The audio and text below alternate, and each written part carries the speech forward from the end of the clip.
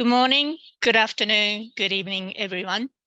I'm Keiko Mizuguchi, ESG economist at ADBI. Welcome to the last day of three-day conference on sustainable finance for Asia's net zero transition, which is co-organized with SOAS University of London Center for Sustainable Finance. We are honored and delighted to open the last day of our event with pre-recorded fireside chat with Catherine McKenna, former Minister of Environment and Climate Change and Infrastructure, Canada, who serves highly important role with regard to the net zero emission commitment at UN.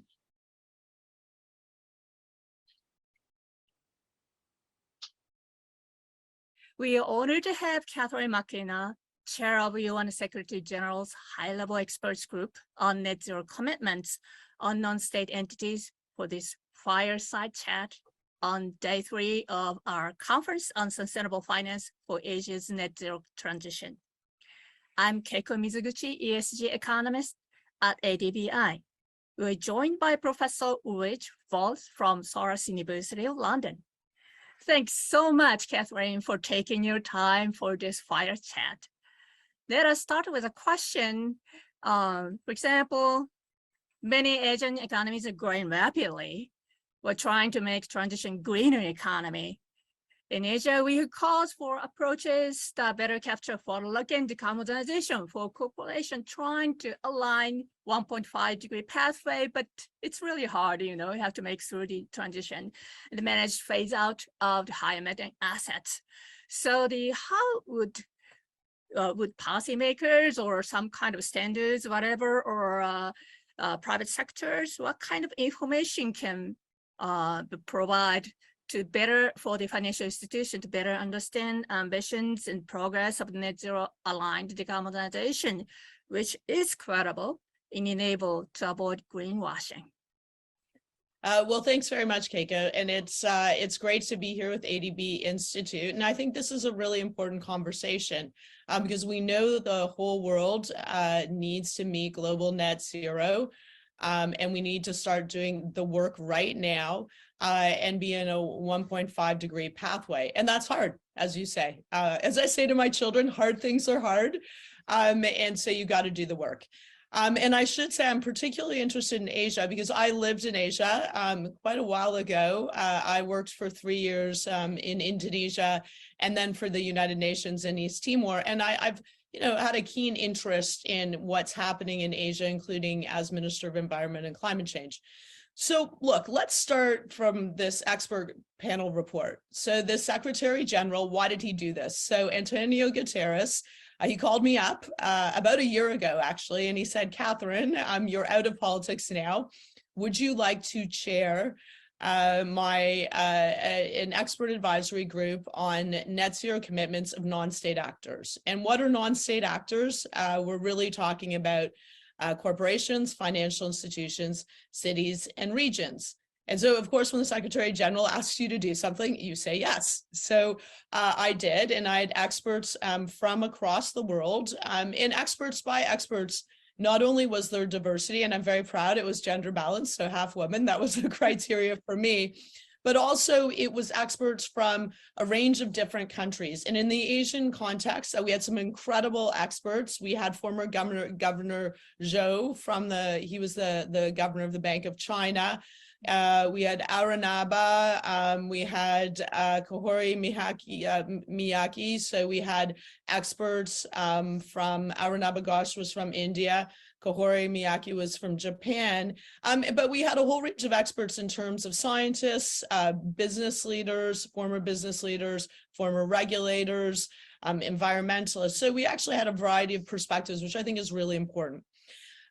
But underlying this was also the concern around greenwashing, because the problem was saying net zero by 2050. As my son would say, how many of these leaders are even going to be alive by then? I said, well, I hopefully am. But the reality is we can't just wait till 2050. We need to do the work right now. And in particular, we need to peak emissions by 2025, which is obviously very ambitious where we are, and reduce them by half by 2030 if we have any hope of staying at 1.5 degrees, which I am very ambitious in life. I'm a competitive swimmer, so I think you got to set a long-term ambitious goal, but then you got to do the work every day.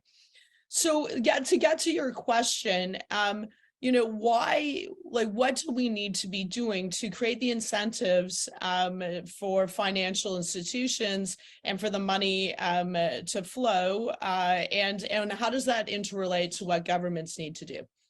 Well, first of all, in terms of governments, I mean, at the highest level, governments are on the front lines of tackling climate change. We know that. They need to have a plan. And that's critically important. They need to articulate a clear vision of their pathway to 2050, including the measures that they are going to take right now. And that includes a near-term deployment of clean energy infrastructure in line with their NDCs, their nationally developed contributions.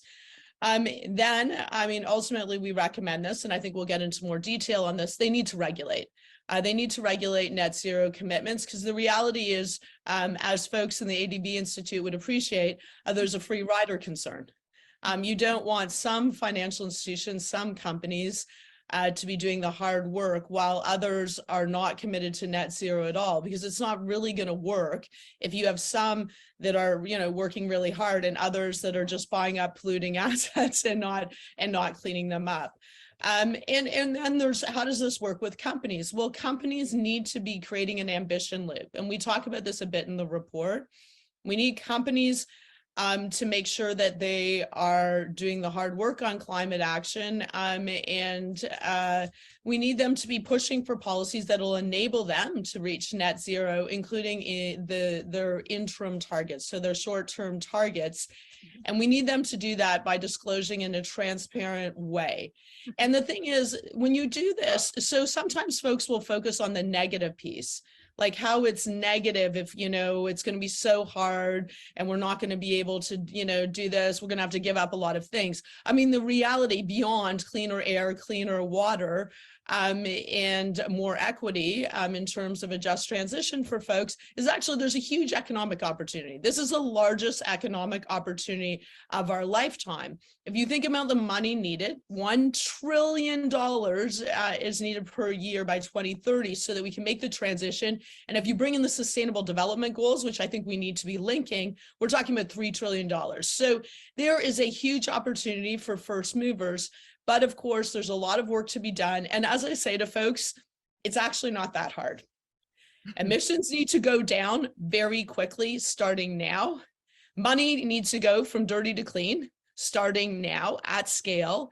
And we need to be thinking about a just transition for all. So how do we make sure that everyone is benefiting? Great. In the process of going through the investing in the low carbon technology could possibly increase the emission, finance the emission. Do you think that could be the situation, or maybe not? Well, I mean, emissions overall have to go down. So Okay. that's just the reality. Okay. I mean, does that mean, I think we need to break that down a little bit. So you have seen some financial institutions deciding that they're going to decarbonize assets.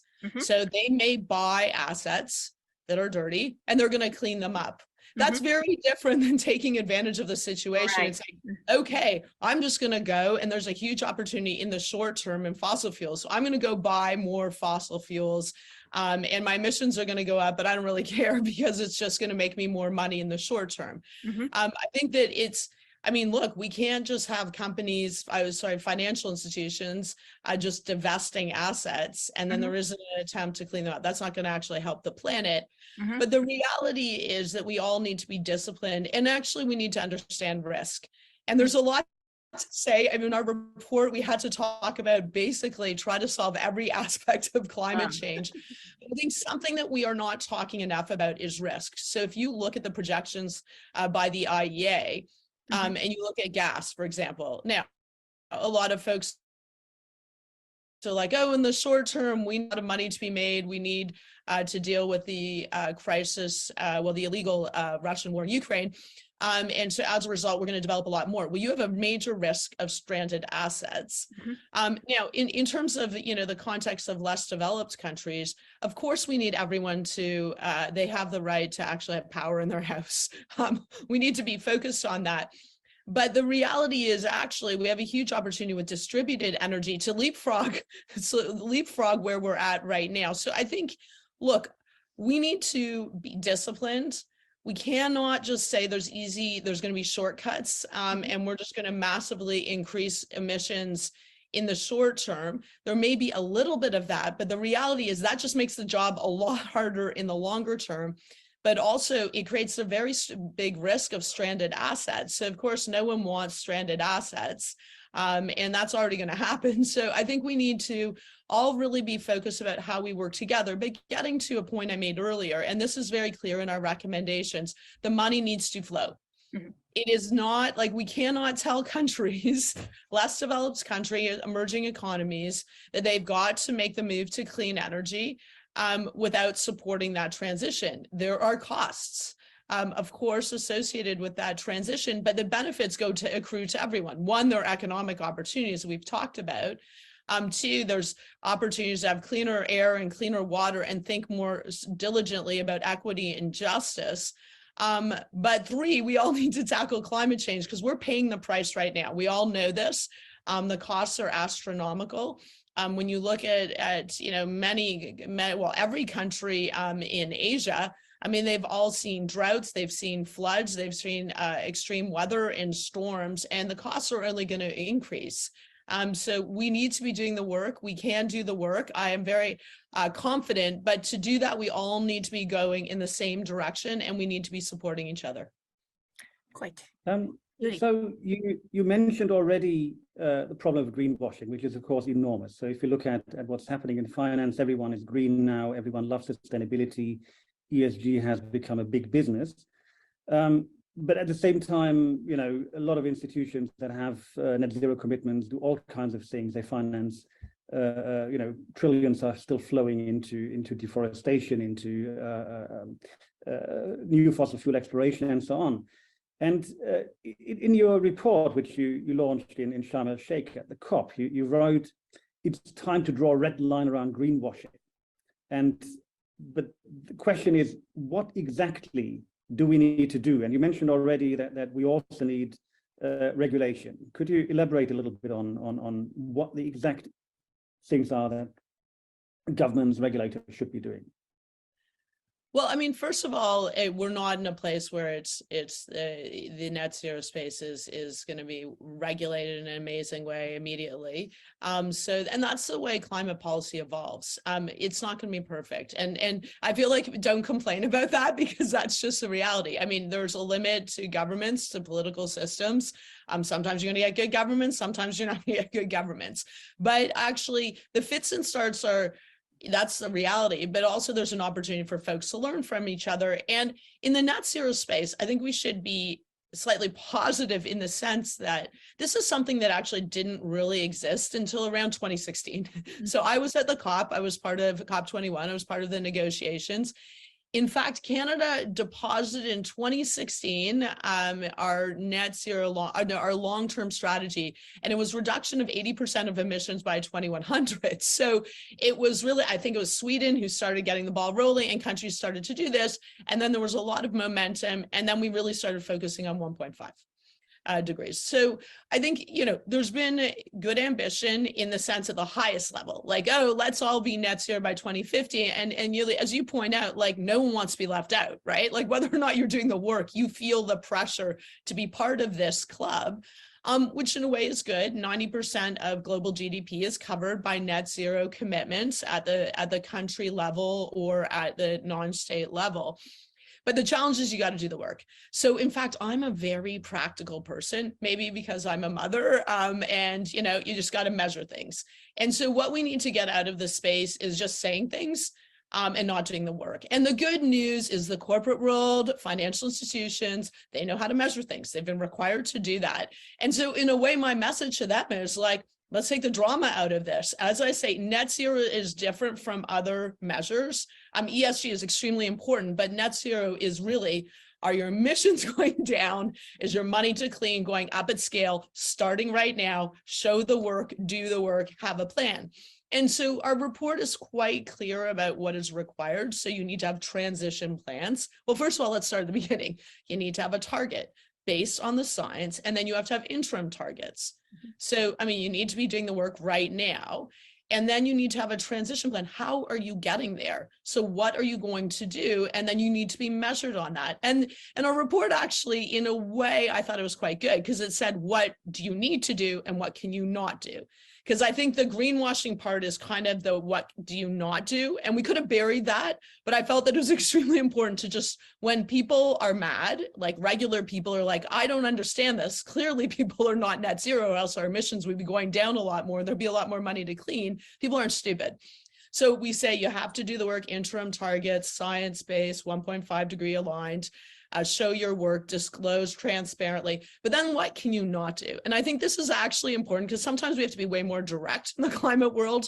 So one, you can't be investing in new fossil fuel infrastructure. This is based on the science. It's also based on the IEA projections. That's just a thing. So if you are putting up your hand, and these are all voluntary right now, you're putting up your hand and saying, I'm a climate leader, you cannot at the same time then be investing in new fossil fuel infrastructure. That's just the reality. You can say, well, I have to do it, I'm making money, whatever. It just means you cannot do that. That's not aligned with what net zero requires. It's not aligned with the science. Two, you cannot lobby against climate policy, in particular policy that you often need so that you can make your own commitments. I've seen a lot of that. I was minister. People would say nice things to Minister of Environment and Climate Change and go to the Minister of Finance and say, don't do that.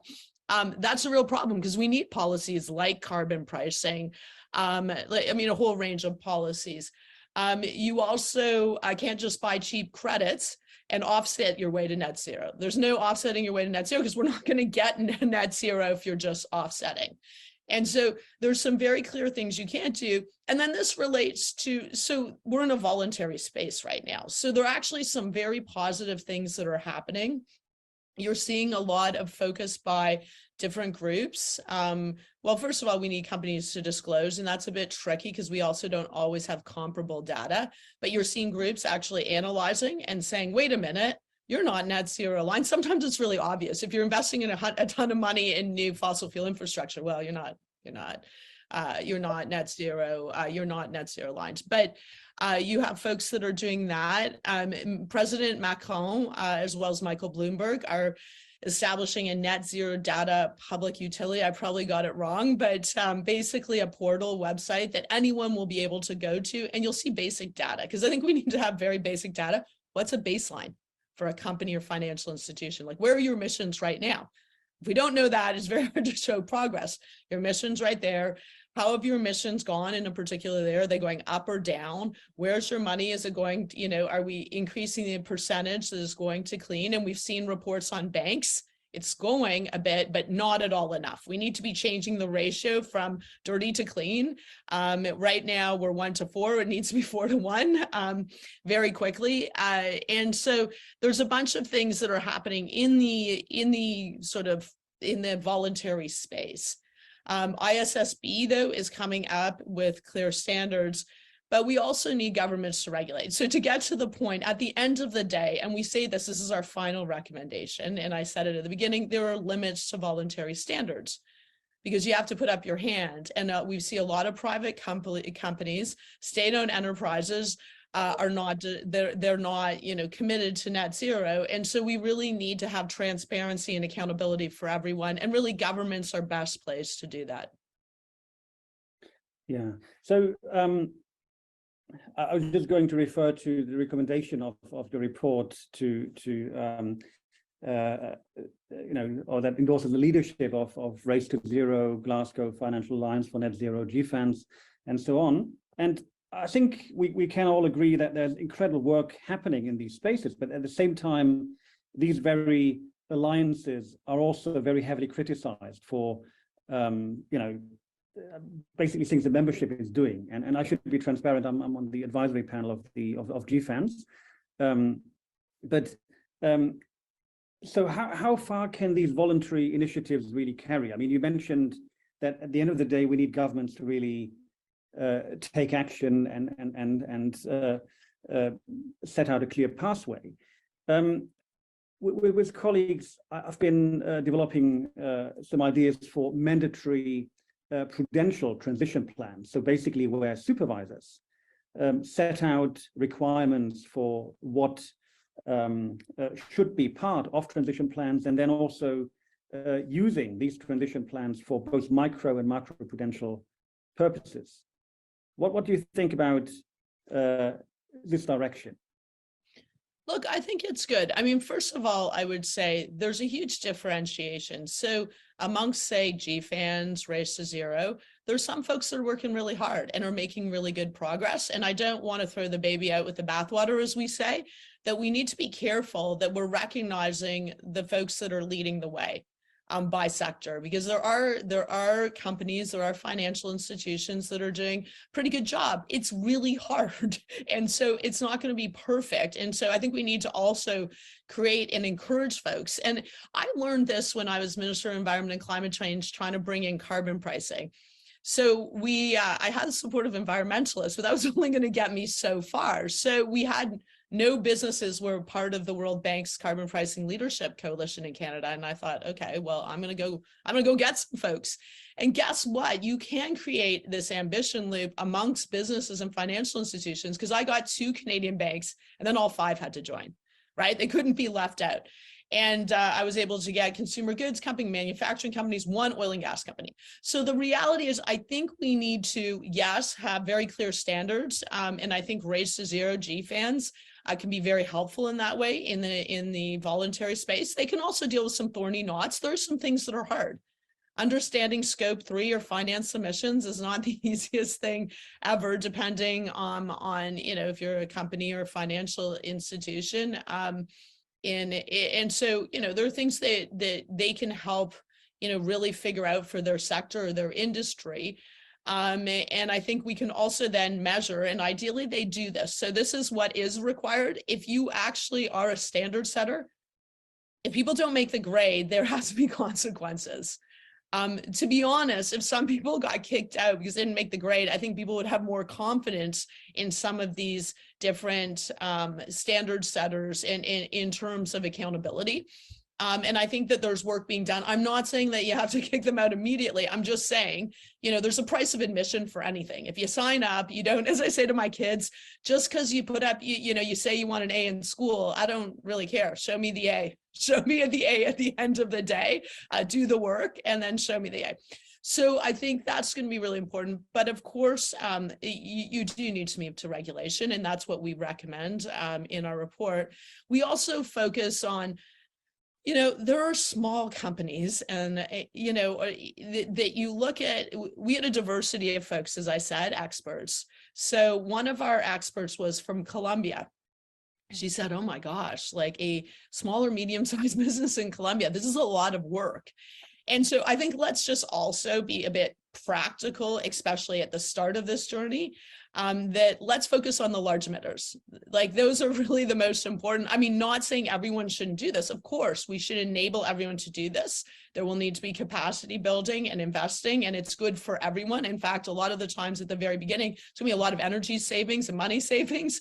But the reality is we need to be focused on the large emitters, often multinationals working between jurisdictions. And the good news is Europe is already going to regulate this space. So I actually, you've noticed a lot of, if you're working in Europe, you're going to be subject to it. So in a way, there can be a race to the top that will start dragging folks in this direction. And you know what? Companies and financial institutions, I worked in the corporate world, they're actually very practical, right? If they can see where things are going, it's going to be in their own interest to not be waiting till the last minute to adjust. So I think that there is this movement. You've got the ISSB that's working really hard on the disclosure piece. You're seeing the draft SEC rule in the United States, Europe, also the UK, and there's different things happening in other jurisdictions. And so I think that's good. But in the end, once again, it's just discipline. Like, it's just actually very boring. Let's make it as boring as possible. Like, be very clear on what's required, which I think we hopefully did with our report. And then make sure that people have to actually do the work that's required. And then they need to disclose transparently and be held accountable. And ultimately, there needs to be regulation, starting with the large emitters. Yeah, when it comes to free riding, you mentioned earlier that kind of individual companies may have an incentive to free ride, but the same same problem may exist with jurisdictions. Yeah? So and money, as we all know, is very fungible, and you can kind of easily move operations offshore, and indeed, I mean, that's another topic, but we probably should be doing something more on regulating offshore finance. But how do you see the risk that some will try to stand up and implement what's necessary, and then we have free riders that are effectively undermining all these efforts?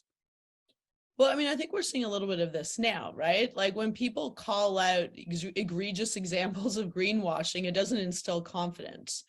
And, that's amongst not just like, other financial institutions and corporations where they're like, should we bother doing this? It's also amongst the public, because the public is much savvier.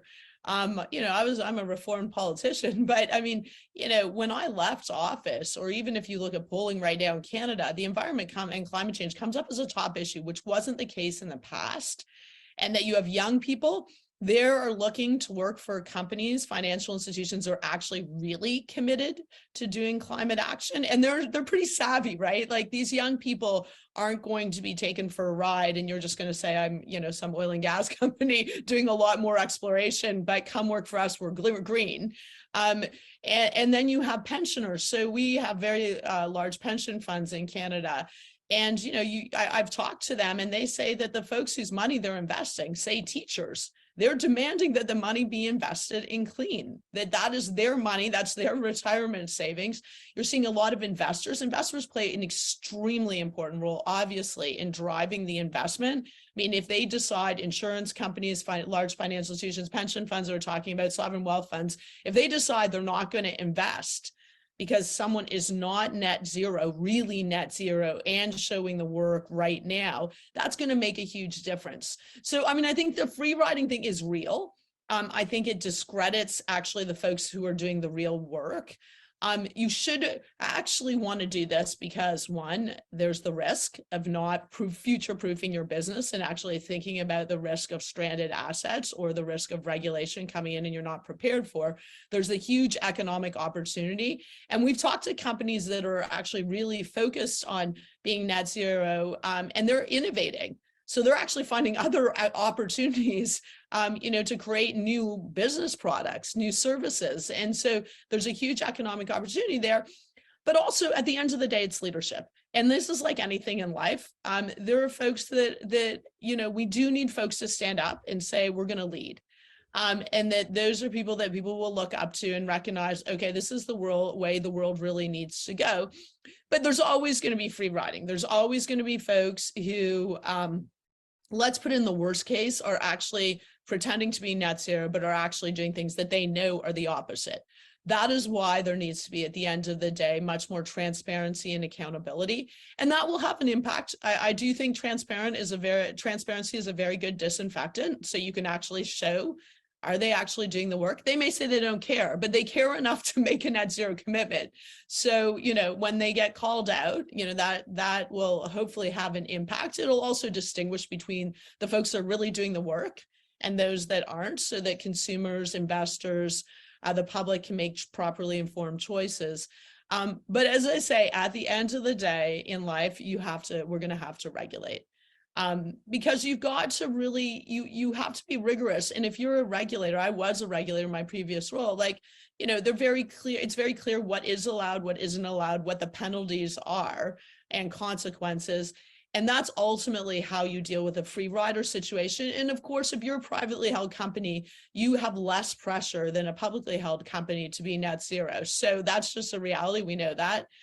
So I think we do need to be really thinking hard about this. Yeah, and I think you highlighted at the beginning, the urgency. We need to bring down emissions very rapidly, which also I think reinforces the point that we can't just hope for the financial sector to ultimately do the right thing. So you know, there's an awful lot of good stuff happening, but also there are still a lot of people which are you know, looking at short-term returns, and the incentives there are still pretty strong. Partly, you know, kind of we're going right now, of course, through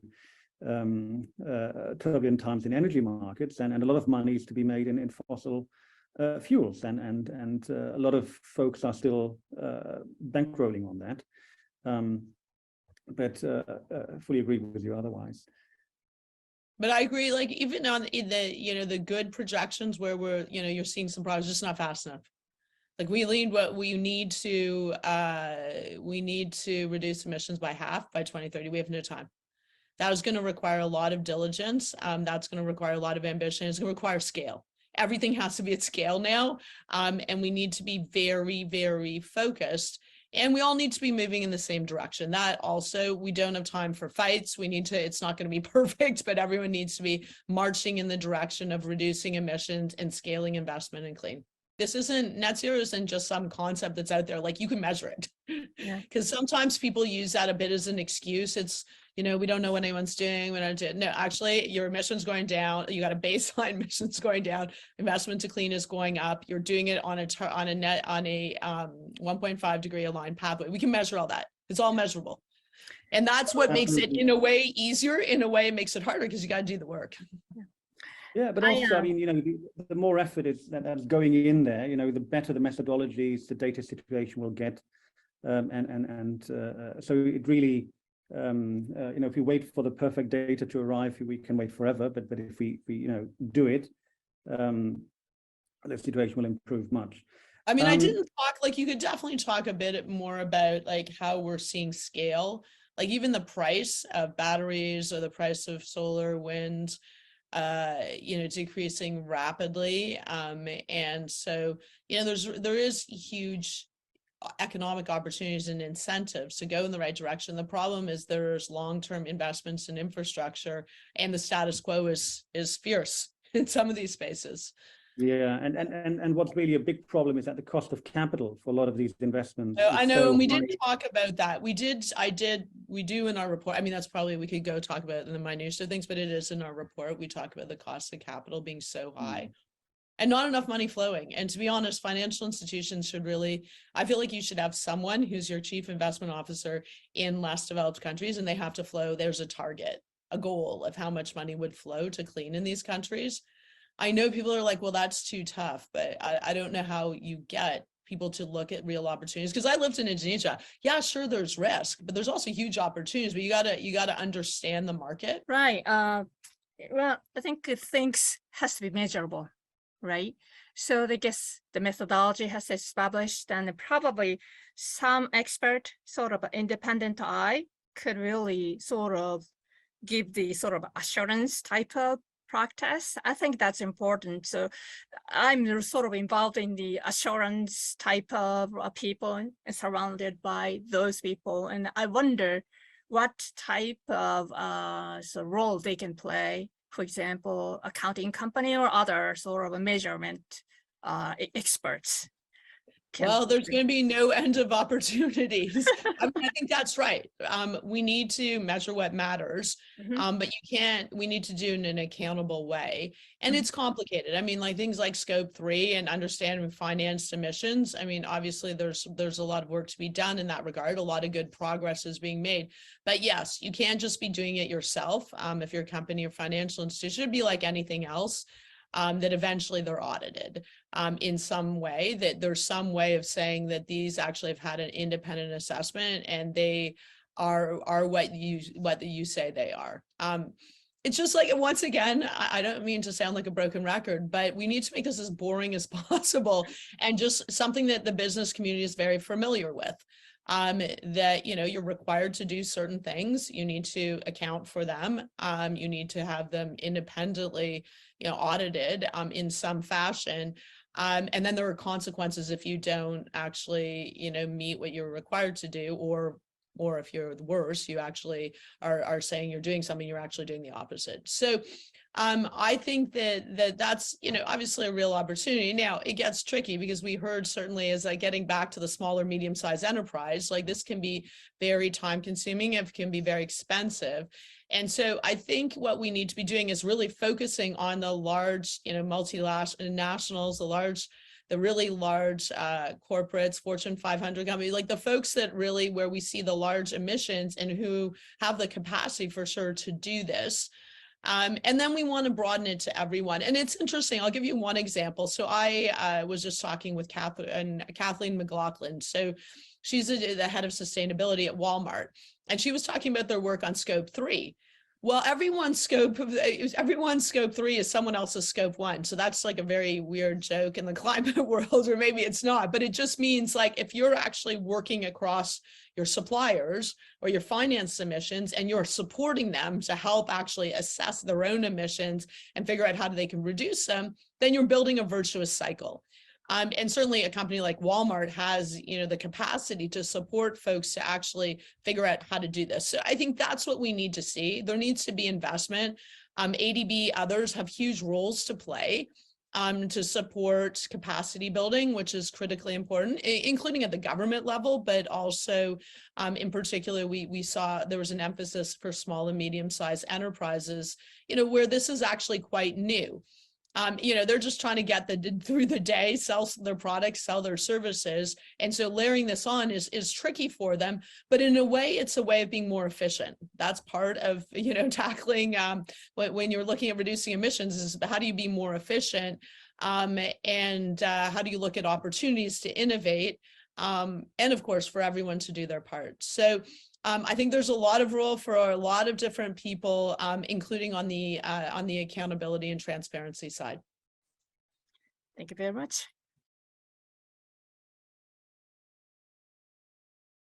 Well, I thank again for Catherine's great insights on the net zero transition. Now I would open the paper session. It's a little behind the schedule, so about a little more than 5 minutes. Now, presenters would have 20 minutes, discussant 8 minutes, and we'd have 7 minutes for Q&A. First, I would like to introduce the presenter of paper 9, the financing and eco net zero assessing the just energy transition gap in Niger. The Sheila Teta Karina consultant and Muhammad Fajar Nugraha, graduate student, University of Chicago. Sheila and Muhammad, the floor is yours. Okay. So good afternoon, ladies and gentlemen, participants of the ADBI virtual conference. Before I begin our presentation, let me introduce ourselves. So my name is Fajar, and I'm currently a graduate student at the University of Chicago. And this is also my lead author, Sheila. She is currently working in P4G partnership in Indonesia. So Indonesia is in the early phase of the net zero transition. According to Indonesia's enhanced nationally determined contribution, the NDC in 2015. The government of Indonesia pledged to reduce emissions from 2020 to 2030 by around 29% up to 41% against the 2030 business as usual scenario. So, however, the path to achieve a just net zero goal is heavily capital intensive. So to meet that 2030 NDC objective, it is estimated that the Ministry of Finance estimated that Indonesia will need to spend around $200 billion on its energy transition. So our paper is kind of documenting and some kind. We did a literature review on what is the current policy gaps that has been taken by the government in Indonesia. What is that currently should be pursued by the government of Indonesia? Okay, so first one is that Indonesia has abundant resources of renewable energy from geothermal to hydropower. However, energy supply in Indonesia is still dominated by fossil fuel energy, particularly coal that not only generates economic benefit in national and regional level, but also produce a negative externality to public health and long-term economic trajectory. So the coal as a commodity creates a positive spillover in terms of short-term economy. it generates its production level in 2022 is already near the pre-pandemic level. Combined with the current commodity boom, coal exports have contributed to Indonesia's trade balance surplus for more than 30 consecutive months from May 2020. And it also contributes to regional economy. From regional perspective, several provinces, such as particularly in Kalimantan Island and certain parts in Sumatra Island, they have the production, the coal resources already around 80% of Indonesia's total coal resources. So the size of and magnitude of these coal resources in those particular provinces has become the primary industry, which contributes significantly to the regional GDP in the respective countries. However, coal also is a major contributor to increasing pollution, which endangers the climate and public health. So in terms of monetary terms, it will generally cost Indonesia around 4.47 trillion US dollar between 2012 and 2030. So it is quite imperative that we transition into renewable energy, because in the long-term economy of Indonesia will be kind of worse off. So, however, we have to admit that coal and other fossil fuel energy also contributes to Indonesia's economy in general.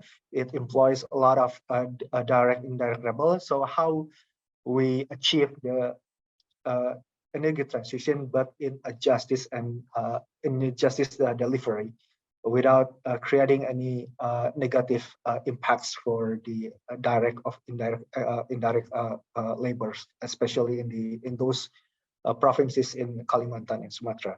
So Indonesia has announced the energy transmission country platform from the last G20 summit in 2022, which will be overseen by PT Sarana Multi Infrastructure, which is one of Indonesian state-owned enterprise.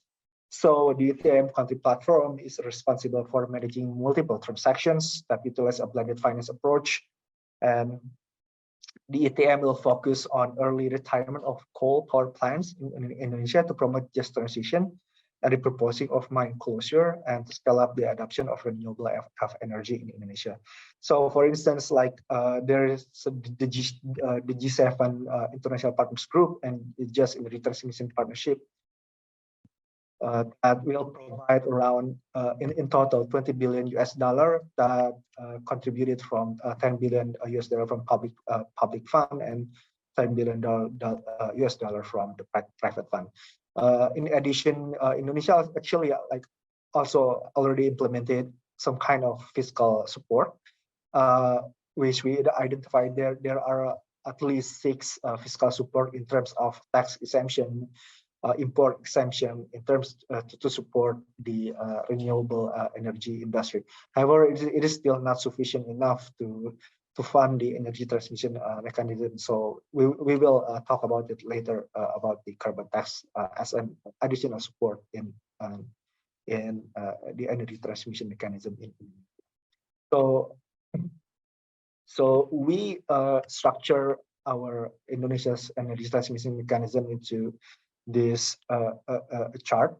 So the blended finance structures operate at the fund level, where the fund takes on concessional capital and blends it with the non-concessional capital, which is then used to provide repayable finance to the frontline enterprise.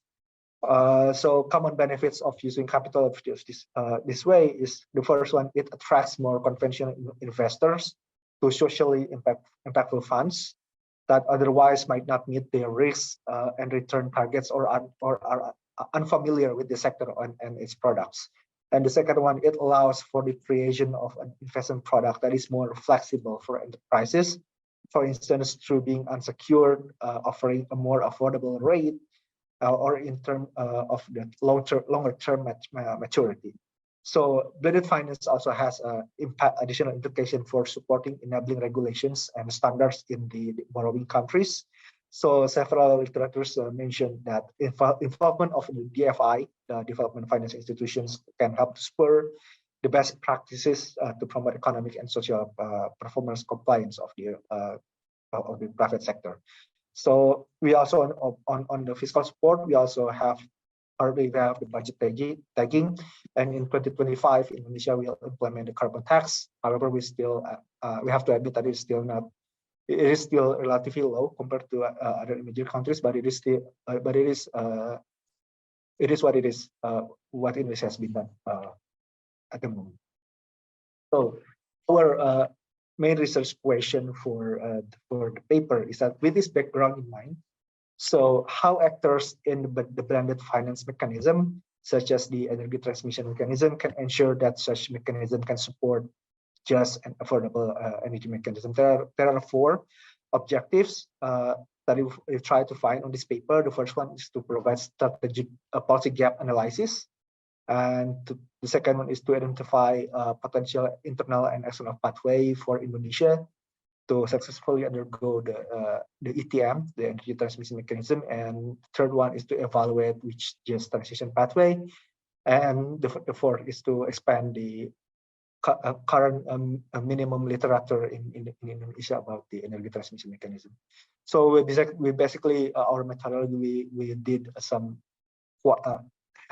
extensive literature review, and also it's particularly on the official government documents and some interviews with the key stakeholders. So for the first part, just transition in financing, we will define it in 3 terms. The first one is procedural justice, the second one is the distributive justice, and the third one is restorative justice. So which is identified as on these different tools, from social dialogue to community support to reskilling issues that will be explained later by Sheila, and then to policy dialogues, and of course the restoration flow. So Sheila, the floor is yours. Thank you, Mr. Fajar. So as mentioned before, we present our analysis into diagnostic. And in the country diagnostic, we try to see the fiscal sustainability issues that might arise from the transition of fossil fuel-based economy to a renewable one. Since state revenues from oil, gas, and mining take into account 95% of the natural resources revenues in Indonesia's state budget, we see that the ETM program will have a direct impact on the fiscal revenue coming from fossil fuel. And although Indonesia has several policies that targets on climate change, such as tax holiday to support renewable energy deployment, Indonesia's fiscal policy still requires optimizations to mitigate the impact of transition. And one of the most cost-effective policy instrument that we found is to the carbon tax policy, due to its effectiveness in monitoring emissions. However, we also see that although Indonesia is on track to implement carbon tax through the law of harmonizations of tax regulations, the carbon tax rate currently set as a small degree, which is 30,000 rupiah per metric ton of CO2, or equivalent to USD $2. Which is relatively insignificant compared to the other G20 countries, and even lower than countries such as Argentina and South Africa. And it is also still far below the International Monetary Fund's recommendations in 2001 to apply around $25 until $75 per ton CO2 or more by 2030. Therefore, we see that although we already have these regulations of a carbon tax, it further limits its potential to support just transition economy through its potential distributive nature.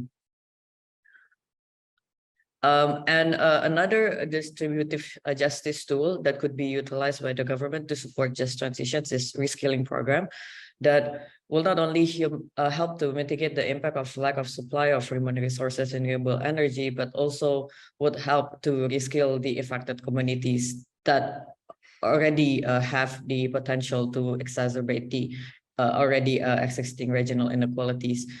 At the time of the writing, Indonesia only has extremely limited technical plan and regulations for retraining workers who are either directly or indirectly affected by the transitions. And although pre-employment cards exist, and one of the examples of numerous jobless relief program in Indonesia, the pre-employment card still only covers general skill and does not consider technical or niche knowledge such as the renewable energy. And the Indonesian Ministry of Energy and Mineral Resources provides a limited training center and limited curriculum related to reskilling on renewable energy. For instance, the Center for Development of Human Resources, Electricity, New and Renewable Energy under the ministry only provides training on solar rooftop management. In addition, while the Indonesian Ministry of Energy and Mineral Resources oversee two vocational official college, namely the Oil and Gas Academy, or what we call Akamigas, and the Polytechnic of Energy and Mining, which have the potential to have an active role in providing renewable energy for new labor force and also for reskilling of affected workers. The two vocational college currently do not offer specific subject related to renewable energy. Okay, we can go on to the next one. And so we also took an emphasis and analysis on PLN in the country diagnostic, since PLN currently holds the monopoly as a sole energy provider in Indonesia. And thus we see that PLN is a key strategic enabler for achieving the just net zero transition. And as a state-owned enterprises, we see that PLN are obliged to follow several regulations enacted by the government, such as the law number 32 of 2009 on environmental management, and the ministerial decree of the decree of Minister of Environment number 17 and year 2012 on guidelines for community participations that kind of ensure procedural justice in form of ensuring public participations exists in PLN's operations. Several regulations, such as Presidential Regulation number 71, 2012, also helps to ensure that entities such as PLN promote distributive justice by implementing compensation program, such as cash compensation in case of involuntary settlement. And several mechanisms also exist in the internal process of PLN to provide reskilling of affected workers, especially in the form of CSR program. And also the existence of creating shared value programs and result-based lending experience also shows PLN experience in implementing place-based investment. Lastly, PLN has already implemented a grievance mechanism to encourage consultations with affected people and encourage social license to operate as form of restorative justice. However, we found there are a few loopholes in these regulations. Firstly, while there is an obligation from the government for extractive and mining industry to restore its mining site when it closes the mining area, such regulation. 2 more minutes left. Right, such regulation does not exist for power plant areas. And although PLN has further internal policies and programs that support procedural justice, but the regulation only applies ex ante and not in post ante of certain investment. Right, maybe we can move on to the next. And we do analysis on the private sector and also DFI. And we see that just transitions tool to promote procedural justice and distributive justice, such as stakeholder consultations, has been integrated in the process of MDBs and special purpose vehicle financing institutions such as PT SME through their social safeguard. However, while also in the restorative justice side, we also tools such as grievance and redress mechanism as already exists. But the use of other tool to ensure social license to operate, to restore, and to help build energy financial reserve is particularly non-existent. And from the private financing side, although procedural justice is ensured through meaningful consultation is warranted to the applications of Equator Principle Framework. However, this guideline that been released by G-Funds on the managed phase out for high emitting assets does not consider yet the retirement of coal power plants.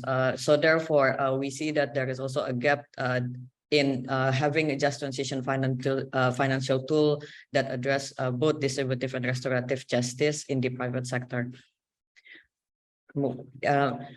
And so based on the conclusion from the regulatory review that we take above, making energy transition involve more than just switching it to fossil fuels or renewable energy sources, but it also involves aspect of social and humanities.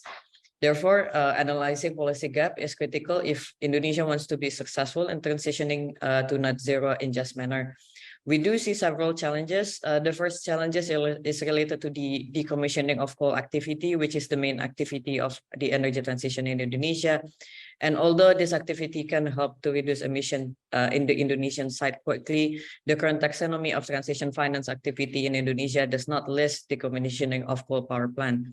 So this not only hinders private sector financing, but also raise further questions regarding existing boundaries and social safeguard to ensure that such transition does not cause too much disruption in labor market. The second part that we also found is that the mechanism for procedural justice exists and also to some extent distributive justice as well. But there are very few policies that promote restorative justice for both public and also private sector. This includes the lack of existing regulation about the social license and also the optimizations of alternative revenue, the alternative fiscal revenue, such as the carbon tax and also carbon avoidance border scheme, and the existence of just transition fund.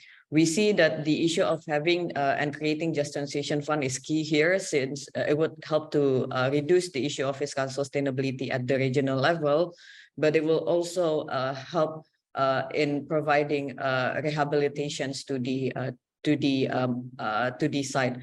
And we see that the Just Transition Fund core function should also allow the central government to provide larger earmark regional transfer to affected province in terms of carbon tax dividends to regional transfer.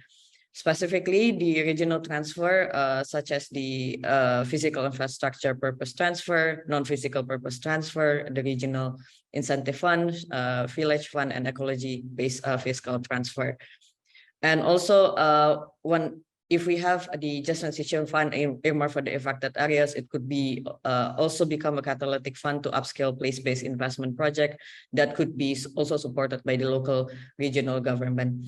And lastly, we also would like to emphasize the need to have the local regional government in this Just Transition Fund and also in this mechanism to ensure that the benefits of the project apply to the affected communities directly. And there is a monitoring mechanism at the subnational level that can assess the benefits and the impact directly from the community.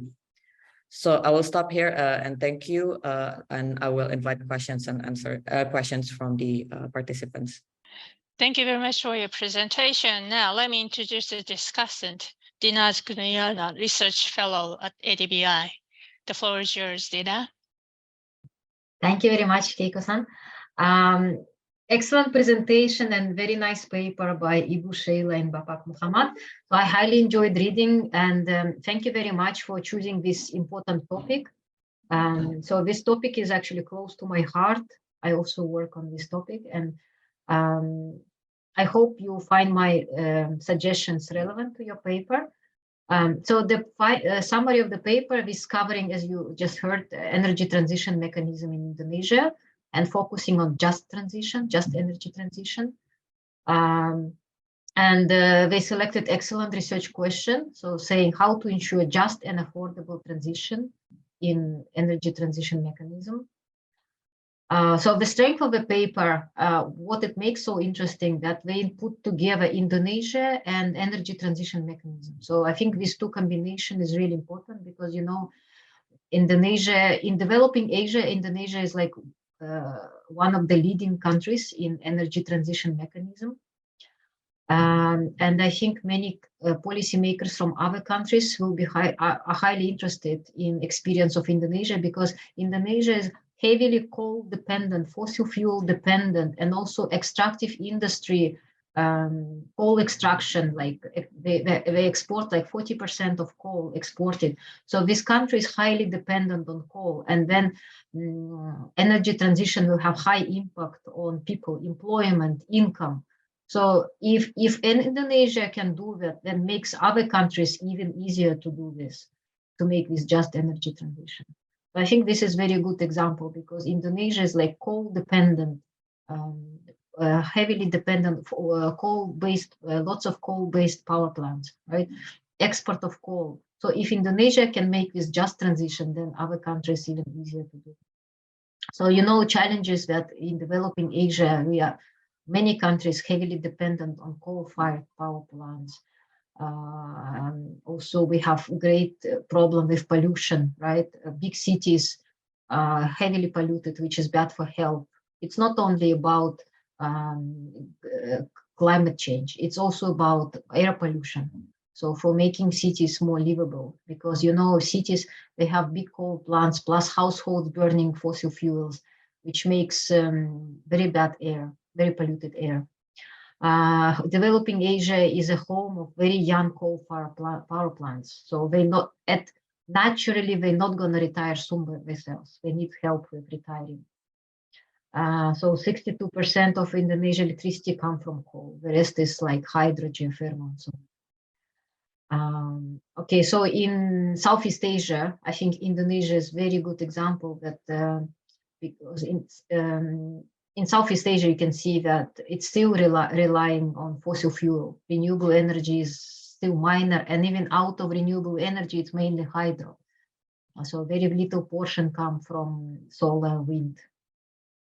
So you can see that Southeast Asia heavily dependent on fossil fuel. Now, I think in your paper, you are referring to energy and transition mechanism, and I guess this is the same ETM, which is led by ADB. So I think you can say it in the paper, give some background, because you're explaining ETM platform, which is done by Indonesia, and great success. Congratulations to Indonesia on this platform, that's great. But I think you can give some background about ETM itself, not just the platform, yeah? So this is the ADB-led program, which is collecting sources from many funds, like from government, multilateral banks, philanthropists, other private investors. So ADB like accumulating all these funds to this ETM mechanism in order to retire power plants earlier than they would naturally do it themselves, and then use these funds to replace coal power plants with renewable energy and also with energy storage. Yeah, so sounds very attractive, but of course there are still challenges. So Indonesia was the first pilot announced at COP26 by the Ministry of Finance Mulyani, together with ADB president. They went together to Glasgow to announce this, and Japan, UK, US government, and Denmark all put their money, I think, yeah.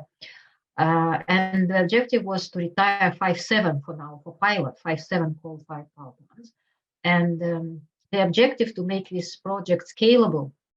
So it's not just for these Southeast Asia 3 countries, it's just a pilot. So the first stage is pilot in these 3 countries in Southeast Asia, and then scale it to other regions, to Central Asia, South Asia, even Latin America and Africa.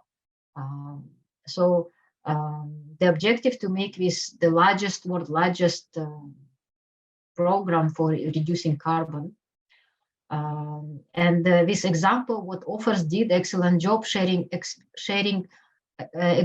what Indonesia did, like ETM platform, all these tax incentives, VAT incentives, all these incentives, what Indonesia did. So this showing great, I think, example for other countries which considering this ETM to come to their country. I would recommend also, we had very similar relevant project.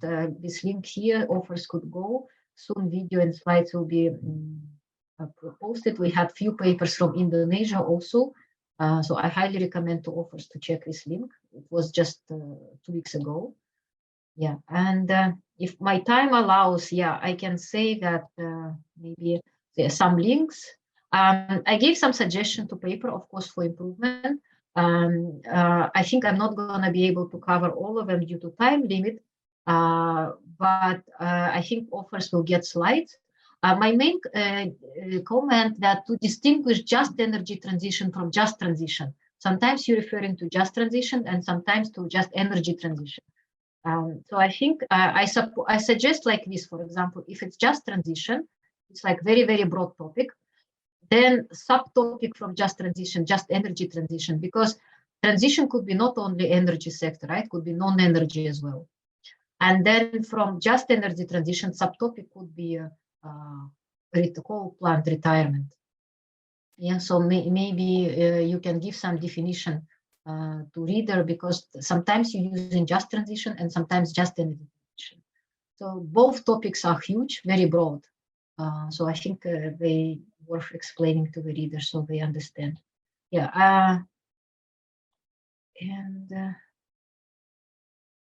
yeah, I also for just energy transition, I really like how you put reskilling. You really well explained in paper and in your presentation slide, but you haven't covered repurposing and reemployment, and maybe poverty as well, low income people. So what included in just transition? Yeah, I think repurposing of coal plants, what will happen with coal plants, right? What will happen with people who employed in coal plants, also extractive industry?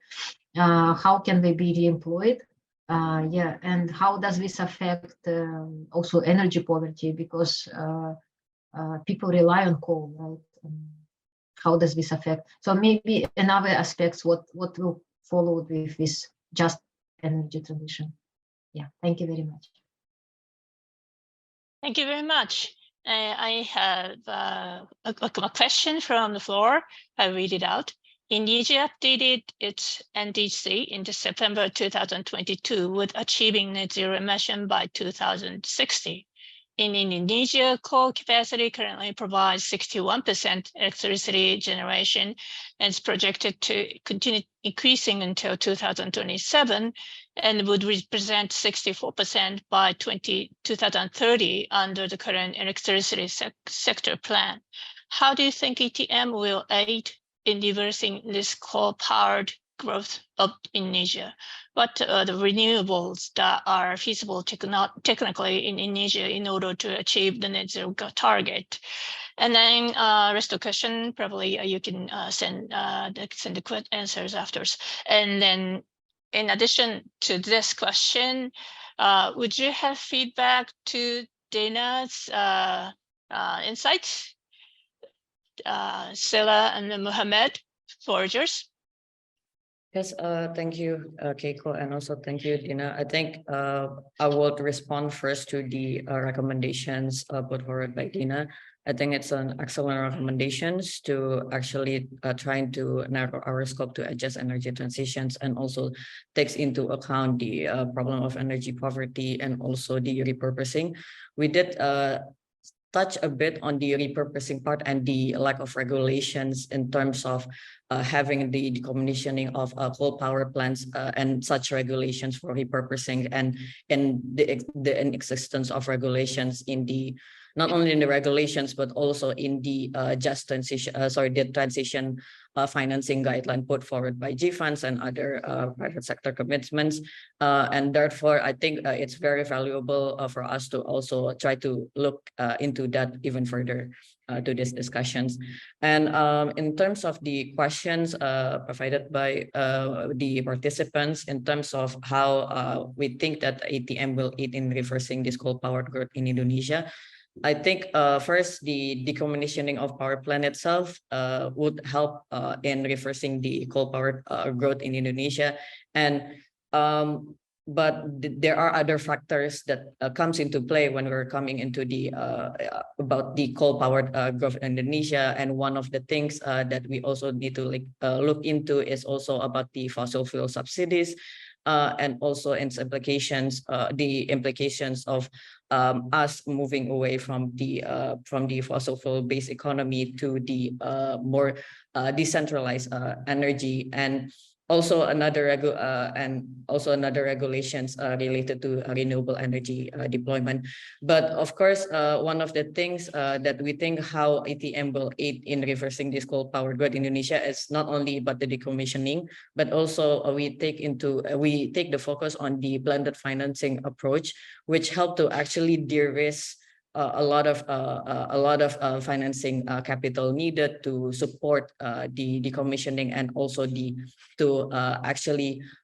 Indonesia to actually manage its stranded assets and further have less cost of capital to move forward to less carbon intensive economy.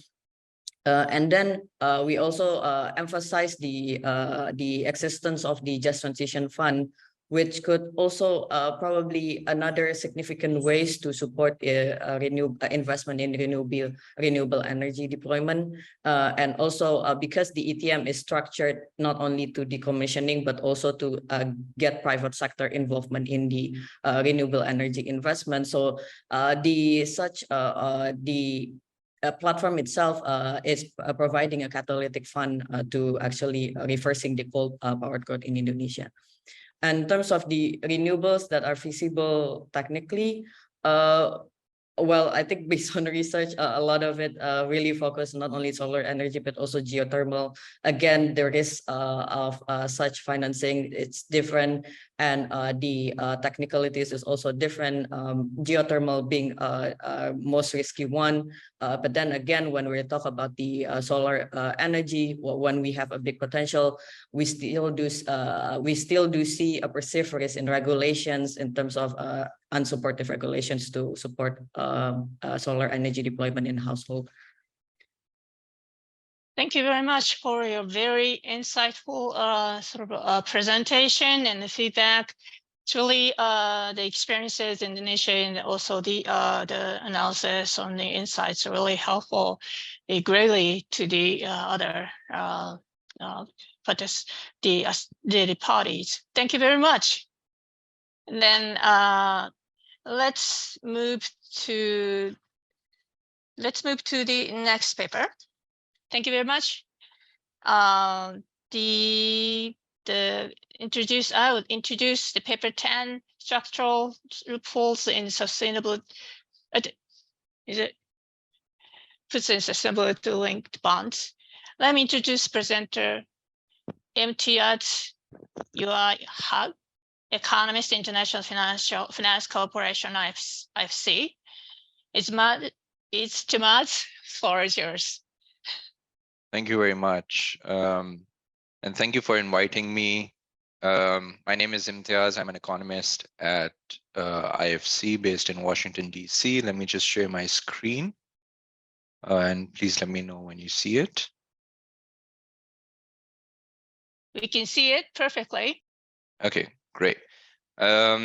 So before I begin, the usual disclaimer applies. None of the findings or the discussion we covered today reflect on the views of the World Bank Group. Secondly, I want to apologize in advance. I have a bit of a sore throat, so I may pause for water or you may hear me coughing. Okay, so So I'll just begin very briefly with greenwashing and sustainable finance. I don't want to spend too much time on this because we are all familiar with this issue that exists because of high informational asymmetries in the market for sustainable finance. And this leads to a lack of transparency where firms can choose to disclose, or they may be selective in disclosure. Even in cases where we have disclosure, there might be a lack of reliability of the data disclosed.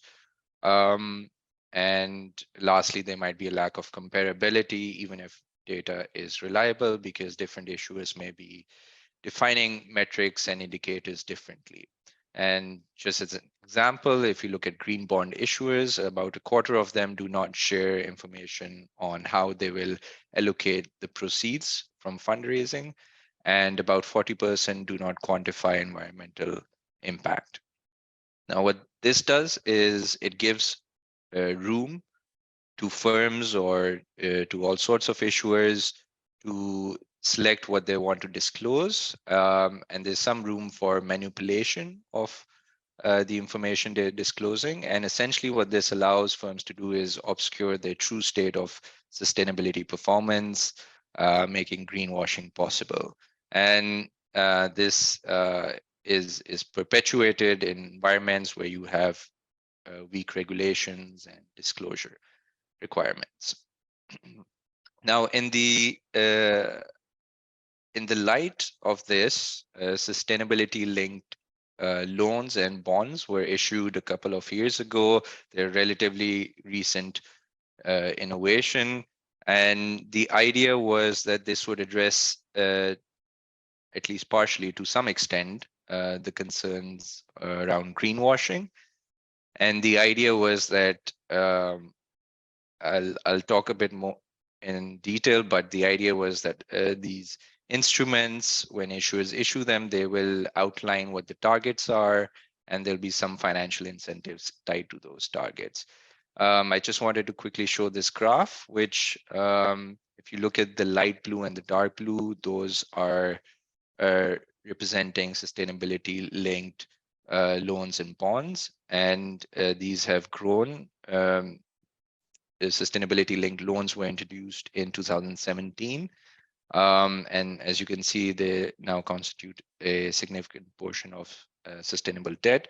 Sustainability linked bonds are smaller. So this is the dark blue, but they were only introduced in 2019, and in 3 years, they've already crossed over $100 billion in issuances. And they were in 2021, they were the fastest growing sustainable debt instrument.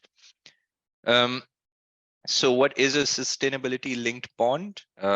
That is what we're going to focus on. Some of the findings of the paper apply to sustainability linked loans as well, but we're more particular about bonds, and that's the sample that our paper looks at. So how do these differ from green, social, and sustainability bonds? Well, there are 3 primary differences. The first is that these are issued, as I mentioned, with predetermined sustainability targets, and KPIs or key performance indicators related to these targets are identified at the onset. And these targets have to be achieved before the maturity of the bond, to be more specific, by a certain date during the bond's life, and this date is referred to as the target date. The second main difference is that the achievement of these targets, or the failure to achieve these targets, is linked to financial incentives. And this is typically the coupon rate. Again, I'll talk about this in more detail. But if these, essentially, if these targets are achieved, then the issuer is given some sort of financial compensation. Lastly, SLB proceeds do not need to be project specific and hence are fungible. And this was intended so that institution-wide reforms and initiatives could be taken rather than project specific. So just to shed more light on how these work, I have this very simple diagram that shows you the blue line, horizontal line shows you a bond's life. So at the very onset, at issuance, I don't know if you can see my cursor, but at the very beginning on the left-hand side at issuance, SLB is issued with the maturity declared, the coupon rate declared. This is standard for all bonds. But in addition to these two, they also have targets identified and related KPIs. They also declare a target date, which is the middle. So this is the date by which they have to achieve these targets. And they also declare what happens when they achieve or fail to achieve these targets. And these are the financial incentives that are built into the bond. Now, financial incentives, there are a couple of types. I'll start with step-up coupon. This is the most common type of financial incentive found in these bonds, overwhelmingly common. So this represents about 75% of SLBs. What happens in a step-up coupon penalty is fairly simple. At the target date, if targets are not met, the coupon rate goes up for the remainder of the bond's life. So whatever payments are left after the target date, the coupon payment will go, the coupon rate will go up, and hence the coupon payment. We have a step down coupon. This is the second type of financial incentive. In this case, it's fairly similar, but If targets are achieved, the rate will go down for all remaining bond payments after the target date. If targets are not achieved, then the rate remains the same, nothing changes. And lastly, we have redemption premium. So in this case, at target date, it's determined if the issuer has or has not achieved those targets. If they have not, then at maturity, the issuer has to pay a premium, which is above the principal amount back to the lenders. These are not the only type of financial incentives, but they are the three most popular. Others are, we've only seen in a handful of cases where there might be a donation, which is essentially similar to a redemption premium. So what we have with this structure of SLBs, as you may imagine, some issues as well that immediately come to mind. The first is around sustainability targets. These might be unambitious or immaterial, and these are, concerns that have plagued green, social, sustainable bonds as well. And SLBs, there's nothing in the SLB structure that allows one to overcome these. So this concern stands. The second concern is that you have financial incentives, which might be penalties or discounts on the rate. The size of these might be very small. And there's some work starting to emerge looking at this, but you may have very specific and correctly identified sustainability targets, but maybe the penalty is really small, in which case this is not really an effective tool. What this paper does is it goes beyond these two. It looks at two additional mechanisms which might make SLBs less effective. The first of this is the target date. So if you look at the target date, if you push this to the right, so later on in a bond's life, what happens is the remaining number of bond payments are reduced. Excuse me.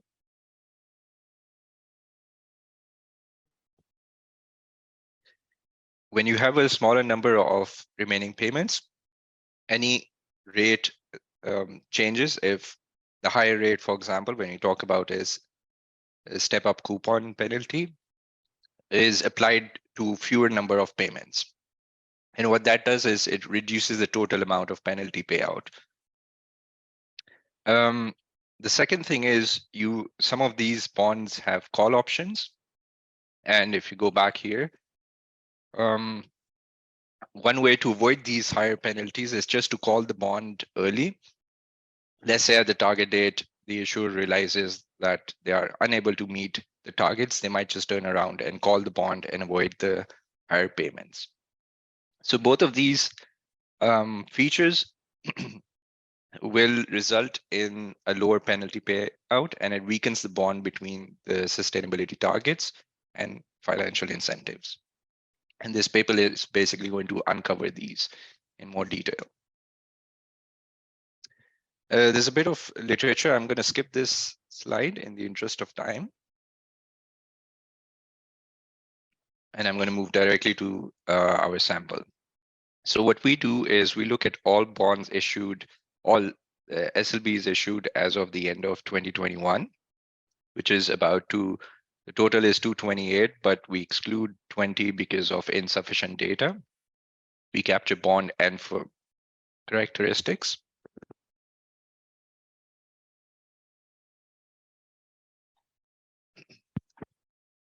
The distribution of these on a quarterly basis is represented here, and you can see that East Asia is one of the more active markets.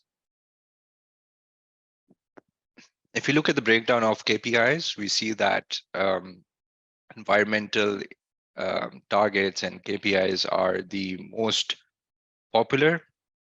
Just carbon emissions are the majority of KPIs, but 8 out of the top 10 are related to environmental indicators. Over here, we have a breakdown of the penalty structures or the financial incentives. And what we see is that coupon step-ups are by far the most popular. And then you have coupon step-downs and redemption premiums. You have bonds and penalties. If you look at the left side table, I report these at the bond and penalty level. A bond may have multiple penalties, may have multiple targets, and each penalty is target is associated with its own penalty. So that's why you may have more than one in a bond. The interesting thing, if you look at the figure on the right-hand side, is that if we look at just coupon step-ups, so these constitute about 75% of all SLBs, there seems to be some anomaly. There's a huge clustering around 25 basis points. It's not clear why this is the case. It's an anomaly. It's been pointed out in the industry as well. We don't really study this, but what we do is look at the average penalty, which is only 31 basis points, and we compare this to the average coupon rate, which is 261, and hence we figure out only the average step-up penalty is 12% of the coupon rate, which suggests it seems to be on the lower side. But again, this is not what paper is focusing on.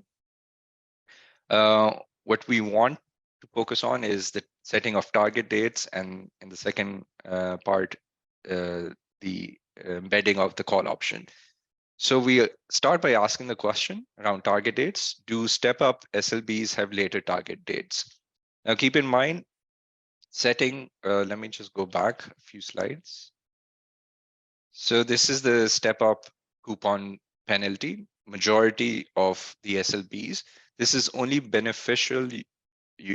Pushing a target date is only beneficial if you have a step-up coupon penalty, because you can reduce the number of high coupon payments. If you have, on the other hand, a step-down coupon penalty, moving the target date is detrimental to the issuer, because you are reducing the number of lower payments. If it is a redemption premium, then you don't really care about the target date. So pushing a target date is only beneficial if you have a step-up coupon penalty.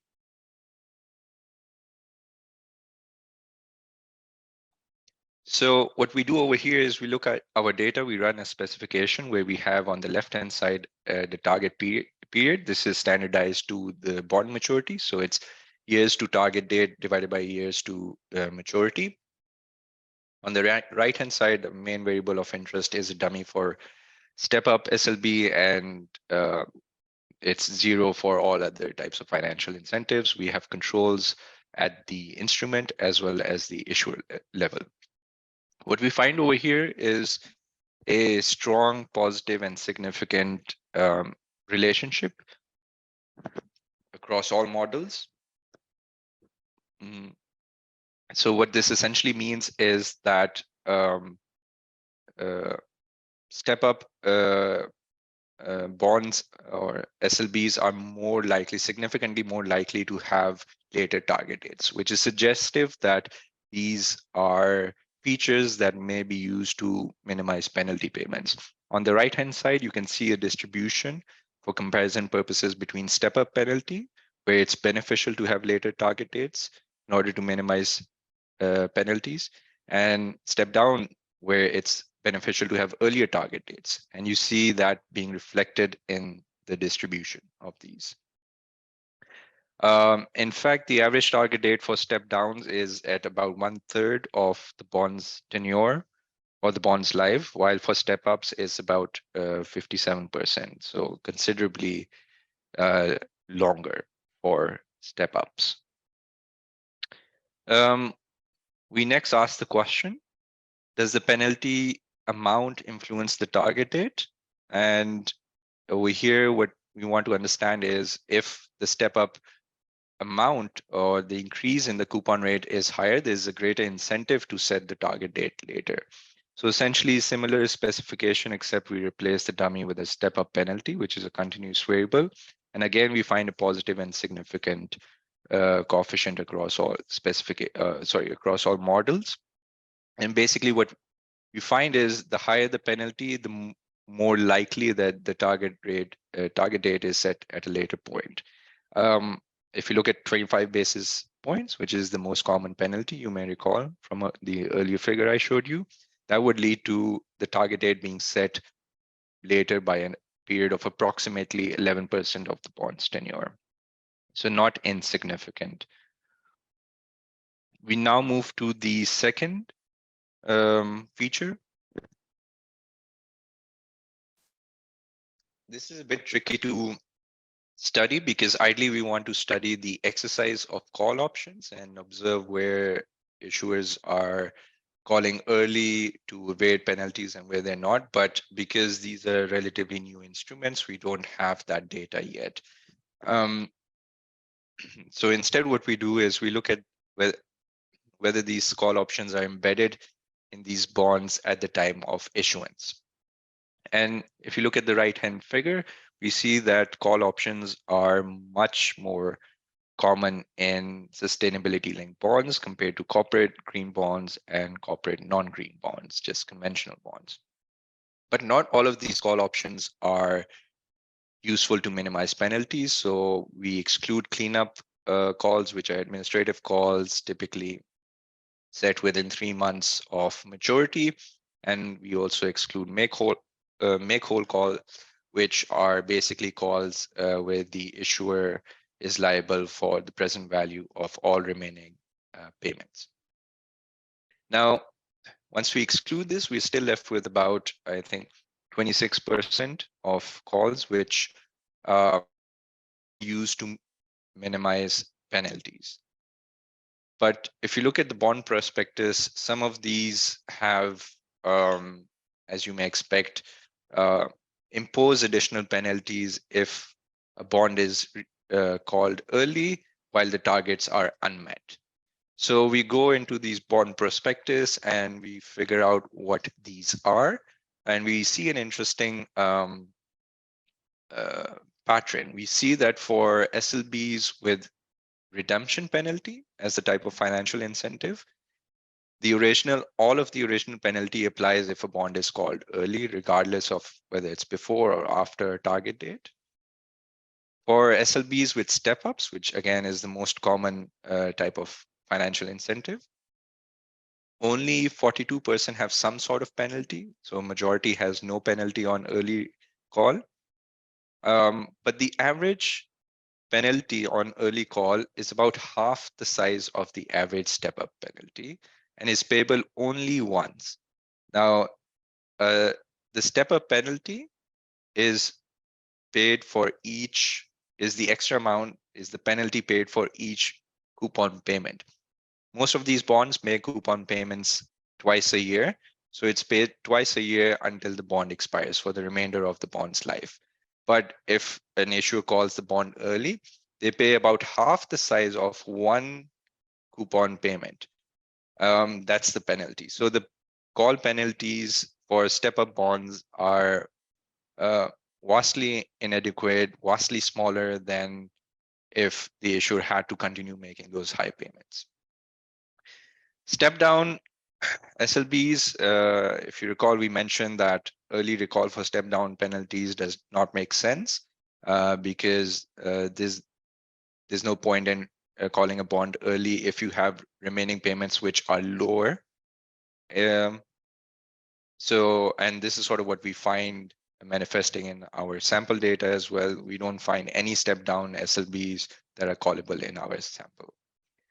Hence, we find that only step-up SLBs can be used to minimize penalty via an early call.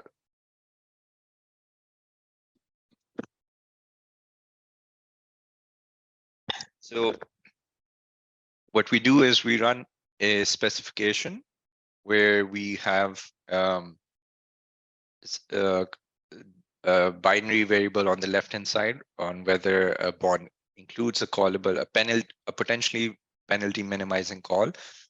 And on the right-hand side, we have a dummy for step-up. And what we find is that this is positive and significant, especially for the full model. So there's some evidence that these tend to be more common in step-up SLBs. We then also look at the relationship between the total step-up penalty size and callability, but fail to find evidence on that front. So essentially what we find is these call options tend to be embedded in step-ups regardless of the amount of the penalty. But what we find what we find over here is that these the credit rating, or essentially we divide by investment grade or speculative grade. So speculative grade bonds tend to be much more likely to include call options. This is interesting, but if you look at past literature, they find a strong correlation between environmental performance and credit rating. So speculative grade issuers tend to be the ones with the worst environmental or sustainability performance. And that might be explaining some of this. And we look at that in further detail in the last section of this paper. For now, what we do, our last analysis related to the call date is to see what the first call date is set at. Now, the first call date is the first date that an issuer is able to call back a bond. Now, if you think about it, for an issuer that's trying to minimize penalty payments in a step-up SLB, there's no point in calling a bond before the higher payments kick in. But once the higher once the higher payments kick in, then there's no point delaying the call of a bond. Then you're best served by calling the bond immediately after the higher payments kick in. So we look at the distribution of call dates relative to target dates. And what we find is exactly in line with our expectations that most of the call dates are set immediately after the target date. In fact, 83% of the bonds within 6 months of the target date have their first call date set. And this is suggestive that these features are designed in a way to allow issuers room to evade these penalties, or at the very minimum, minimize these penalties. Lastly, we look at who exploits these structural loopholes. And the reason for doing this is that we know that there's informational asymmetry in this industry. We know that insiders of firms or issuers have more information on the likelihood of achieving these targets compared to outsiders or investors. So when they're issuing this bond, they will self-select into whether they want these features or not. So when they're writing the bond, and what we would expect is bad firms or less motivated firms or poor performers to be more likely to. Matthias, 1 minute to wrap up. Sorry. Okay. So it's just my last set of results. I'm almost there. So we would expect poor performers to more likely to resort to these two loopholes. And what we do is we can't observe motivation, but we instead proxy by looking at previous sustainability performance. And by that, I mean past CO2 emissions. And what we find over here very quickly is that the bigger the polluter you are, the more likely you are going to set a later target period. And also the more likely we find some evidence you are to set or to embed callable options in your SLB. So both these results suggest that higher polluters are more likely to exploit these structural loopholes. So with that, I'm going to conclude. And the implications very quickly in 2 sentences of this research is that we show that just the existing structure of SLBs is not enough to address the issues of greenwashing. And this is important because this was the essence of this instrument, to hold issuers accountable for the sustainability impact. But because of these loopholes, that is not necessarily the case, and that greenwashing might be a bigger issue for SLBs because these. Thank you, Imtiaz, for your lovely presentation despite the sore throat. I really enjoyed reading your paper. I think it's absolutely topical because we're seeing even growing traction of SLBs within markets like India. And so therefore, we have to ask the question whether there is intent there and whether that intent is clear and achieved through these bonds. So I'm just going to quickly summarize your paper. I know that you've provided your conclusions, but some things that struck me as very interesting. I think it needs to be stressed that this is the first paper that's looking at the other two structural loopholes, not just talking about the size of penalties, it's talking about, when the call option is exercised, it talks about the difference between step-up penalties and step-down. It draws that distinction. And it looks at the adequacy of penalties, only the difference between sustainability premium compares us with step-up rate, which is done previously. So this paper is an addition about that. I think the other thing that I found very interesting is that you list that there are different kinds of targets and there are different kinds of penalties. And I think this message is lost even when financial market experts talk about SLBs. So I think it's a great point to bring out. Further, I think what I found very interesting is that CO2 emission reduction remains one of the targets, even though there is an instrument such as green bonds, but SLBs are being used for this.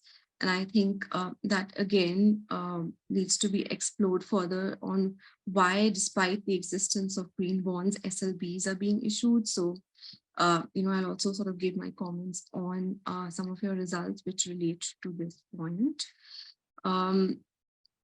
So the other stuff that I like in the paper is that it looks at 208 bond issuances. So your sample is quite large and you're looking across markets, as you've shown that, there's predominance within Asia of the usage. Then there is 60%. What I found very interesting was that, 60% of the SLBs have step-up penalties, which are clustered around 25 BPS. And I'm wondering whether this is linked to anything else within the financial markets or any other benchmark. That's something that, perhaps future research can probe. So it leaves a question there on the table. And you find that, step-up penalty is actually small, which again corroborates whether, SLBs are sort of loosely defined instruments which are being used for purposes which may not be sustainability linked because the penalty is low. And you talk about the late target date or the first call date close to target and high polluters using these instruments. So which again is something that researchers will find extremely useful. And in fact, even financial markets as signaling of where these instruments are being used and how they're being designed. So, I have a few suggestions and a few questions, and I wonder if any of these have been looked at, or would you like to examine them further? So just suggestions based on my takeaways. One was that I was very keen to know who are issuing the SLBs. So, is there a market where you have high value or large company issuers as well as small issuers, and perhaps there would be a distinction in how SLBs are put to use and how these targets are defined, just sort of some summary statistics on size of companies that are using SLBs. But that's a very minor point. In terms of your results, there was one which I found as striking, which is that you find that public listed companies have lower target date, whereas for higher investment grade companies, you have a longer target date. So is it possible? So I imagine that there is an overlap between the two. And the signs are obvious. So is it that they can be reconciled, or this fact needs to be examined deeply? The next point that I think could be considered is that it pays attention to the issuer, but it could be that there is a structure of demand for SLBs, which is who are providing the money, and perhaps they are being more accommodative of such terms. So it could depend on the kind of companies they're financing. It could also be related to the general level of interest rates in the market. So is it that SLBs tend to provide better return, and so therefore these terms are accepted among companies that are investing in? The other issue that is often brought up about sustainability targets is that they could be, quite qualitative in nature, may not be quantitative. So is it in your assessment, in your paper, or otherwise by looking at the information on SLBs, do you think that the frequency of callable options in SLBs is the result of lack of quantitative measurability of outcomes? So it is that there is investor pressure and companies issue SLB, but you cannot set quantitative targets, and therefore you put in features such as callable options. I know that you specifically mentioned towards the conclusion of your paper that it's not within the scope to look at quality of KPIs, but maybe quality of KPIs do influence how you set the target date and the penalties. So I guess even though broadly your results hold, but would there be a distinction depending on how these targets are defined, on where the penalty, what the penalty is, and where the callable option in the life cycle of the bond is set? Since many of the SLB issuances deal with carbon emission, I was interested, as I mentioned earlier, that some of these companies would be issuing green bonds. And it might be interesting to draw a distinction between why, with the presence of green bonds, are SLBs issued. So if it is indeed the fact that the company issued in the past a green bond, did not achieve targets, and then moves to an SLB, it just strengthens the possibility that there is greenwashing within the sector. And I think when you're talking about companies which are high CO2 emitters, you're talking about CO2 emissions in the previous year as a measurement of high emitters. And so I think it would be important to segregate companies on the basis of hard to abate, because these are sectors also where technologies are being experimented with, and there will be long horizons in terms of the transition. And so therefore you would imagine relatively lax or small penalties, as well as longer dates being set for the SLB maturity. So those are my points, and thank you again for the wonderful paper. Thank you very much for your presentation and very insightful feedback. Could you share the feedback to her suggestions and feedback? Could you respond to them? Yes. So very quickly, thank you very much for those points. I think they're very valid. Just quick responses on the first point, that public firms tend to have lower target dates, and investment grade tend to have higher target dates. It's a good point, and the reason we include public firms along with a few other issuer level variables is to sort of capture monitoring. So some firms are subject to greater monitoring, whether that's by capital markets, which is what we're trying to capture with public status or publicly listed status. And what we find is generally in line with what we would expect. So if a firm is publicly listed, it's subject to greater monitoring, they tend to then not have or set later target dates. Investment grade would be a different story from public status. Half of the bond issuers are not public. So there's enough variation in both those variables that we can include them separately. So I think they're capturing different things, and I don't foresee an issue on that front.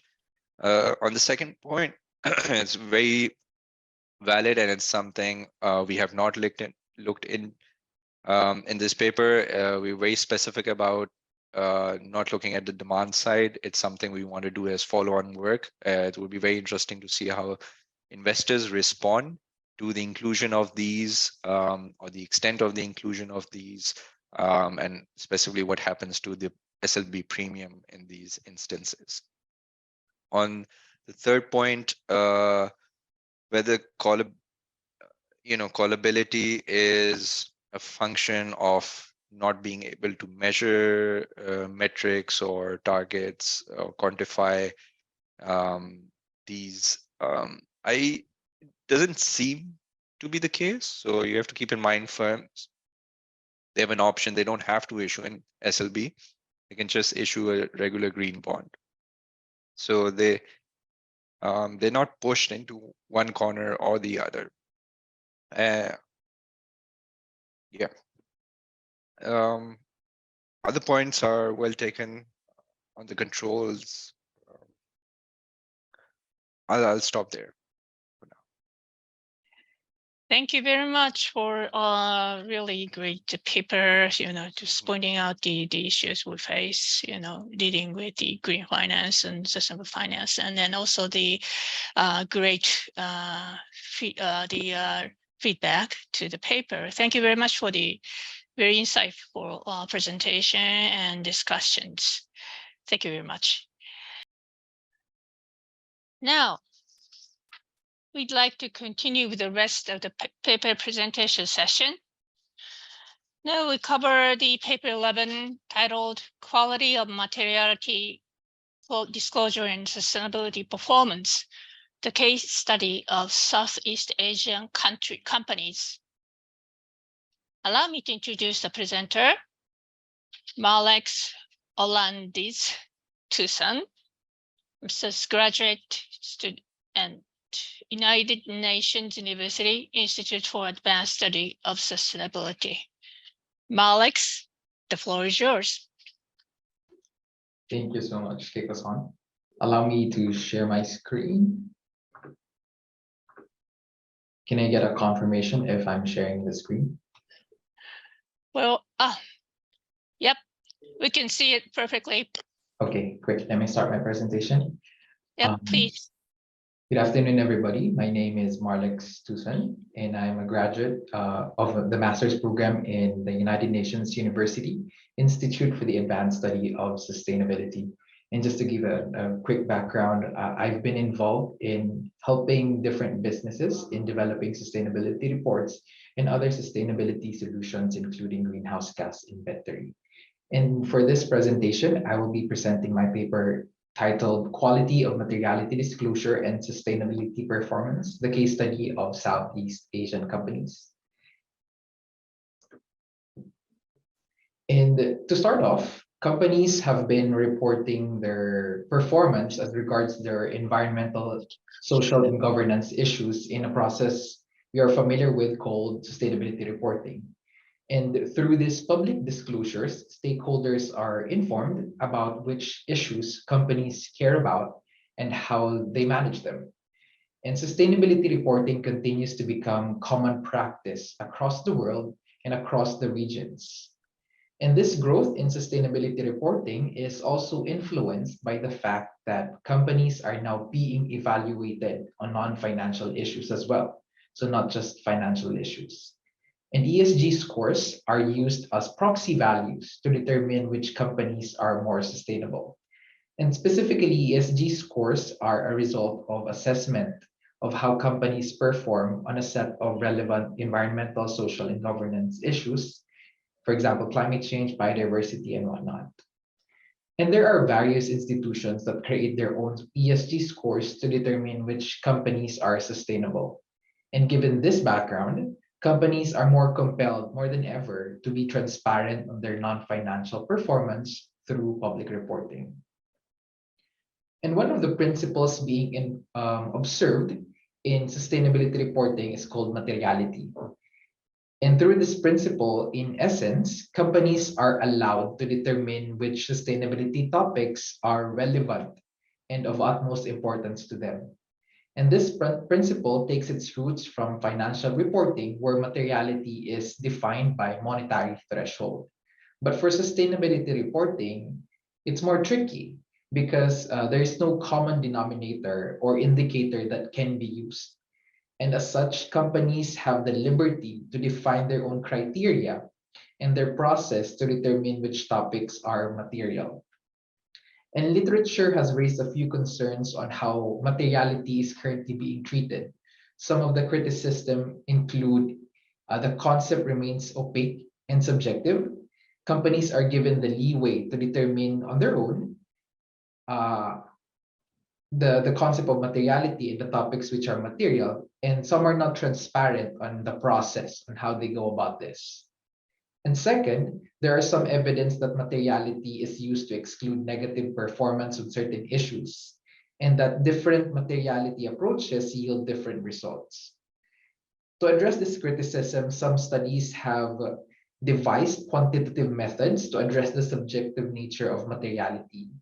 And on the screen are just two examples on how studies have addressed this.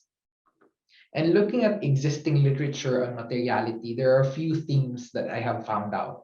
First is that materiality is treated as a principle more than a predefined process. Therefore, there's no standard procedure that is currently being implemented. Second, previous research on materiality focused on three key areas. First is assessing the disclosures through the lenses of various theoretical frameworks and also existing standards, for example, GRI standards or the IR framework. Second, new approaches to address subjective nature of materiality, as discussed in the previous slide, and what are the existing determinants on materiality disclosure. And recently, third point, there is a growing focus on financial relevance of sustainability topics, and this is deemed as financial materiality. So a lot of research and practitioners are interested about the impact of sustainability topics to the company's bottom line or stock prices. And the fourth one is that research have highlighted that materiality approaches, or rather different materiality approaches, may yield different results. And one of the gaps that I have found out in this existing research on materiality is that some research have formulated recommended some ways to improve materiality. However, it is less clear whether these improvements in materiality disclosure will yield benefits in improving sustainability performance. As such, insights into this kind of relationship can help improve existing reporting practices. And this is primarily the gap that this study aims to contribute to filling in, investigating the relationship between materiality disclosure and sustainability performance. And the conduct of this research is built on two existing theories that already explain the behavior of sustainability reporting. First is the stakeholder theory, which suggests that firms create value for various stakeholders beyond just the internal stakeholders. And on the other hand, signaling theory explains that firms disclose information to shake up asymmetries in the assessment, in the attitude of various stakeholders towards the company. And from these lenses, greater transparency and materiality might be explained to be motivated by a desire to increase sustainability performance. For this particular study, I focused on companies that are located in 5 countries in Southeast Asia due to three main considerations. Most of the studies that on materiality adopt a global coverage. However, there is less emphasis or limited studies on Asian firms specifically. And the methodology that I employed in this research requires some intense rigor. So limiting the scope would be much more beneficial. However, going beyond one country is the preferred way to go. So for this research, I built on an existing methodology by Gerwansky et al. To evaluate materiality disclosure. And this is called the Enhanced Materiality Disclosure Quality Score, which serve as a measure of the quality of materiality disclosure and is primarily based on the IR framework and the GRI standards. So these are two well-known standards on sustainability reporting. And for this EMDQ score, it is comprised of 12 components as shown in this diagram. So how I do it is this EMDQ score, for each component, there is a score And I summed them up to come up with the EMDQ score. So a scoring criteria for each component is developed as shown in this slide. And in total, each observation can have a maximum score of 22. So this diagram shows the flow of data collection and analysis. From the S&P website, scores of companies from 5 countries were collected. Likewise, company reports were downloaded from the company websites. And content analysis was done on these reports to generate a score for each EMDQ component, and also the final EMDQ score. And these scores were compared with the ESG score through a descriptive analysis to assess, or rather characterize, the disclosure practice, especially among companies that have higher or relatively higher ESG score. And for this research, a total of 368 company year observations were collected from 92 companies from 2017 to 2021 across 5 countries. And the number of companies per year varies. And for each year, most of the companies are from the countries Malaysia and Thailand and are scattered across sectors, most of which are from the financial and industrial sectors. From here on, I would like to highlight 4 main findings from this research. First is there is a slightly growing proportion of companies receiving higher ESG score, particularly from 2018 to 2021. And this may be an indication of companies shifting to more sustainable practices.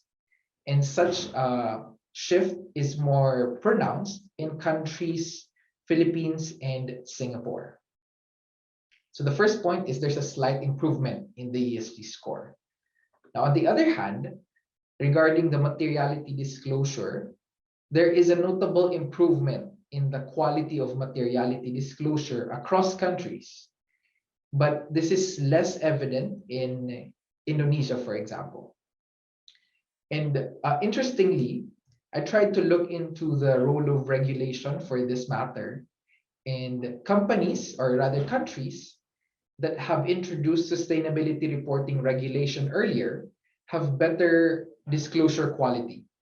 For example, Malaysia and Singapore required their publicly listed companies to publish sustainability reports in 2016, and Thailand did the same thing in 2017. So from this graph, the graphs of Malaysia and Singapore are skewed to the left, meaning there's a greater proportion of companies that have higher EMDQ score. So the quality of their disclosure is better. Compared to the Philippines and Indonesia, wherein there's a higher proportion of companies that have lower ESG score. So yep, that's the second finding.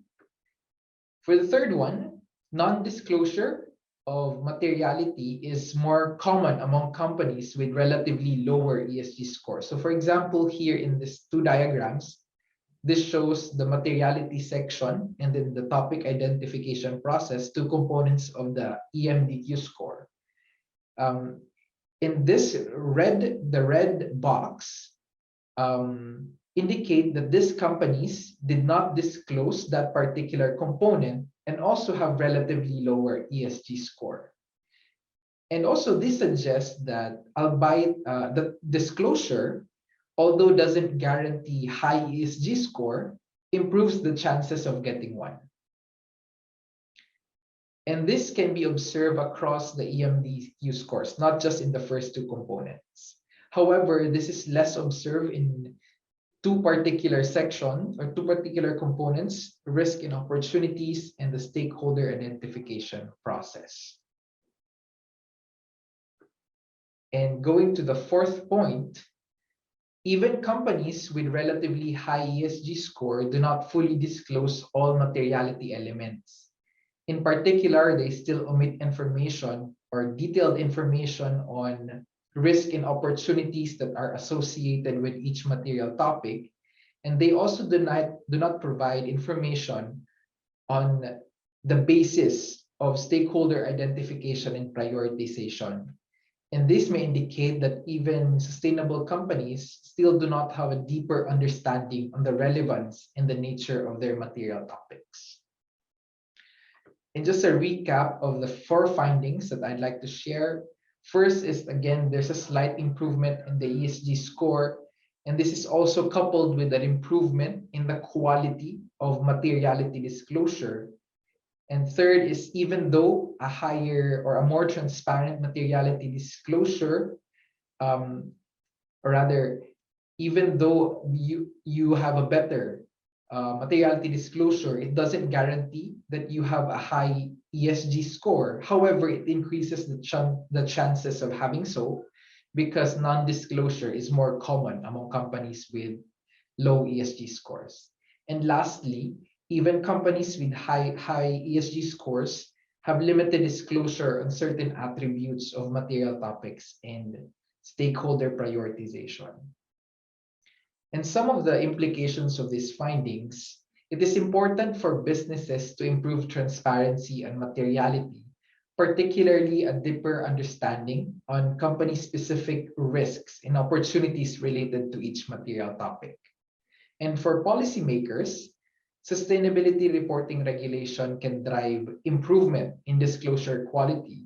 However, guidance may be needed to deepen the quality of disclosure and for businesses to understand the implications of these material topics. So that ends my presentation. Thank you so much for listening, and I'm open to questions. Thank you very much for your presentation.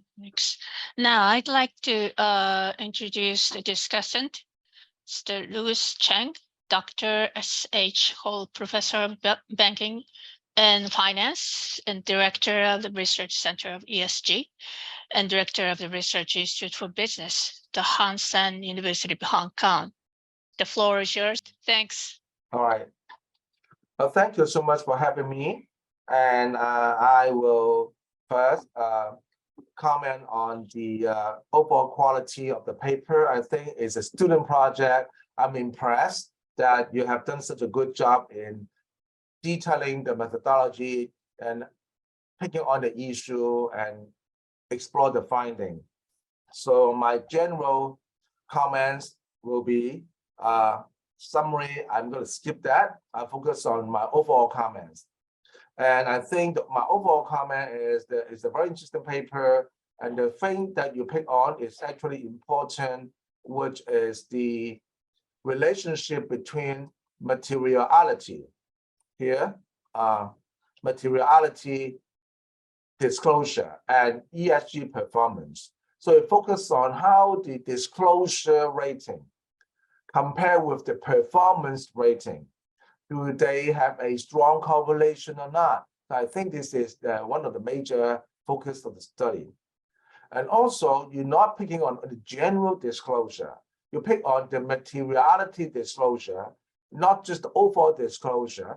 So you highlight one issue or a problem, which is materiality is subjective rather objective at this point for disclosure standard anyway, making the measurement a very challenging issue.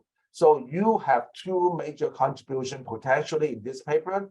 One is to relate disclosure with performance on ESG.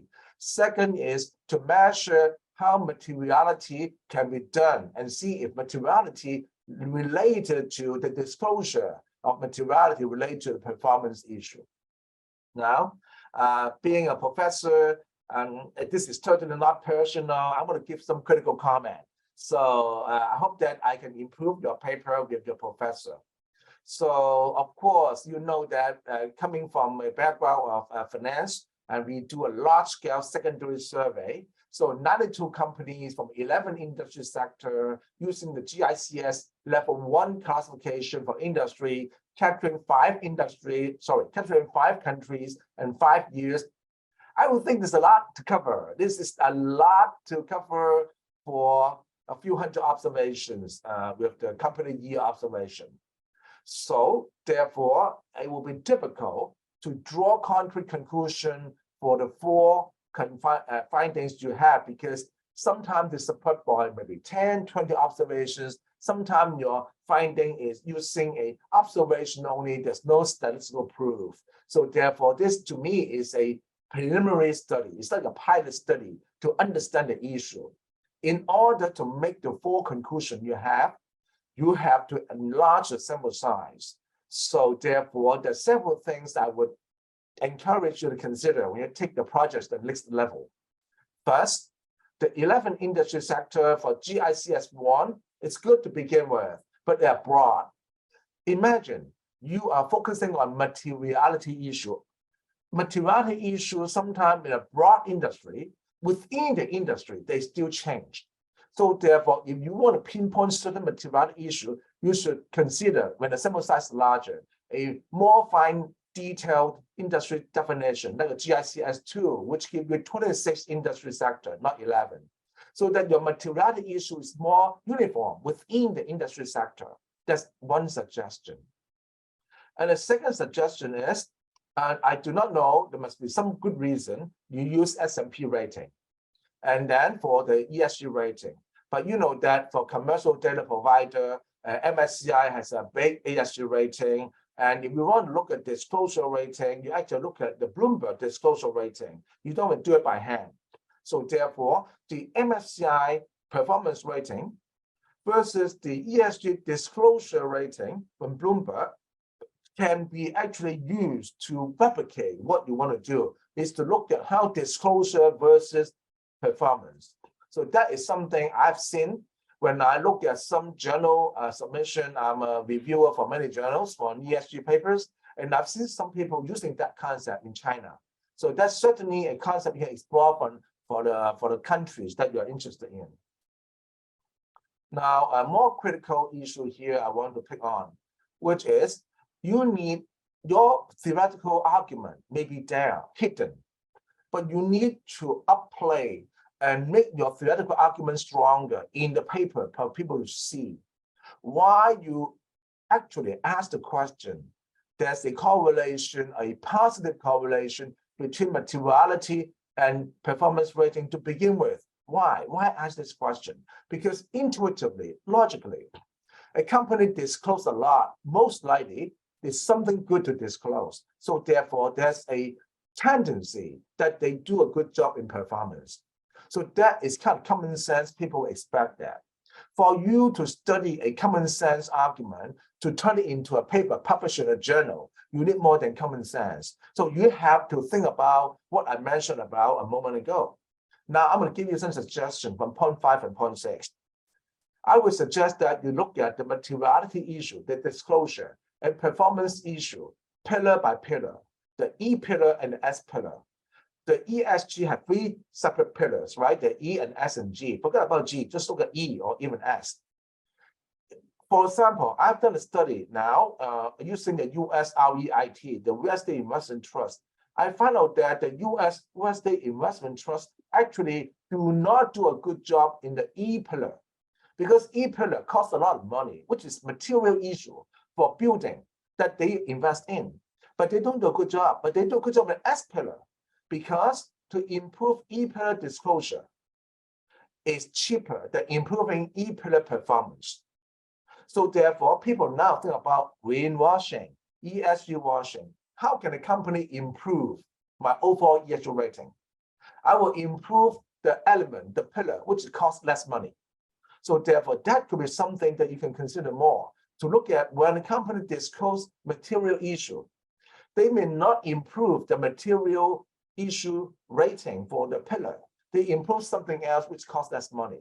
That we call it overall is the greenwashing issue.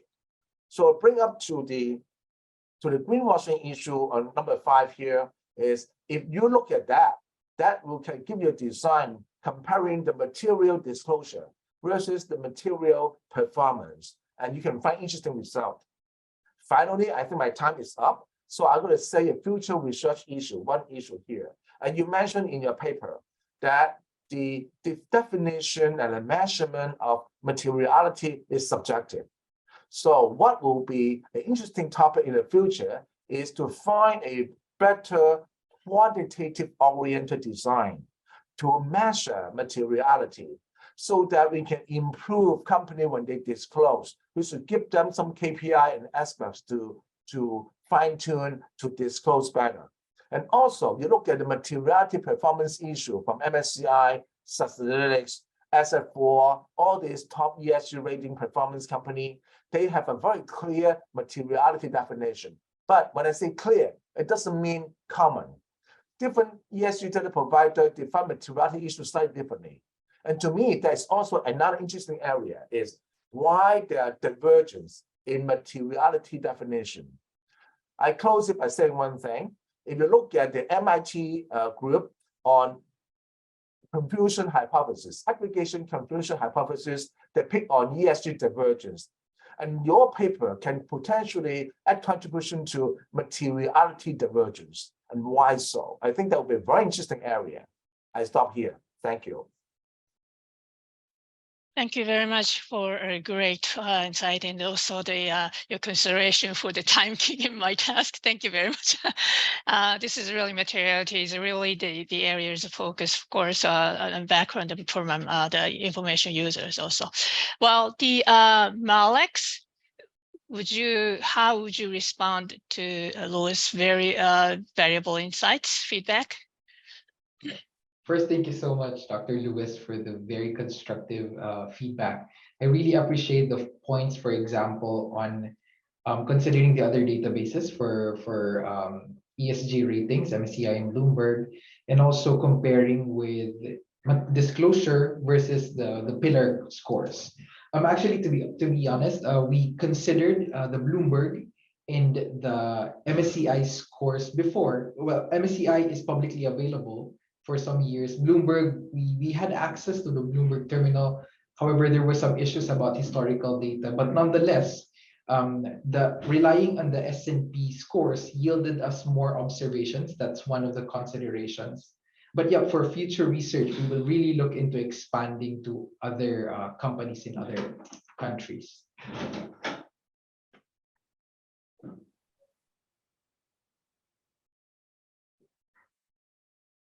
So, is any other questions you want to ask or anything you want to curious? Maybe we have 1 or 2 more minutes. Alex, anything you're curious about what I said? From my end, I think regarding because right now the approach I took was that taking materiality as more of a principle, embedding the principle of materiality in the kind of disclosure. I just wonder, like, what would be the merit if I actually compare that? This is the 5th point. I compared that with disclosure of, say, E, of, say, S, of, say, G. What would be the merit?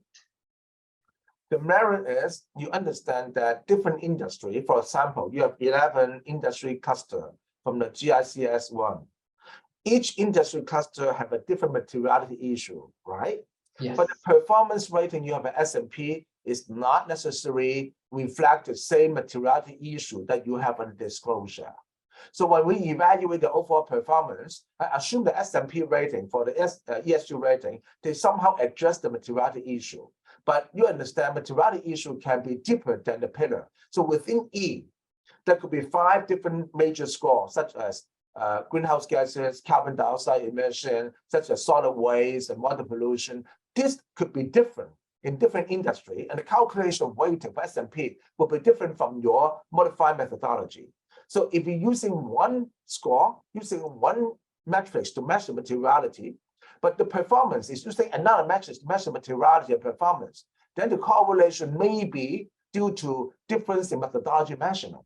Yeah. To find out more about really materiality issue affecting performance, we should focus on the materiality issue related pillar for the performance. Then the noise will be reduced. This is my point here. And just to follow on through with that, Dr. Lewis, that also enters the space of looking at the differences in how different rating agencies conduct their or build their materiality, or rather their sustainability rating assessment.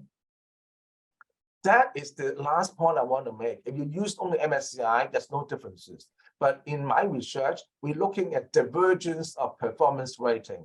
So therefore, for example, MSCI used one materiality definition for certain industry, but Sustainalytics used a different map, and SFO used a different map. So therefore, the discrepancy in materiality should create different in the performance rating. The question is, if the performance rating are different, how does it affect valuation and stock price? How does it affect the profitability of the firm? So in order to clarify the divergence in rating and materiality, we have to look for another outcome variable, such as financial performance, to see which type of materiality map will actually generate more relationship, tighter relationship between performance and the measure. So this is mostly beyond your scope of study, but certainly this is a bigger issue that I want to bring out, is to understand materiality, and the divergence of materiality is a very imminent issue in academic research, I think.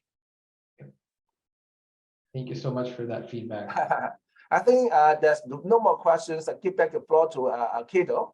So Keiko, would you be coming back to host? Yeah, right.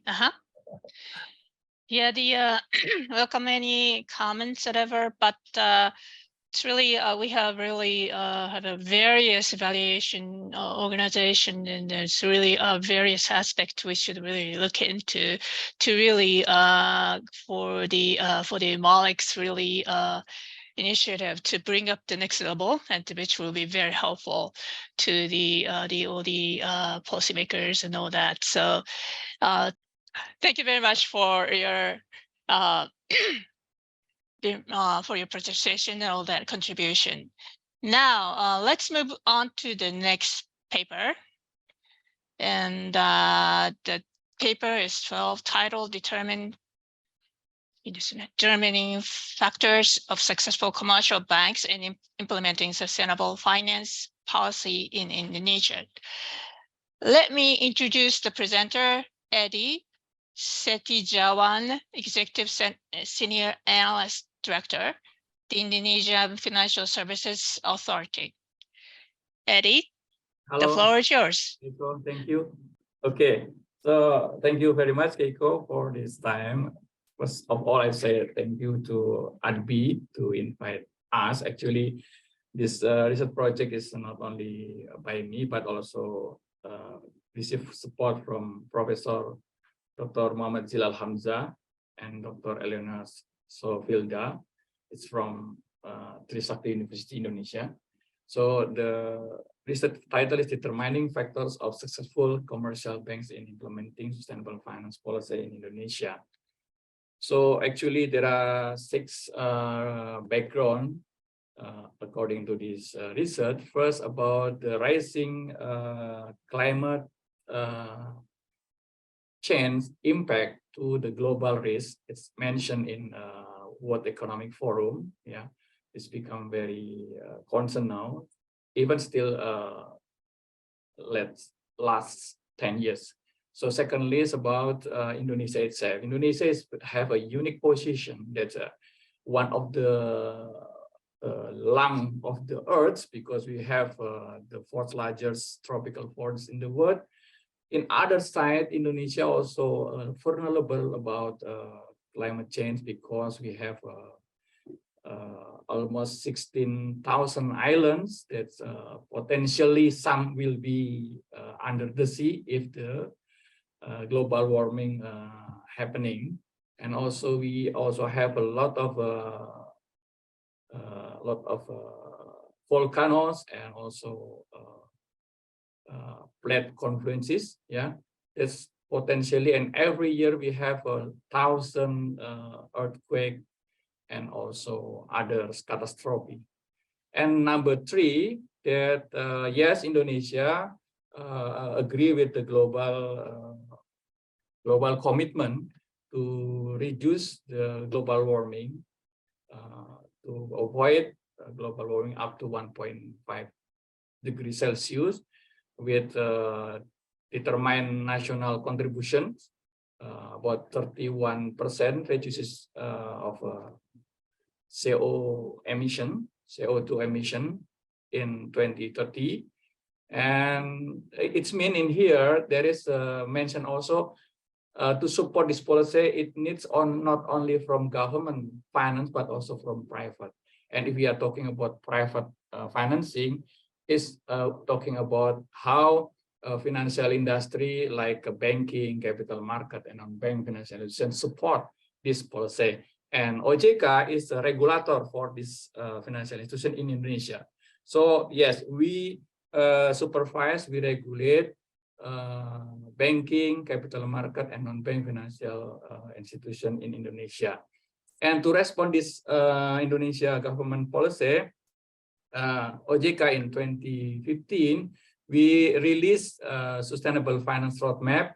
This is a long-term policy starting from 2015 and will be end in 2030. And this long-term will, and then it's followed by OJK regulation released in 2017. And currently we are still in early stage implementation of this regulation. According to policy implementation, Sharma said that the failure of the policy implementation is in implementation is about 60%. So it's very important to know, even since the beginning, that our policy to support climate change global policies will in place. So this is basically the reason why we come out with this research. And the last, if we are not respond properly, then there is a possibility the target will not achieve, or even it will achieve, but with a very big cost. So this is a research background. And it's come with problem formulation and the purpose of this research. There are four main purposes. We want to see the influence of the bank's perception of sustainable finance policy on the bank attitude regarding this policy. Secondly, we want to know the influence of attitude regarding sustainable policy on bank action as expected by the OJK as a policy maker, and the effectiveness of OJK policy differentiate the timing of OJK implementation. OJK regulation implementation for bank based on business size, large and scale bank, moderate understanding of bank attitude regarding sustainable finance policy, and last but not least, bank perception regarding the determining factor for bank success in implementing sustainable finance policy, including aspect of incentive requested by bank.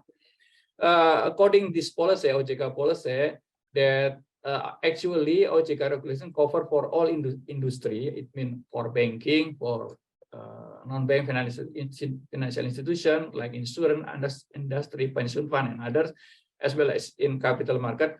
But for the implementation, we are starting with the bank, because based on our assessment, bank is the most mature and ready to the implementation of the sustainable finance policy, and it will follow with other financial sectors participant.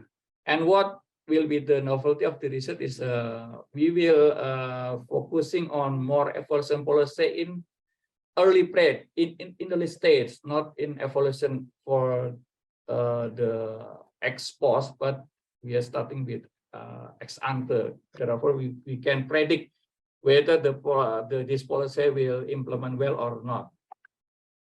Then in other novelty is that we in OJK, when implement the policy, we use size bank as a moderate factor. So we want to see whether it is actually it's useful or not. So this is the novelty of this research.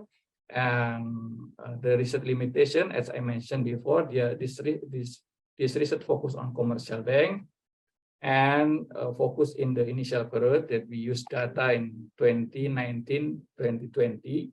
Why? Because the OJK regulation is in 2017, but starting implement is 2019. So this is why we use this time.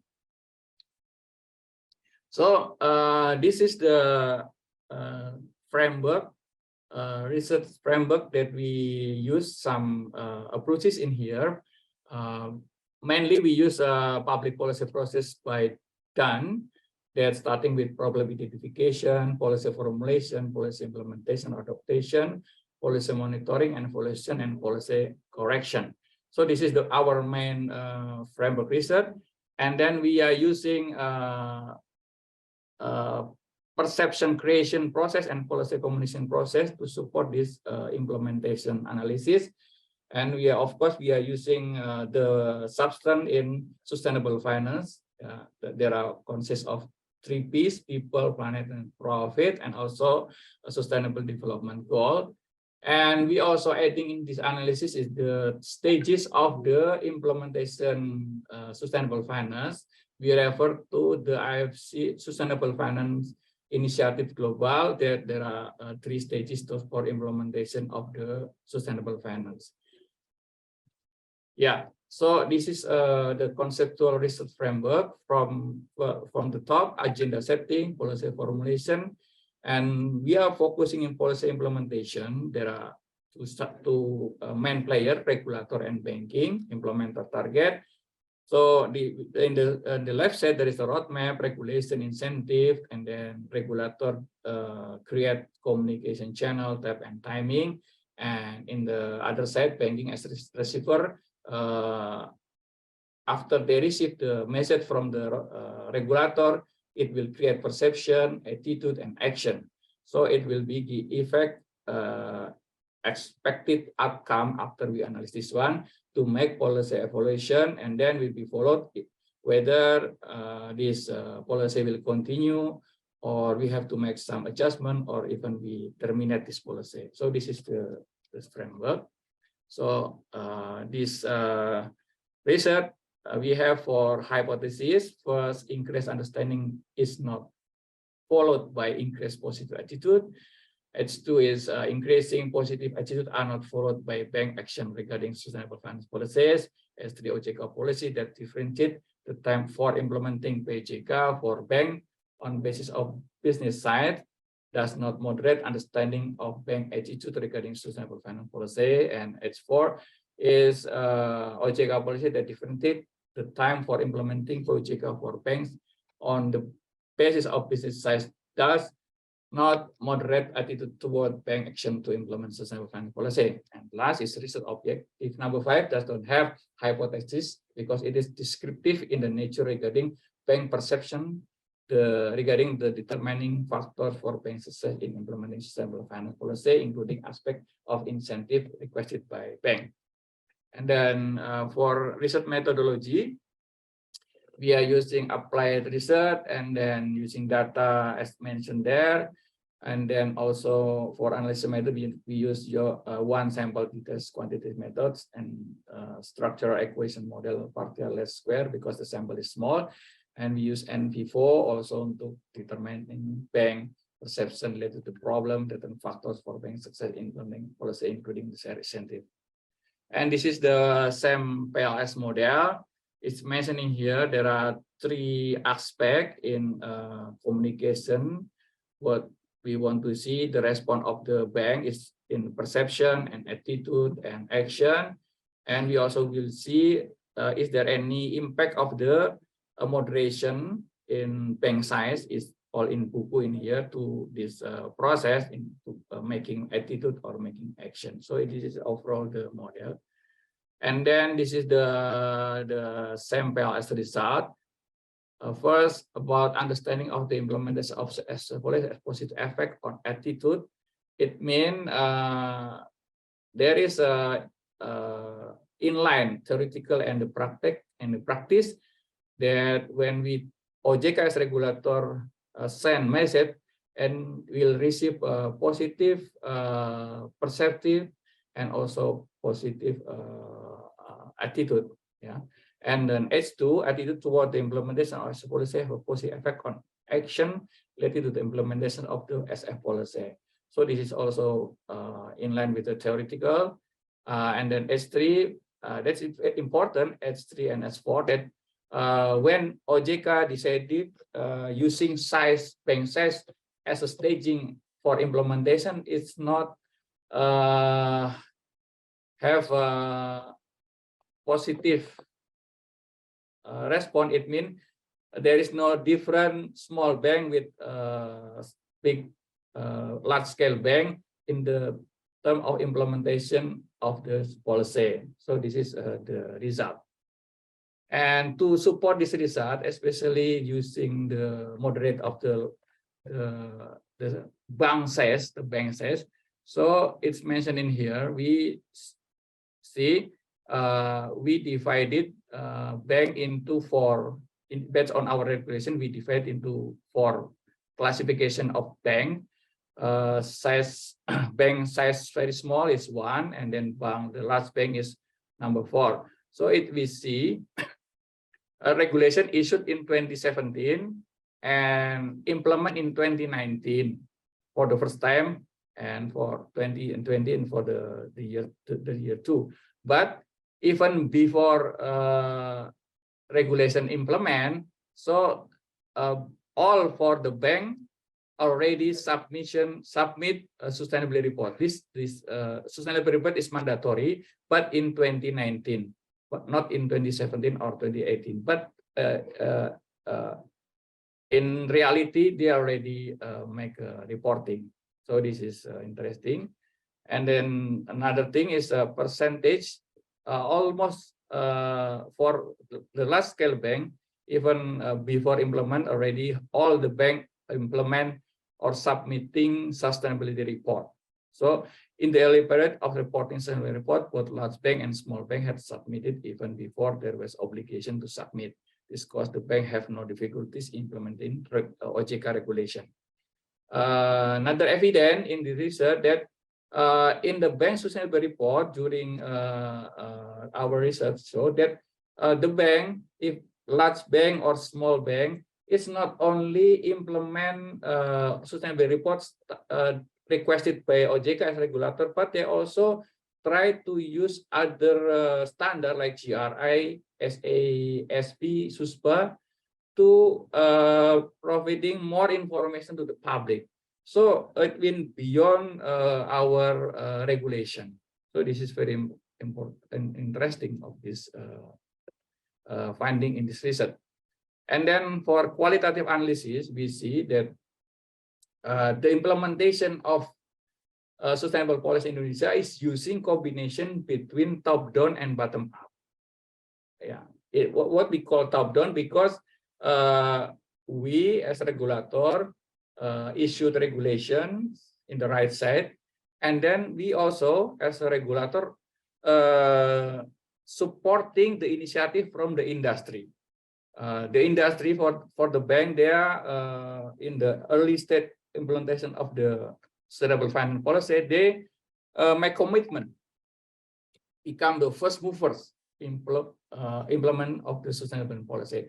So combination of top down and bottom up make a result that the readiness of the bank to implement of sustainable finance is good. So how about the result from the FGD that bank success factor survey implementing sustainable finance is the role and support of bank's top management is perceived as the determining factor for the successful of bank implementation. It's in line with statement of ADBI-3 place great emphasis on intention support from decision maker, especially something that make a change in the long term because it will change vision, mission, and strategy and resource allocation. And second and third biggest factor is quality human resources and regulatory support. And what the top mind of the bank, according to the incentive, is improving the quality human resources in the main incentive. Therefore, we as a regulator, since the beginning, focus on improving of human resources. We provide a lot of training, a lot of capacity building, a lot of seminar to introduce what is sustainable finance and what the benefits of sustainable finance for the industry. So for the conclusion, this policy is already on the right track and the right time and has the potential to achieve its goal. First, the result of data processing from survey, FGD, and in-depth interview with the bank provide information that understanding of the implementation of sustainable finance policy has positive effect on attitude regarding this implementation. Furthermore, this positive attitude also provides action that are in accordance with the expectation of the regulator. Second, the gradual implementation of policy with the bank size as a consideration has proven to not moderate the influence of the understanding on attitude and the effect attitude on the bank action. Third, the bank versus top management support as the main determination factor for successful implementation sustainable finance policy.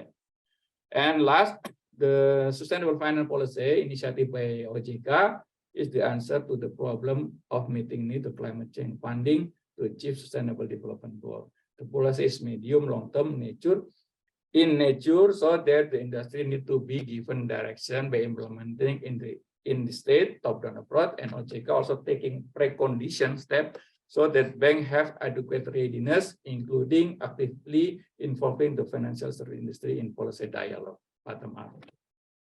So thank you very much. Thank you very much for your presentation, Eddie. Now, let me introduce the discussant, Sin Hashan Yu, Professor, School of Public Administration, Southwestern University of Finance and Economics. Sin Hashan, this is perfect. Okay, great. Thanks for today's opportunity to let me to be here. And I think it's really a good and interesting topic, as I think it's really quite important issues.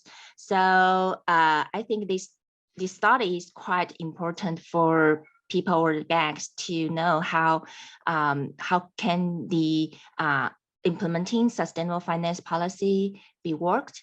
And so here I will start my comments. Here's a brief summary of this topic, as I think named Eddie. Okay, so Eddie just introduced, yeah. Yes. Okay, great. So Eddie just introduced this study saying that they are aiming to determine the effectiveness of the implementation of the policies, right? And so they apply several methods to do the analysis, and their results indicate that if the banks can understanding the implementations, it will have a positive effect on the attitudes, and also the positive attitudes will have the positive effects on the actions in the implementations. Okay, so I think it's quite interesting results. But as an academic researcher, I think I will just criticize some of these papers, as I think I can help you to improve your analysis in the future. Okay, so here is some major comments on your papers. First, I think in the background, actually, I think the structural framework and writing might need some improved, because as you introduce in your background, you're saying that why you choose the Indonesia to do this analysis. Of course, you said because of the policies, but for me or for the general reader, I think it might be more important to let the reader know why the issue is important. I mean, why the Indonesia is kind of representative country for people to know the policy implementation and the bank's attitude, and how the other developing countries, they can learn from Indonesia. So if you can kind of motivate from your introduction, I think will be more important for the readers to know your study, okay? And second, I think in your introduction, actually, you do not really to provide some definition of the key concepts, such as the perception things. So I think, yeah, I think you can, in the very beginning, to provide some of the definitions of the key concepts, so then I can know what is the perception of the bank perception, or how you define it, okay? And of course, I think you can give us your research question more clearly, what kind of research question you are going to answer in your study. And that will provide us some ideas that what kind of research you are going to do and to do the analysis, okay? And the other thing is that I think you can provide some contributions in the introduction. So why your papers contribute to the existing literatures, I think can really emphasize your contributions in the very beginning, so can give us why your study is important. Okay, and second is about the literature review. I'm not sure whether it is the formal writing style for you, but usually I think we will to link the research questions rather than just piling up all the research concepts. For example, you provide the literature review by like public policy, right? And perception kind of things. But usually we will more interested in what kind of conclusions you can have from previous results, previous literatures, okay? How they doing this similar research, okay? So I would suggest you to adding some recent research on the sustainable finance. And of course, you are talking about the determinants. So maybe there's some literatures talking about the determinants, and you can provide their opinions or their conclusions. So we will have a framework. Okay, now what will this research move, and what can you contribute to the list existing literatures? So I think you can just like to provide your literature review by link to the research questions, not just only give the concepts, okay? And I think the introduction about some important concepts you can also introduce in the research literature review. So will give us more clear concepts of this study. Okay, third, I think in the background and theoretical framework, I think you might introduce more or explain more to the general reader about how bank attitudes and perceptions are constructed. Because later I will think talking about the research design, because for me, bank cannot provide their attitudes. They don't have any perceptions. Only people will have the attitudes and perceptions, right? So I think you might have to give us some explanations how you really doing this kind of construction of the major and how you attend from the survey.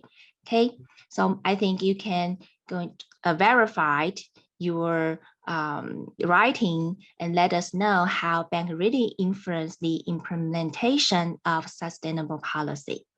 Okay. And the fourth one, it's just talking about your research design.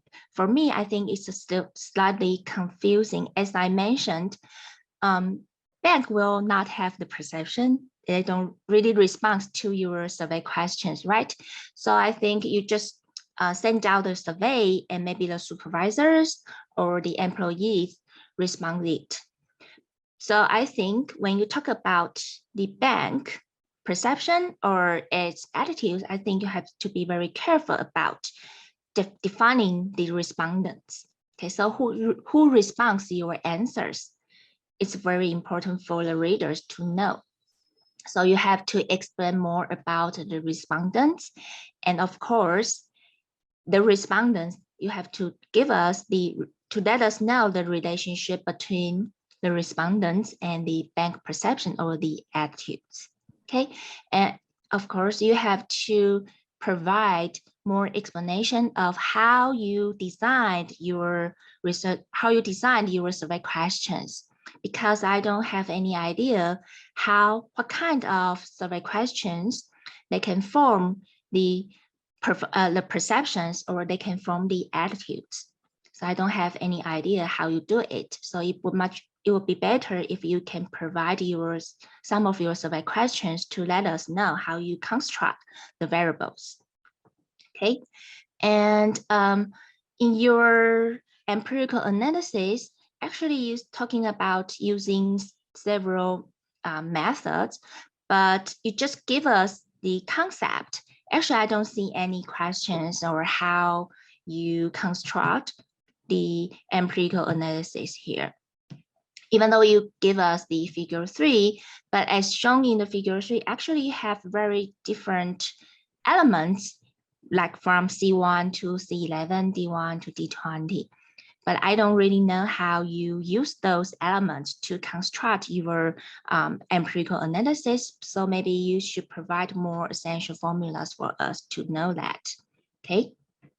And in your table 4, you give us the results, but this might not be the way that people usually to report the results. Actually, we'll result the coefficient, okay, by providing the variables that you controlled in your model.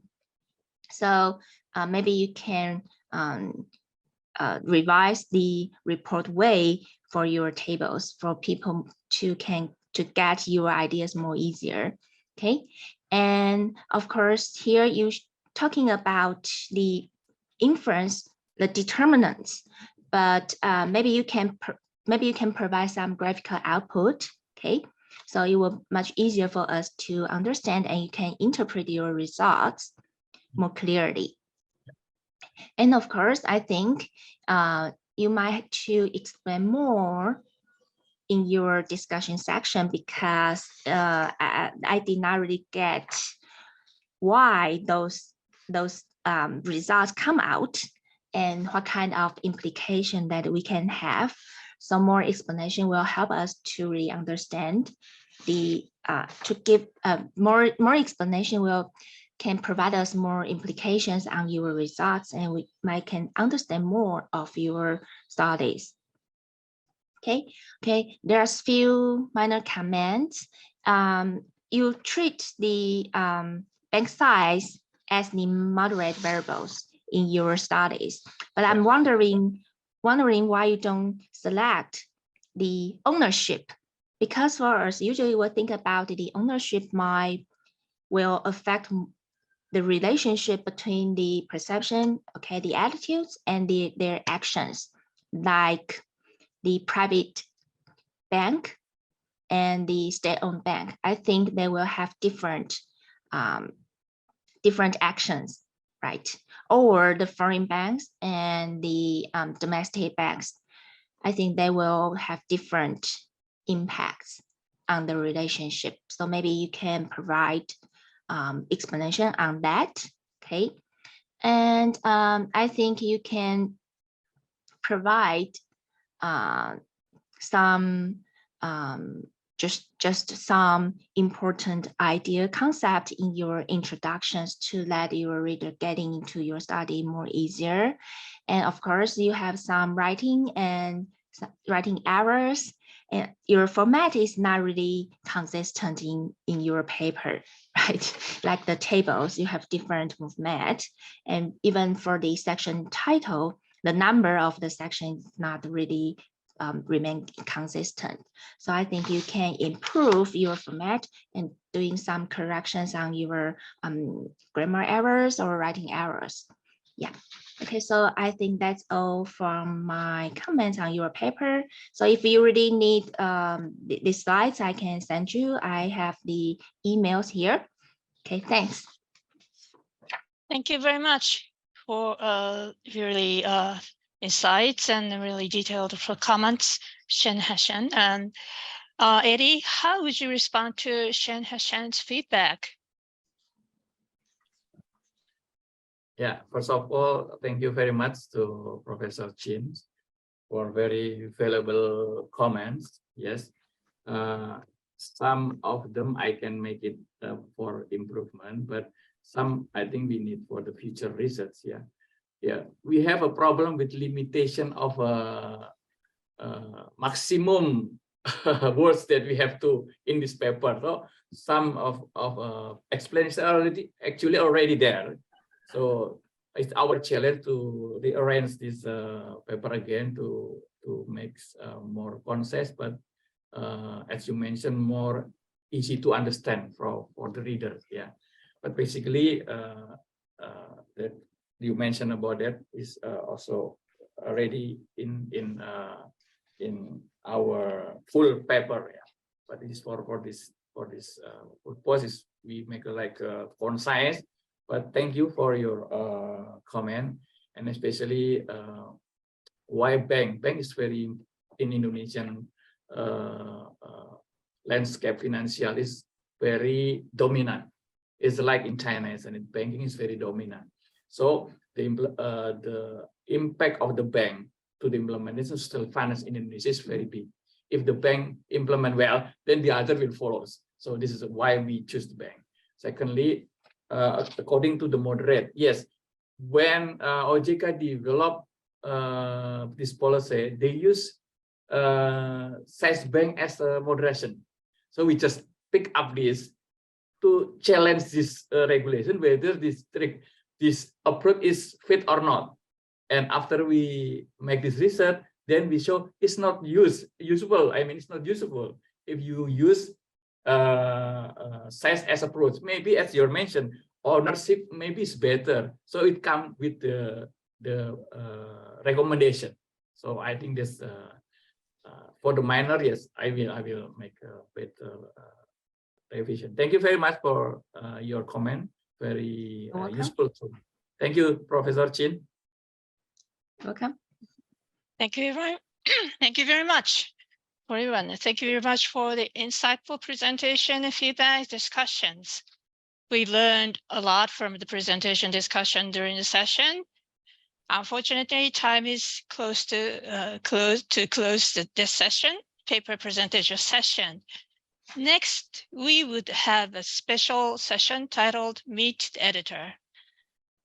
I'd like to hand it over to John for this. John, floor is yours. Yes, thank you very much, Keiko. So welcome to this special session entitled Meet the Editors. As you may know, my name is John Byrne. I'm from the ADBI, and I'm had the pleasure to be joined in this session by Professor Hisham Farag, who's a professor of finance and director of research at Birmingham Business School and founding director of the Sustainable Financial Innovation Research Center. He's also editor-in-chief of the Journal of Sustainable Finance and Investment. As one of the outlets for some of the papers of high quality presented during the conference today, there could be an opportunity to publish the paper in the Journal of Professor Farag. Another outlet is the Global Finance Journal, which I'm a guest editor of.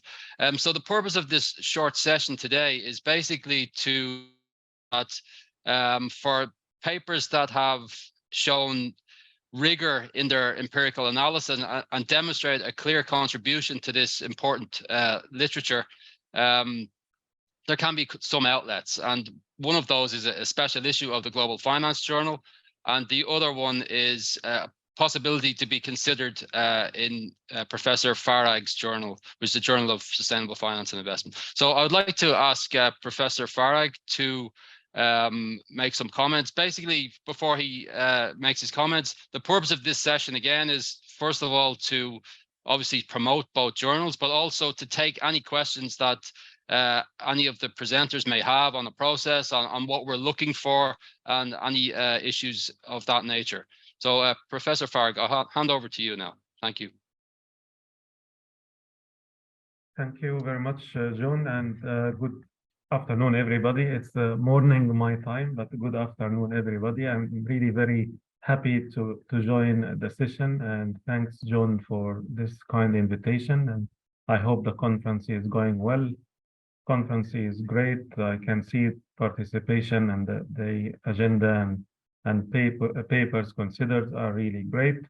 So what I would like to share with you, a few comments about my journal. Not sure if I'm able to share my screen. Yes, you should be able, yeah. Yeah, while Hisham is doing that, I could also mention that so the special issue in the Global Finance Journal will not be limited to the papers that were presented in the conference. It will be opened widely. I'll put the link in the chat, and you can take a look at that. And it outlines precisely what we are looking for. Let me find the link. Okay, so I'll just until I share my screen, I would like to start with the aim and scope of the Journal of Sustainable Finance and Investment. Probably many of you may be able to know the journal and its aim and scope. So the journal actually has very high potential. And if we're going to look at the aim and scope, which we recently revised, so the journal aims to publish high quality contributions, both theoretical and empirical, in the broad defined area of sustainable finance and investments. So we encourage submission from high quality presentations like yours in the financial implication and economic implication of environmental, social, and governance ESG pillars, and its integration into corporate policies and portfolio constructions. The journal also encouraged submissions in areas like responsible investment, SRI, or social responsible investments, the climate finance, climate risk pricing and mitigation mechanism, sustainable banking and economics, and all papers related to SDG, as you know, Sustainable Development Goals of United Nations. So this is the revised aim and scope of the journal. Recently, the journal actually formed advisory board. And this advisory board is really a leading academics from across the globe. We have Professor Martian Kasper Jack from Imperial College. We have Mark Jordan from Spain. We have Omran Gedami from South Carolina. Nargis Boubakri from Sharjah. We have Rago from Cambridge. Sadok Al Ghul from University of Alberta, Canada. And Zach from the Frankfurt School of Finance and Management. So they are all leading academic. Also, we have, of course, Professor Douglas Cumming from Florida Atlantic. They are all leading academics in the area. They publish widely in a very top quality journals in this area. We also recently forming a new associate editors team. They're still under development with the publisher. We're gonna develop that on the website very soon. So this is just to give you an idea about the journal and about our editorial board. There are some important statistics about the journal. The journal is listed in Q1. So in site score, we have very high site score compared with other journals, 4.5. The number of downloads, we have annual download of our papers, more than 300,000 downloads every year. We have, since I started as editor-in-chief, we have speed up the process in getting acceptance or getting at least the first decision as quick as possible. We aim to satisfy the experience for all authors. We also create a journal citation page. Journal citation page. I'm not sure if you can see my screen now or not. Yes, can do. Okay, so we're just talking about the measures of the journal, and then we have the citation page, and you will not be surprised to see why our journal is in Q1.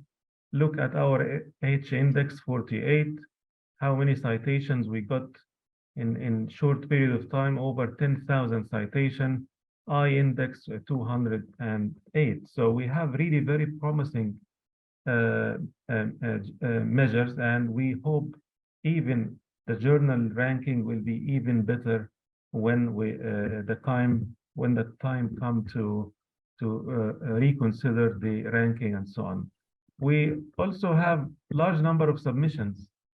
For instance, last year we have around 500 submissions for 2021, and last year 2022, this is not the one, here it is, we have over 600 submissions.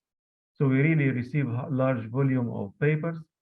There is initial screening by the editor or some associate editors, because again, we promise to send a decision as soon as possible. So when we see a promising paper consistent with the aim and scope, we send it for review. Otherwise, we give feedback and comments quickly to authors to reconsider their paper for future outlets.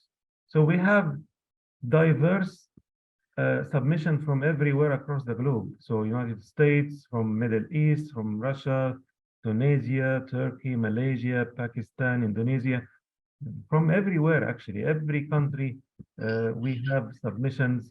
And my final one is just the acceptance rate. The acceptance rate is, we are just aiming for the quality. So we are now around 10% acceptance, a little bit higher.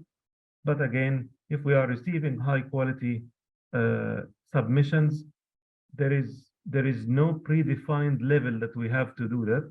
If the paper is high quality, we will be really very happy to support all authors and to publish those papers in the journal. So this is just a quick, probably information about the journal. And again, thanks very much, John, and very happy to take questions where you have. Thanks very much, Hisham. Are there any questions from the audience?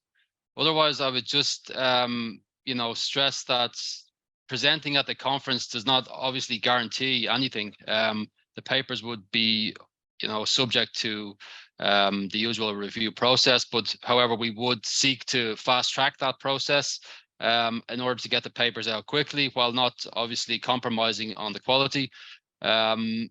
So again, thank you very much to all of the presenters. The paper session for the conference is now finished. We'll have a panel session in the afternoon, but the research paper part is finished. So that's why it's a perfect time to have this short session with Hisham.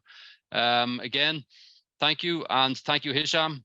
And with that, I will, hand back to Keiko to wrap it up if she has anything to say. Keiko-san? Okay.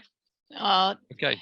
Thanks a lot. Thank you very much for all the people who just presented, and then also the discussants. Really, we have really enjoyed the fruitful discussion, and we were looking forward to see the improvement of the other papers to be published in the future. So it's really grateful for the participation. And then that's it. And now let's start. Is that okay? Let's start the session. Panel discussion for the policy priorities for financing net zero transition in Asia. Allow me to introduce the chair of the session, Jung-Kyu Lee, Chief of Finance Sector Group, Sustainable Development and Climate Change Department, ADB. Jung-Kyu, hand it over to you. Thank you very much, Keiko. Thank you very much, everyone, for this kind invitation to be part of this panel as a moderator. And also, I want to say good day to everybody. And my name is Jung-Kyu Lee, and Chief of Financial Sector Group of Asian Development Bank. I am serving my financial sector colleagues and carrying out the operations in ADB for Asian DMCs, developing member countries. Some of you probably heard that ADB has announced its climate target, $80 billion and ambition $100 billion recently. And ADB is becoming the climate bank in Asia and the Pacific. And as climate change impacts rise in number and intensity, as you know, it is really threatening long-term sustainability in Asia and the Pacific. Indeed, recognizing that this urgent battle will be won or lost in the region. And there is an urgent need that we have to adopt new and innovative approaches, and not only from policy side, but also the private side, and to support sustainable finance for Asia's net zero transition. Among its efforts to manage the physical transition risk, and MDBs are aligning operations with the Paris Agreement and helping ensure a just and affordable transition from coal power to clean energy. And those include scaling up and also resources and financing for resilience, and also addressing the disaster risk financing, and also examining climate threats to the soundness of the financial institutions and other efforts. And we also know that we should deploy many other innovative strategies and measures to help and this fight and to finance low carbon and climate resilient development. Some of these definitely include discussed today. So today at the 90-minute session for sustainable finance for Asia's net zero transition, and I believe in our renowned discussants, and our panelists will put every effort to discuss and share views from markets and also public side and IFI side. And also we will put every effort to share how and what in particular to support institutional development and policy frameworks, and also for supporting net zero transition in developing countries in Asia and the Pacific, and also facilitate access to public and private, domestic and international climate finance. And in the end, I really wish our session will be vastly productive and provide exceedingly useful suggestions and ideas to support economy's net zero transition in Asia and the Pacific. Let me just quickly talk about how we manage this session. This session is composed of 90 minutes. We have 5 renowned panelists, and so we can have like around 9 minutes per panel, each panel discussion, and then possibly we can have a little 2 or 3 minutes the further clarification or some the clarified spending the time for the clarification. And then we're gonna have the Q&A session. And I know sometimes all of these Q&A sessions really make not only panelists but also audiences are very, very excited. So I think this is really the time, and we're gonna get excited with these the Q&A sessions. So I hope that our the panelists and also our audiences and the listening to this panel discussion would be very excited to participate in this Q&A session also. We actually carve out almost 15 to 20 minutes to have our Q&A sessions. So I just wanted to say how we're going to manage this session, and then let me just quickly go into our the panelists, and let me quickly introduce our 5 renowned panelists. Like I said at the intro, today is a very good organization of our panelists, and because the ADBI successfully organized the private sector and also the government side and also the IFI side. So the first one is the private sector, and let me introduce Victoria Tan. And the Victoria is she's the head of Group Risk Management and Sustainability Unit of Ayala Corporation. Ayala Corporation is headquartered in Manila, in Philippines, where ADB is also headquarters. And Vicky implements group-wide policies and the programs that are designed to increase awareness and strengthening the commitment to risk management and sustainability, which is very, very interesting. And from the private sector view and how we can manage the net zero related risk, and from the transition perspective is very important.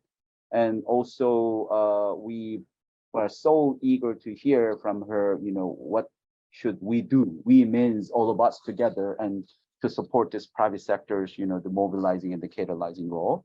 And then we have Alexis Rocamon, and Alexis is leading the sustainable finance and investment research function of London Stock Exchange, and in the Pacific region, he is responsible for developing ESG data models and methodologies, building innovative sustainability products, and producing research insights tailored to the Asia Pacific financial ecosystem. This is really, how would I say that? It's data and disclosure, related. It's kind of very fundamental, and it's a key in transition and also the supporting the sustainable finance. But this is the area we need to really put a lot of effort at the moment. And so I would want to say this is the sort of, important market infrastructure side. And so we would like to have a very exciting discussion with Alexis. And then we have a government side, and, Mr. Hideki Takada-san. And Takada-san, we are happy to have Takada-san. He's a director for strategy development at the Financial Services Agency, and responsible for financial market policies and including promotion of international financial centers and sustainable finance. This is the one of the most important area we call enabling policy framework, right? And so this session actually will touch very holistic views and holistic the approach. And so beginning from the market side, the risk and data, and then we will go to these very much important, the financial market policies, and to provide the regulatory perspective. And so we are expecting a lot from Hideki-san, Mr. Hideki Takada-san. And then we are moving to another government side, and Ms. Pamela Lee. And okay, So Ms. Pamela Lee is the Deputy Chief Sustainability Officer at the Monetary Authority of Singapore. And prior to her appointment, and Pamela was head of financial markets development department within the Monetary Authority of Singapore. I think this is we have very specific authorities here and Monetary Authority of Singapore, and playing a function of central bank and also the regulator. And this is very interesting policy agency, very important. And not only agency function, also providing the credit to the economy and as a monetary authority. So the central bank function and the regulator function, the role of this financial regulation and role of this central bank. And I think we are very honored to listen and for these two different important views and to enable the environment for the sustainable finance too. And we're going to have another exciting session with Pamela. And also the last but not least, and IFIs and like us and OECD and the Mr. Por Harax. And Por is the head of the Private Finance for Sustainable Development Unit at the OECD Development Cooperation Directorate. Por is working on a number of initiatives aiming at encouraging greater private sector investment into developing countries, in particular in policies and approaches that government can adopt in order to ensure that investments are aligned and impact is achieved. Actually, what Por is going to say is very, very interesting to ADB. And ADB's main interest recently, how to catalyze private sector participation and private sector finance, and the mobilizing, catalyzing private sector, private capital, and also the private sector participation, especially in scale, is a major interest. So today, like I said, I don't advertise on how much the ADBI is organizing, and it's very fancy ways, but I think it's very fascinating, our panelists today. So I just finished this introduction of all of our the panelists. So let me begin our major panel discussion session right now. And then Victoria is ready to share her views. And now, like I said, we have very specific questions, and to make our audiences very excited about these participation. So Victoria, as you know, because you're working in that Ayala Corporation, especially for that the risk, the issues, and so important thing to private sector is really, we know that the leveraging the private capital, but this is really the central part. But in order to leverage the private capital, managing that net zero transition related risk is a kind of key part. So I just want to ask 3 questions to you. First question is really, you can share your views or experience of managing net zero transition related risk in view of the risk appetite. And definitely the risk appetite is most important the factor to private sector. And then transition related corporate disclosures. And the second question is, if you can share your views on the main factors affecting decisions to finance net zero transition for Asian corporations, I think that would be very, very useful also. The last question is, what underpins private sector incentives, and can more be done by public policy to accelerate the transition to net zero? And when you're working in the private sector, definitely you have a wish list for the public sector, right? So this is a perfect opportunity to share. So definitely it'll include a risk management perspective, right? The risk profile, we could say it is all about everything from the private sector and to return the adequate level of other profits. So I already asked these questions, and let me seriously ask with big smiles, and you can begin your the panel discussion. And go ahead. Okay, 9 minutes you have now. Thank you, Junkyu, for that. So good afternoon, everyone. It is a privilege to be part of this panel, and we will be talking about our experiences as we transition to the net zero economy. First, on the risk management side, we actually consider climate change as one of our top risks after we have done a lot of discussion about climate change since 2018. So 2018, we started thinking how to integrate ESG risk in our annual risk assessment, but that's the start. Then we continuously make an awareness session, not only at the parent company level, but all throughout the business units of Ayala and at the board level, that climate change is an existential threat for all of us, not only for Ayala Corporation, I suppose, but for the whole country as well.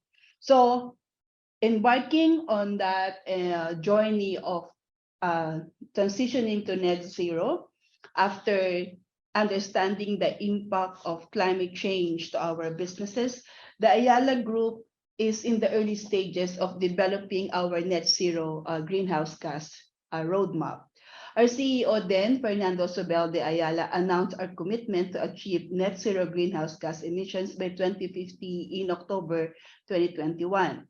Since then, our business units, they have been undergoing 4 work streams, starting from GHG baselining, intervention assessments, target setting aligned with science, and then the full roadmap in respect with their own industry sector. Then all of this will be rolled up at the Ayala Corporation. So we started that in 2021. We have completed some GHG baselining for majority of our 4 core business units. And I find it challenging at the same time a rewarding experience because we learn a lot. Now, we use TCFD as a framework of understanding the impact of climate change to our businesses. So it's more like an outside-in framework because these are external events that will impact the achievement of our objectives. And as we do so, we were able to identify physical and transition risk and opportunities as well. We have completed the climate scenario modeling for our businesses using TCS, and I think that's a platform based in London. But I will not discuss at this particular session the impact of the 7 perils of the physical risk for our businesses. But let me focus on the possible transition risk. First is on policy and legal risk. So as you know, this type of risk include anything from national policy like carbon pricing, carbon taxes, emissions reporting obligations, and mandates and other mandates on and regulation of existing products and services to the potential for litigation if a company is not seen as not doing enough to mitigate its climate impact. The flip side probably is the possibility for government to provide tax incentives for companies embarking on the net zero journey. So that is the first transition risk that is in our radar, and we are actually monitoring. As I mentioned to one of the colleagues a while ago, in the Philippines, I guess we have about 110 taxes regulations related to climate change, but I think we still need to fine-tune some of them and add another regulation related to carbon pricing or carbon taxes, or even a regulation related to how are we going to start the nature-based solutions possibility for the company or for the country. Another transition risk is in relation to technology. So when we talk of the net zero transition, it means that companies will need to invest in new, clean, and green technologies to achieve that particular target. This could mean technologies to supplement current business processes to developing more energy efficient products and processes. But all of these technologies come with risk. Most are more expensive than your usual BAU, while some may not be as reliable or efficient, or others may take longer to implement them as expected. Or sometimes it will not meet your local legal regulatory requirements. So if we transition, and in the development of our net zero roadmap, we have some assumptions that some technologies will be in place at a certain time of the year or a certain time of this decade, probably, and that using that particular technology will help us achieve our net zero target. So there is also the potential risk of investing in new green technologies that turn out to be unsuccessful. That's possible. Or switching products and services to greener alternatives that are quickly superseded by better options. Those are the issues on the technological risk. However, we find it also a possibility that when we shut down our coal-fired power plants, so that there's an issue on labor, the transition could also lead to a reallocation of labor. Those who are in the thermal power generation will lose their jobs if the plants will totally shut down, or it's possible also that we are gaining new jobs, and we call them green jobs, but definitely we have to balance this off. So where does risk appetite come into the discussion? When we did our climate risk modeling, we compared the possible impact with our risk tolerance, which we update regularly. And understanding the financial impact of climate change actually informs our strategies. Since we consider climate change as one of the top risks for the parent company, because our business units, they have their own risk profile, we consider this as an existential threat. The appetite will be very, very conservative. And that means we have to have strategies to future-proof the business and to build resilience against climate change. Now, on the reporting side, our local SEC requires publicly listed companies to disclose climate-related financial disclosure starting this 2022. So that means we will be publishing our climate-related risk disclosures in 2023. And so that's something that we have been working on since 2019, since the SEC has issued their memorandum or regulation related to sustainability reporting.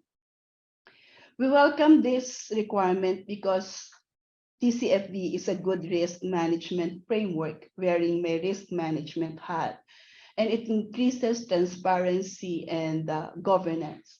In complying, as I mentioned, we have improved our transparency. We are now currently building more resilient businesses, and we, on the flip side, is we are identifying opportunities.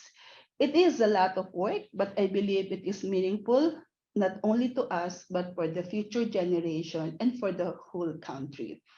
The other questions, I think, is that could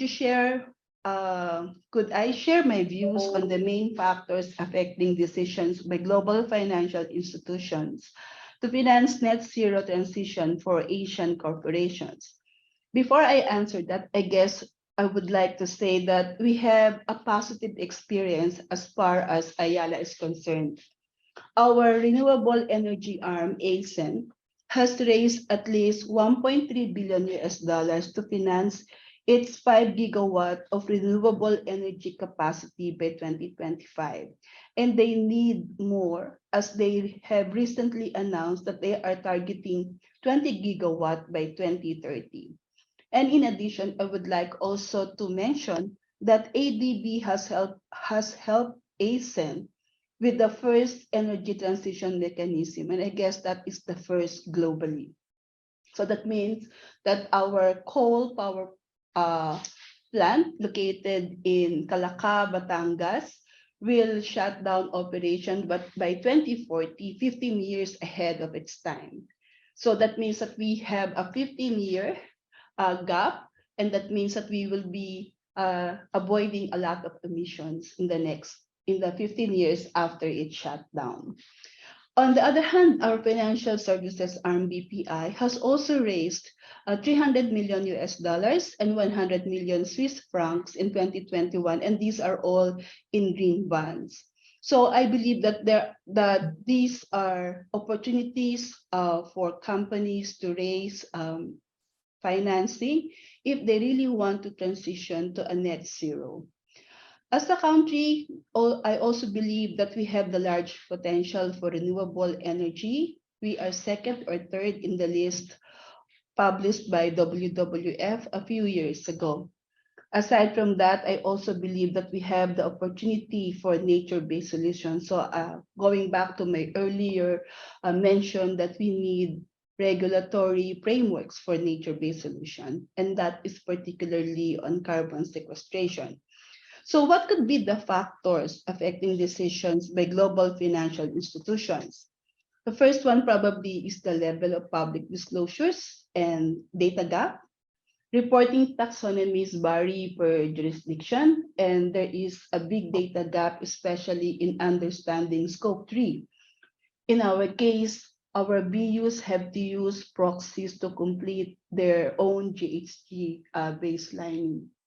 So there's lack of granular and comparable corporate disclosures and forward-looking data on climate and climate transition planning.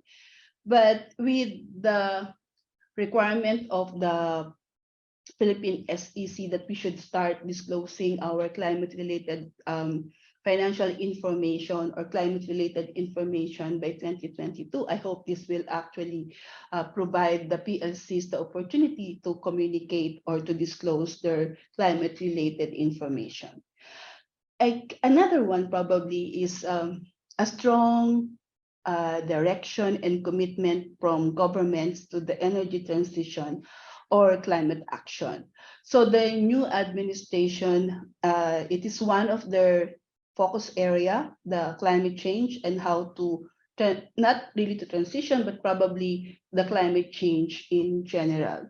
So I'm hoping that the government may provide incentives in terms of taxes, whether it's a lower taxes or tax holidays that will help company to transition to the net zero.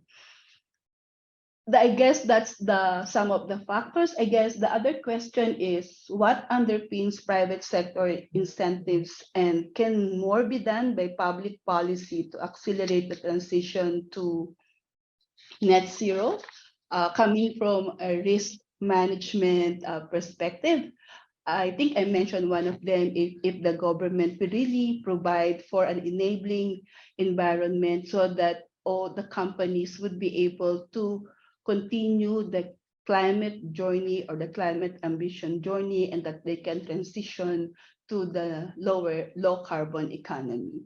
It is not only probably the government, and I guess I heard it a while ago, this action would be taken in the spirit of unity for two key reasons. Because first, this is a universal need for everyone to transition, and each stakeholder actually plays a crucial role. If you look at the global GHG, the Philippines probably contributes less than 1% of the total global emissions, but we in the Philippines suffer the most. Like we are ranked as third in terms of vulnerability to climate change risk. So this has to come with a whole of nation approach, so that everyone will actually play the role in ensuring that we will be transitioning to a better world for the future generation. So it's a whole of nation approach, of a whole of society approach, because we have also to understand that the GHG is not only contributed by the corporates, even the household, they have contributions. So it should be one household at a time, one corporate at a time, one government at a time, so we will be able to have a better planet by 2050. I think my time is up. Thank you. Junkyu. Thank you very much, Vicky. I think it is very useful, especially for those policy and the legal risk and technological risk, and also those, very balanced perspective on gaining jobs and the losing jobs. And also, thank you for mentioning ADB's recent energy transmission mechanism helping the Philippines and towards the net zero, especially for that the closing the coal power plant. I think I have a question for the nature-based solutions, but I think we can move on because of our time limit. And it was very useful. And thanks a lot, Vicky. But definitely we'll come back and with questions to you. And then now let me invite Alexis and the come from London Stock Exchange Group, and Alex, like I said, it's Asia Pacific lead and sustainable investment research. Alexis, please come in.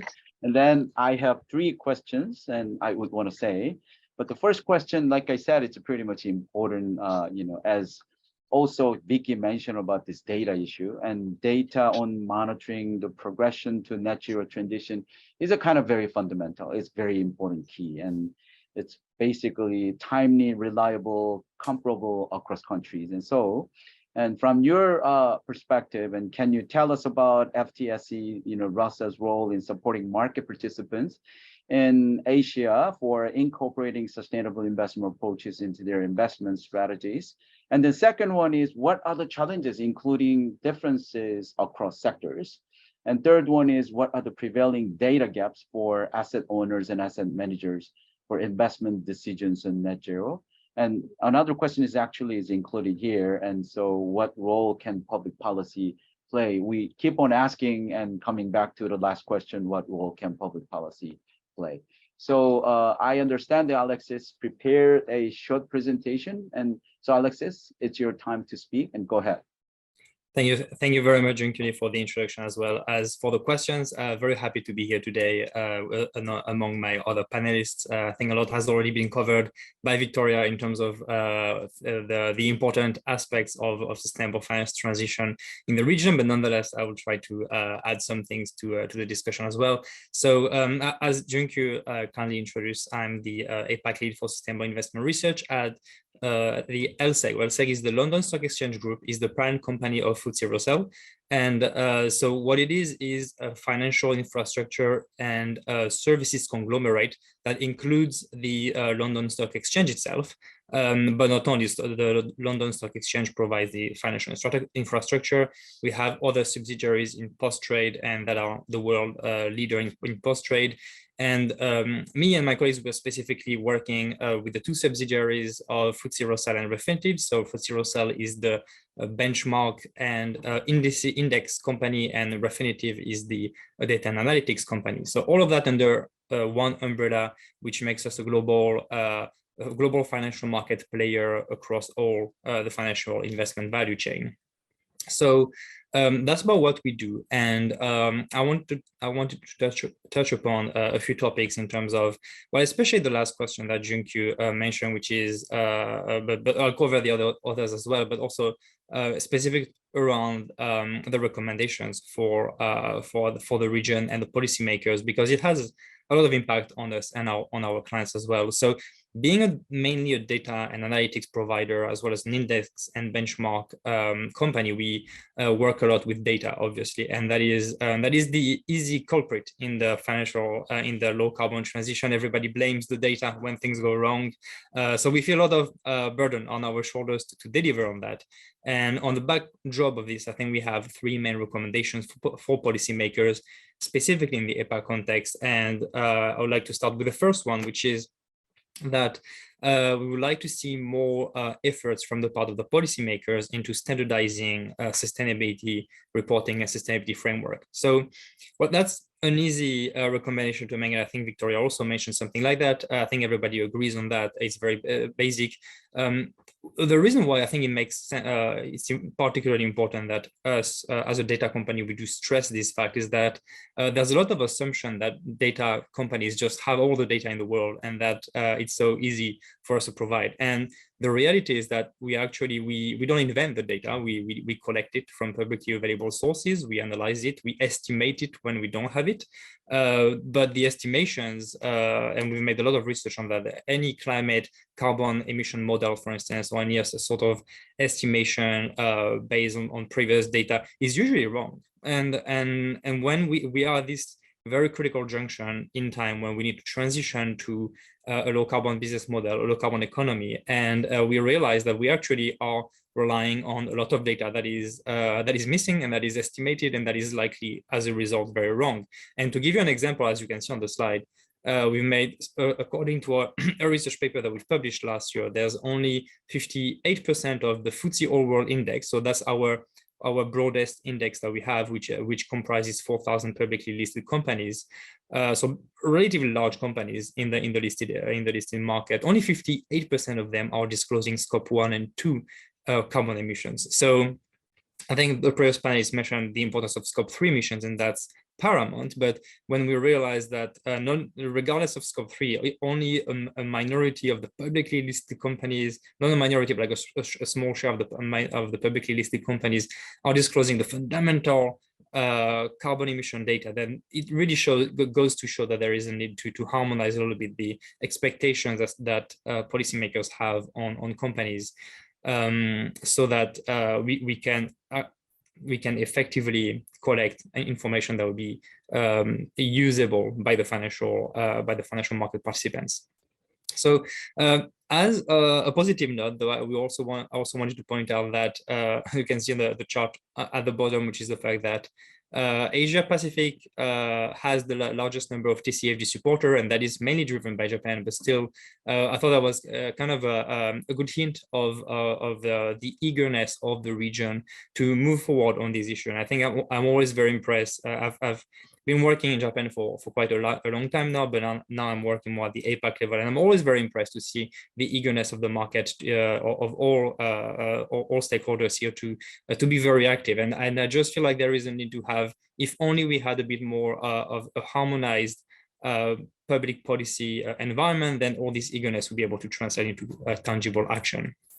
Now, the second recommendation we make is more specific, but it's also to encourage to encourage governments to adopt policies or recommendations that will mandate the disclosure of green revenues from companies.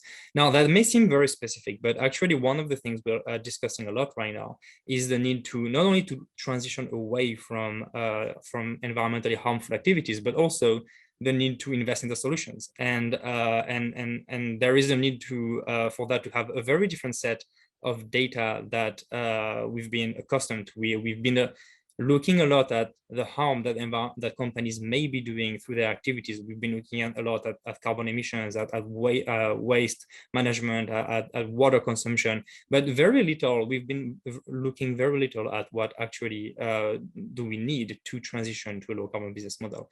And so at FTSE Russell, we do have what we call the green revenue classification system, as well as the data set to support that covers 16,000 companies. But once again, we are relying on public disclosures, which are themselves limited, and we have ways to estimate the green revenues of companies when we don't have publicly disclosed information. But that again can be wrong, or is never as good as publicly reported information. So on this backdrop, we are seeing in the EU, you probably have heard of the EU taxonomy. That is a taxonomy that mandates that kind of clearly lists of what kind of activities are considered to be green. And what we are seeing is a proliferation of taxonomies around the world, and especially in the APAC region. So one strong recommendation for policymakers would be clearly to align themselves at the very least to ensure the interoperability of these taxonomies. And our green revenue market data is aligned with all these taxonomies and tries to incorporate all of them, but still there's a lot of differences. I can talk more into details about that if you want, but our initial research shows that even though there's a lot of very small differences between all these taxonomies, down the line, when we look at the market size, the market capitalization share of all these taxonomies, there's most activities that are considered green are the same around all taxonomies, which means that yes, maybe bike sharing might not be seen as green by China, whereas it might be seen as green by South Korea, but it doesn't matter because the most important activities are the largest, and this is what we should be focusing on. You can see that our research also shows that the green economy is worth a $7 trillion investment opportunity, which represents 7% of the entirety of the listed market. And this would be the 5th largest industry group if it was an industry group. And that is clearly the future and where we need to be focusing on going forward. And now, Very quickly, the last thing is that I think there's a need also for policymakers to focus on the transition. I think I've mentioned that we have been discussing a lot about what companies have been doing wrong in the past, and there's a lot of qualitative factors and quantitative factors. Even in our own data models, I look at what companies have been doing wrong, and there's very few ways to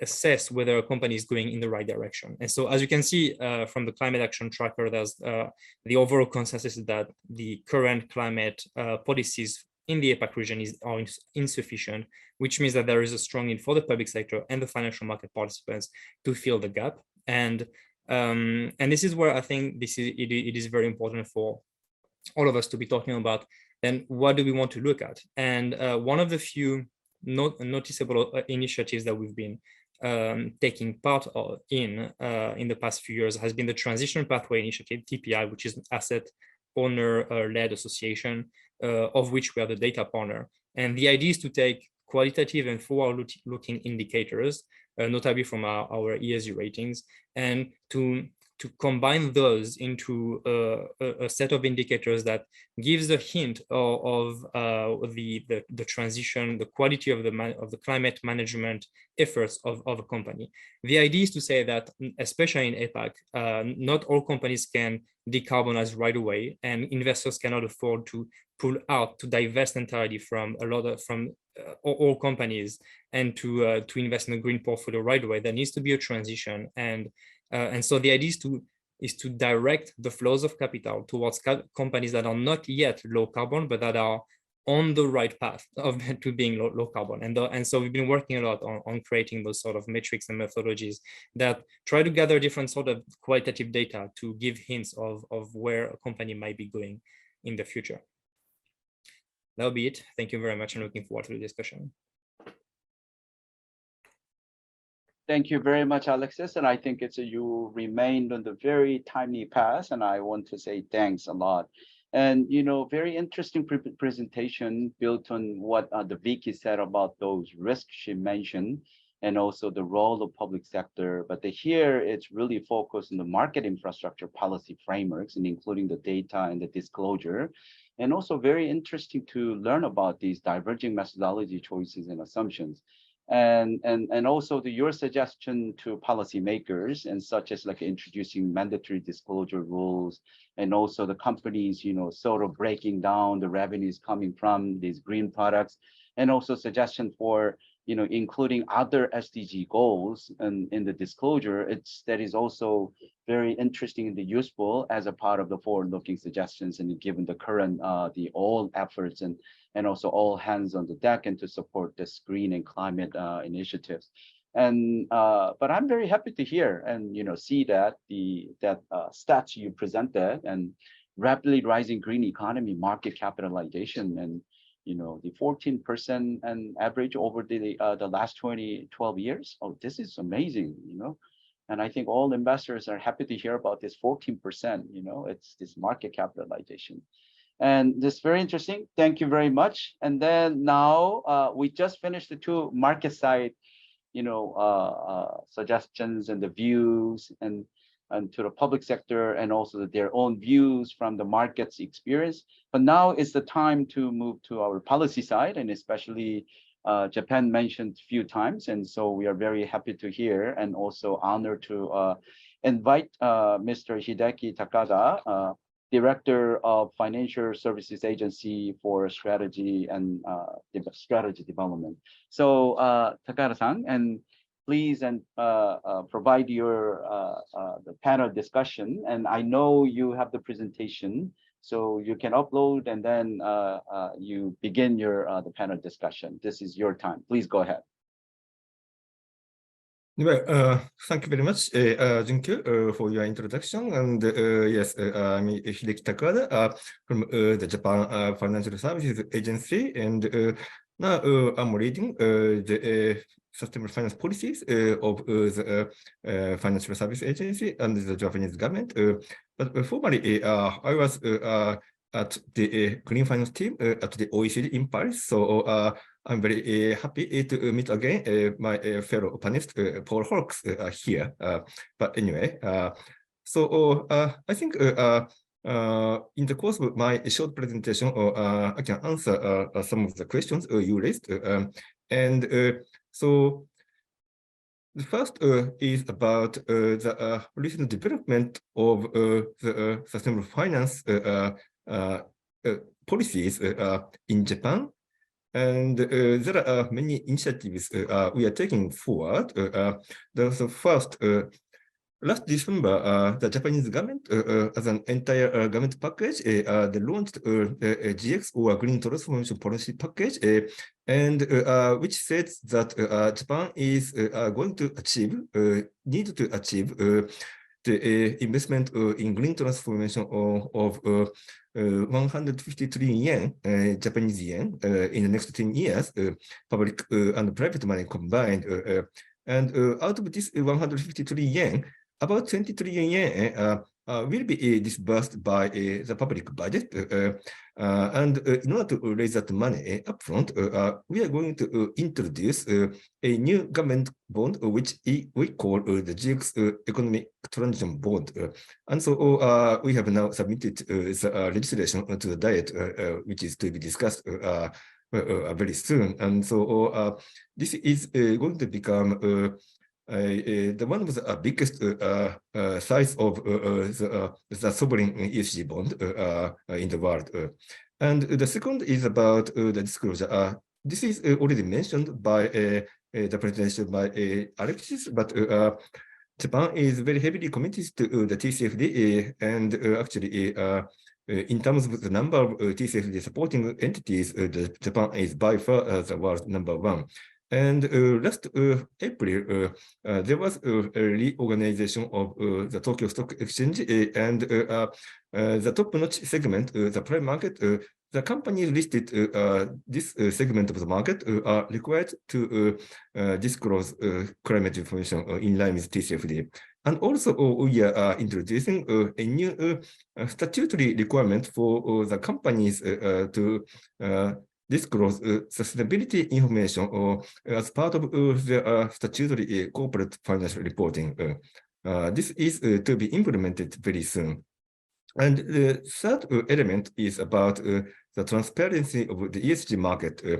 As you know, the ESG market in the world and also in Japan is increasing very rapidly, but as the ESG market enlarges, also there is an issue about the transparency.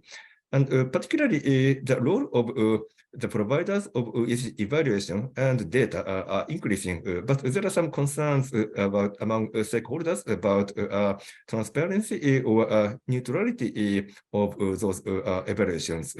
So we have set up an expert discussion group, and last December we have launched the code of conduct to be applied to the providers of ESG evaluation and data.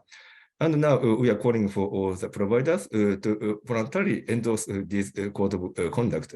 And so this is the first of its kind in the world to be published by a financial regulator. And also we are looking into the market of ESG investment funds, and we are now introducing the supervisory guidelines for the investment companies who are dealing with these investment products to avoid greenwashing. And importantly, the financing transitions is the critical for the world. And so we are now embarking on the transition finance initiatives, which I will mention very shortly. And also we are now running an expert discussion group on the matter of the dialogue between the financial institutions and their client corporates towards the green transition. And we are going to publish a new guidance by this summer. And finally, the impact investment is also a hot issue in the world. And also we are running a separate working group on impact investment, and we are developing best policy guidelines for that. And so the very important topic is the transition finance. And as you know that well, green finance is very much expanding in the world. But basically, the green finance applies to those projects that are deemed already the low carbon, such as renewable energy products. But the biggest challenge the world is facing is that actually the sort of the taxonomy for sustainable finance, the coverage of that kind of green finance is well, currently actually very limited among the whole economy. But we cannot leave out those the sort of the brown industry untouched if we are to achieve a society-wide, economy-wide transition to green economy. And so actually, those high-emitting industry, which cannot become decarbonized today, but they need to decarbonize by 2050 as well, if we are to achieve the economy-wide decarbonization. And so they need money now in order for them to make transition happen. So that is the concept of transition finance. And we have published the transition finance guidelines, as well as several roadmaps for a number of how to abate high-emitting sectors, like the image is shown in this presentation slide. And some people might think that the transition finance is a kind of a compromised version of green finance, but that is not true. Actually, the green finance and transition finance are complementary to each other, in my sense. And in our guideline, if a company needs transition financing, then that company must establish a company-wide or entity-wide transition strategy for decarbonization. And the only those technology projects that are in line with that company's transition strategy are eligible for transition financing. So in other words, we're looking at the sector and also the entire company or entire entity in contrast to the green finance, which is well, basically looking at only particular project. So we need the company-wide transition and also economy-wide transition if we are to achieve a decarbonized world. There's a particular issue about transition finance that is related to the financed emissions. Well, now many financial institutions, particularly those which have joined the G-Funds initiatives, are now required to set the financed emissions reduction targets. And many Japanese banks are doing that too. And the finance emission is basically the scope 3 emission for the financial institution. And so this is basically the emission of the investee companies which can be attributed to that financial institution. But the irony is that if a financial institution invest in the high-emitting company or high-emitting project, then it will increase that financial institution's finance emission, at least for a short time. Even if that finance is necessary for the investment in innovative technologies that are required for the decarbonization in the future. And so that could be a danger that that might create a negative incentive for financial institutions against investing in those high-emitting companies. So there is a practical barrier around this against the proliferation of transition finance. So now the FSA, together with other ministries, they launched a working group to discuss this issue from a practical perspective. And so I think there could be some solution about the calculation and also disclosure of those financed emissions. And we want to share this issue with wider stakeholders in the world. Thank you.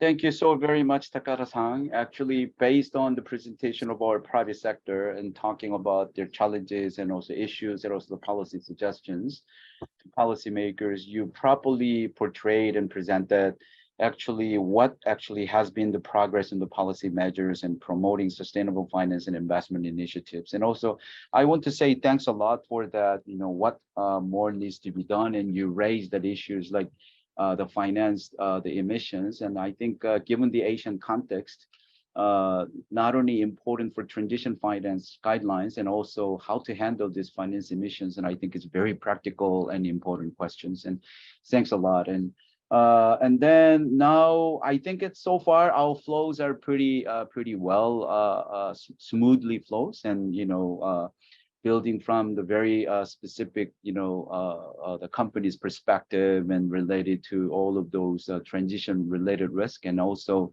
the industry-wide, and also the data infrastructure and the disclosures, and also the policy measures and what were done before so far. And then now it's another very interesting session, and from MAS Deputy Chief and Pamela Lee. And Pamela, actually from your experience and also your knowledge, and especially working in MAS, and MAS, like I said, it plays a double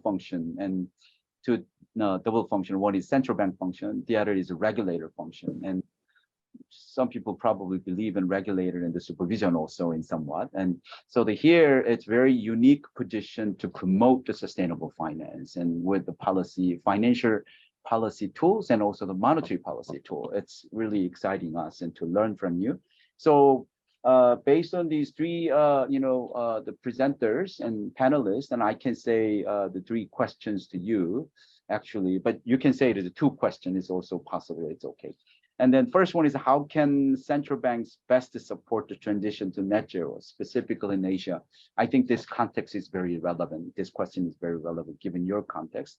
And then another 1.2 question is, given the integrated role of MAS on financial the regulation as well as the central bank functions, and can you kindly outline the role of financial regulator or Financial Regulation Act as an enabler for achieving net zero goals? And I think this is useful for other DMCs and in terms of the financial policies. And also the next question is, we would like to hear about any key related activities and initiatives undertaken by MAS recently. And like I said, as I went over MAS, the website, and to look at the latest activities, but I think that is also very, very useful. And Pamela, and it's your time, and go ahead, please.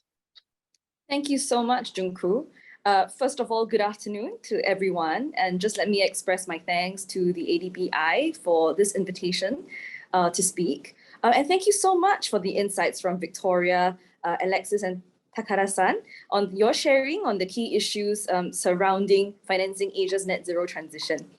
In response to the question, 3 key points, and then sharing what MAS has done. The first is central banks and regulators need to manage climate and environmental risks to the financial system. And they can do so by setting out supervisory expectations for financial institutions, as well as incorporating climate scenarios as part of stress tests for the industry.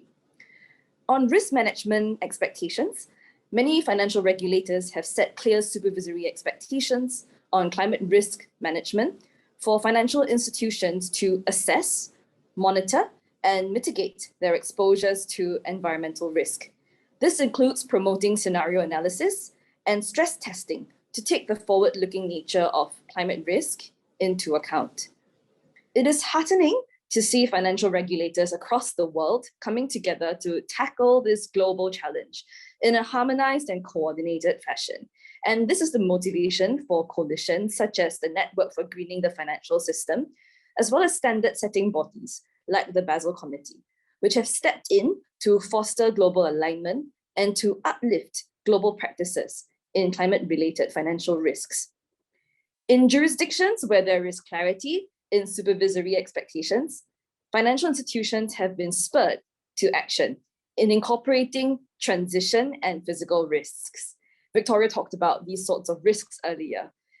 Due to this, financial institutions are now some of the strongest proponents of the sustainability agenda, nudging corporates and real economy players through stewardship, engagement, as well as their product offerings. Within the MAS, we have worked with the financial industry to co-create the guidelines on environmental risk management.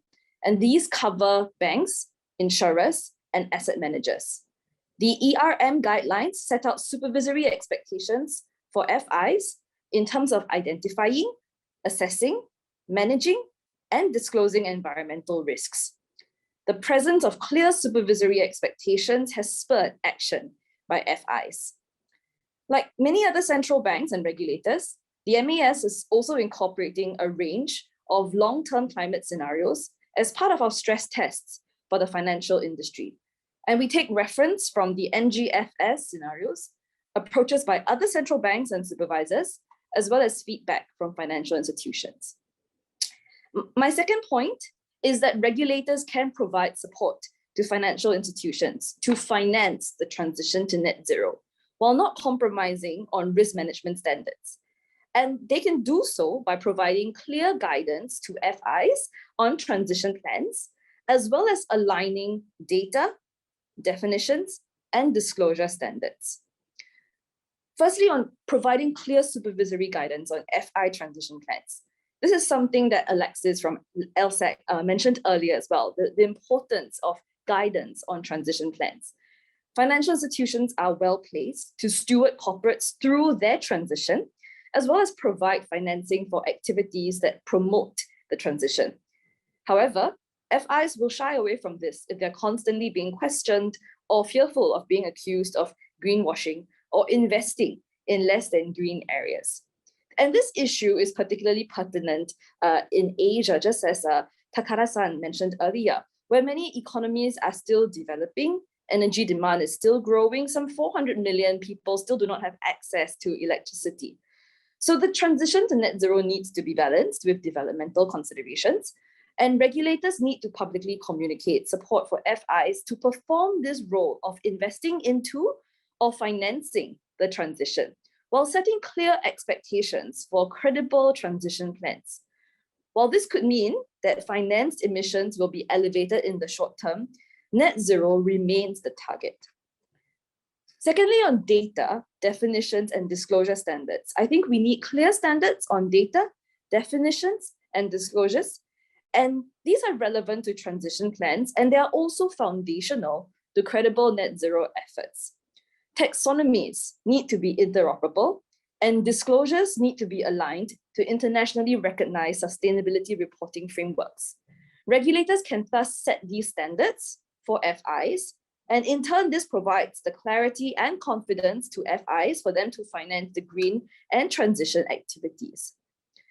Many regulators have started to require disclosure of material sustainability-related information so as to facilitate risk management and the pricing of climate-related risks. And this includes expressing strong support for the upcoming global baseline ISSB standards. Within the MAS, we have launched Project Greenprint to harness technology and to create a data-centric sustainable finance ecosystem. And Project Greenprint will mobilize capital by providing a digital platform for firms to connect with financial institutions and investors to access a wider pool of both capital and green solutions, as well as to monitor commitment by deploying technology at different stages of the value chain to better monitor their commitment to relevant green standards and requirement. On top of that, it's to measure impact by exploring cutting-edge technology to quantify the ESG impact of potential investments and loan portfolios. The third area that I wanted to cover is that financial regulators can take on an additional role of supporting sectoral agencies in steering the real economy's transition. The challenge of climate change is so pervasive that we will need a whole of society, whole of nation response.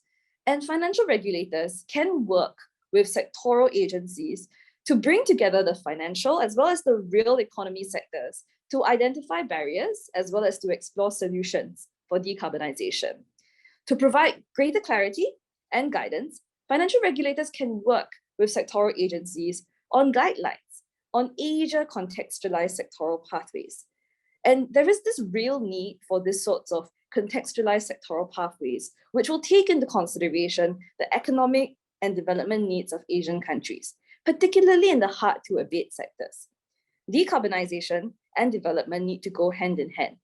And these pathways will be an important reference as financial institutions engage with and steward their portfolio companies towards aligning with their transition plans on a sector-by-sector basis.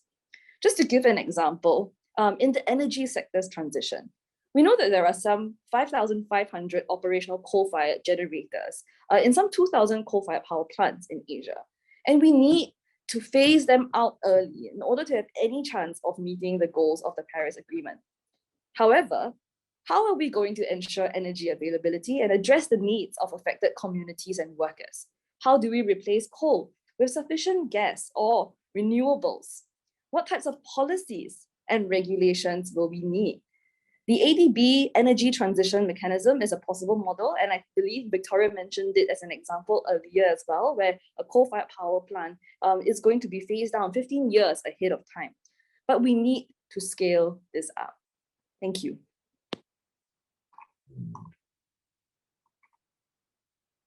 Thank you very much, Pamela, and you remain in the very smooth time track, and I think it gives us a lot of time right now.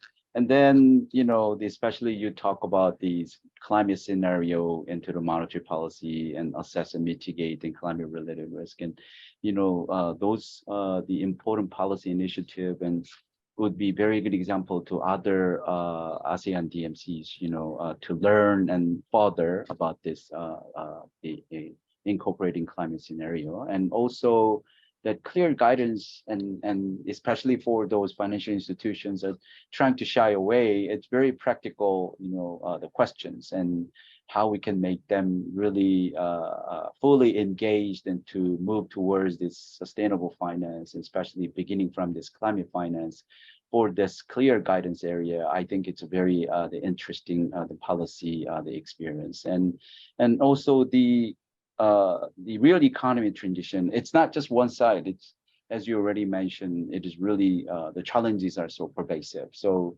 bring together just not only the financial sector, all stakeholders is very, very important, and to make that really work. And also thank you for mentioning about ADBs and energy transmission mechanism. And this is one of the very good model, and we want to continue to scale up and also to replicate. But your questions are very relevant. How do we ensure all of those energy availability and sustainability? And given those 5,000 coal power plants existing in Indonesia and the Pacific, and so roles from the financial sector and central banks and also the financial regulators are become all the more important. And thank you so very much. And then now it's the time to listen from one of our IFI colleagues and OECD and the head of the private finance for sustainable development in OECD, Paul. And actually, given all of these very useful questions and discussions so far, and I would like to have three actually the questions, and it's based on the learnings so far we learned from our colleagues here. And how would you view the measures for mobilizing private sector at larger scale in Asia? We talk about the private sectors, the challenges, including the risk and also the data infrastructure and disclosure framework, and also Japan's, you know, very wonderful forward-looking the measures for transition finance, and even including that the finance emissions, and also the Singapore's those important role as a regulator, as a central bank, and both. And so I think this is not just all about the public support. It is really about how to catalyze and mobilize private capital. So it's, I think the first question is very relevant to you, and because OECD has been working on this area many years. So we would like to hear you for the first question, this and the measures for mobilizing private capital. And but it should be the very Asia context, and our presenters already stressed the importance of Asian context. And then the second question is, what are the main barriers to leveraging private sector investment and mobilizing private capital at scale, especially in Asian developing countries context? And we have measures, but in order to promote, we have to do something. When we are doing something, we see the barriers. So what would be those barriers? And then the third question is, what are the key factors underpinning the success of the policy efforts on de-risking the private sector? And this is important. And you mentioned, you probably, the OECD mentioned blended finance mechanism and definitions. We don't want to get into the blended finance definitions, and because MDBs are a little bit of different view, but we are not going to discuss about the difference in definition. We will discuss about this, what other key factors underpin the success of the policy efforts and de-risk. And then the last question is what would be the more we can do, especially international organizations, and also if you believe further for policymakers, we want to ask, and you can do it. So this is your time, and please go ahead, Paul.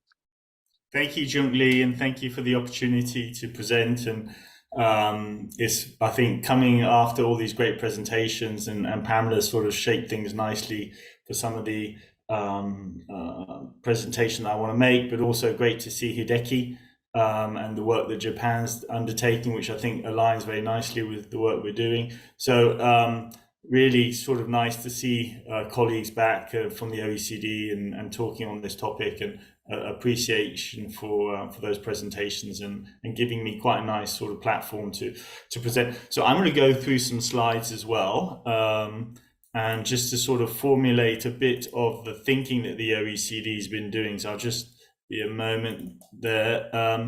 So just in terms of how the OECD has been looking at this, if I can just give you the full screen, there we go.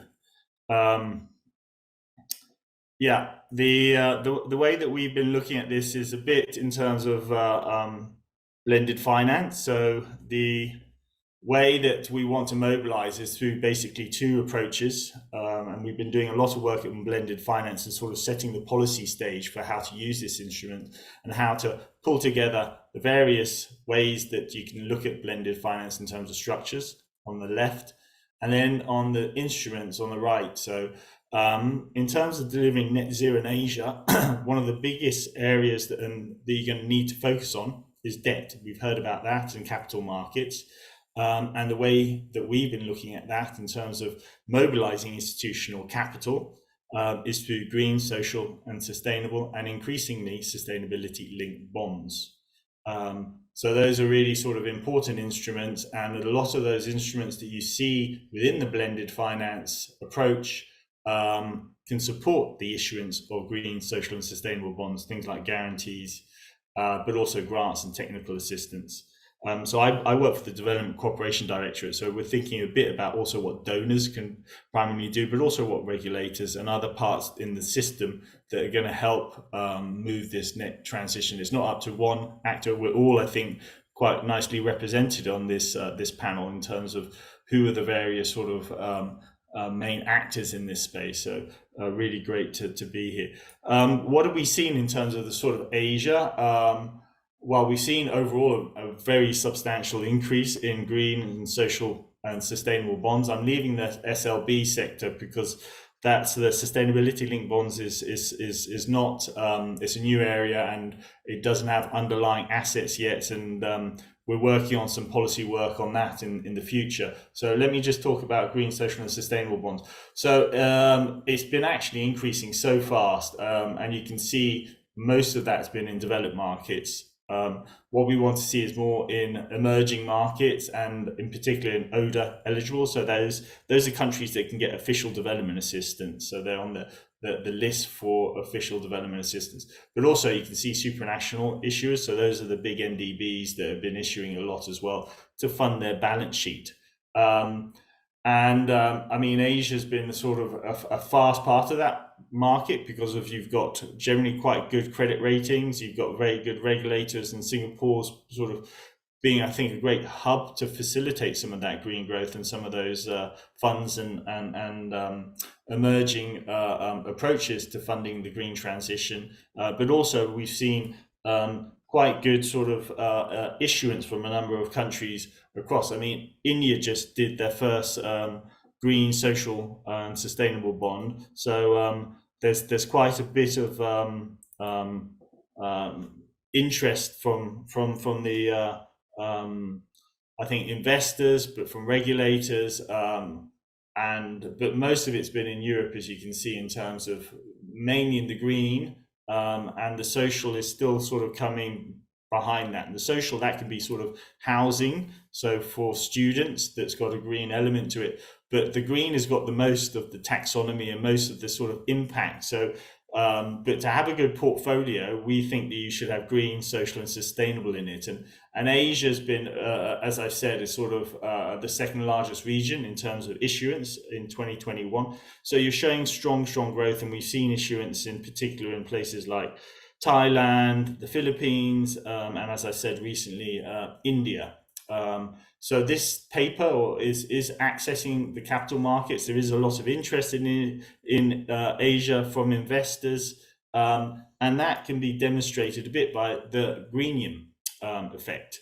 So that's where you get the sort of pricing benefit between traditional vanilla bonds, and because so many investors want to get your green bonds, you as an issuer benefit from that in terms of your pricing. So you pay ultimately less.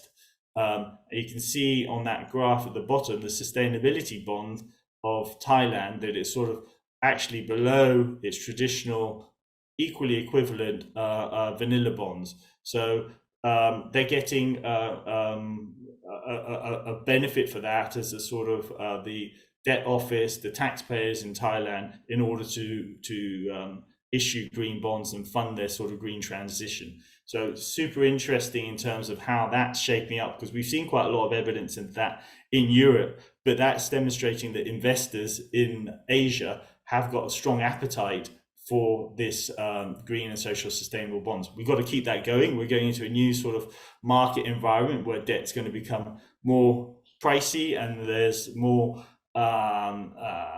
issues, but I think generally a lot of this is being issued in hard currencies. So far, the evidence is that that the markets are continuing to grow, and that we've got a fantastic sort of opportunity here to help fund this really important transition of our economies, and using those capital markets and the increasingly interest from ESG, but in particular those pension funds, institutional investors that want to access ESG, and that those retail subscribers to those funds that also want to see their pensions working towards green and good economies. So, but what can sort of development partners do? I mean, this is the sort of question that we've seen a bit in terms of the work that we've been doing. So we've done work at the OECD on blended finance and shaping the whole perspective around the approaches of blended finance. And then thinking a bit through exactly what sort of ways that we can use blended finance, and the green and social sustainable bonds does need a sort of support. So the greenium, we can't take it for granted. We can't take this growth for granted, and we're still coming from a very low base. And particularly if we want to do social projects and move into the sort of increasing sustainability linked bonds. So you really still see a bit of sort of interest, and there's still a lot of countries in Asia that can't tap the GSSS bond market because of their credit rating, because of their regulator. Their debt office doesn't know about how to manage the sort of issuance of this, and there's lots of issues in terms of aggregating projects. There's risks, concerns from institutional investors. There's also the question between hard and local currency, and you want to sort of generally have a bit of a balance between those two in terms of to be able to access local pension funds in terms of their local exposure to the bond in local currency. So in terms of what can donors, what can us as policymakers and actors help facilitate this? Well, we can sort of provide anchor investments. That means that you buy the bond, so you can be an MDB, you can be another actor that sort of provides that initial anchor and helps facilitate those secondary markets develop, where you see the liquidity and the trading of the GSSS bonds. You can also sort of issue in developing countries and help the issue. I mean, IFC does that. I mean, the big German bank KfW is increasingly looking at the way that it can be an anchor investor. So those anchor investors are critical in terms of market signaling and being able to sort of say that we want to buy this paper and that we recognize GSSS bonds are critically important. And then you can also, I think, in terms of investment, in terms of our 5 Eyes, you've got to sort of convene. You've got to bring these actors together. There's often not a discussion between the investment committee, the ESG committee, but also local pension funds and regulators and donors. So that needs to happen at a greater scale and in greater urgency, because we're still way behind, even though this market is growing. We also need to think a bit about insurance, but that means more broadly for us around guarantees. So using those instruments to provide credit uplift to the issuer in terms of either improving the overall rating, providing sort of some support to the structure of the issuer, and then thereby hopefully improving, or normally typically improving, the credit rating, so you can price your bond issuance more favorably and then access cheaper finance. You also need to think a bit about aggregating all these projects, so issuance. So at the project preparation facility, if you've got projects in Malaysia, you've got a renewable project in Thailand, all those projects are small. So if you want to have a lot of impact on the ground, you need to think about your project aggregator to bring all those projects together, to create a bond, to link it up with the financing of the timing of the bond. All that takes a lot of work by the project preparation facilities. So you need to think about donors embedding the use of GSSS bond, and bonds are difficult. They're not easy to sort of do compared to much easier private equity or other ways that you can really juice returns and look for short-term solutions. So bonds are sort of inherently, there's lots of incentives that push you currently away from bonds. So you need to think also about facilitating regional level. So I know ASEAN does lots of work and thinking a bit about regional issuance, and that can definitely help sort of improve the marketability, the accessibility, and the interest of pension funds. You also need to think a bit about the technical assistance for these debt offices and corporate issuers as well. They're really important. So you've got to remember the sovereign, but you also got to think about the corporate.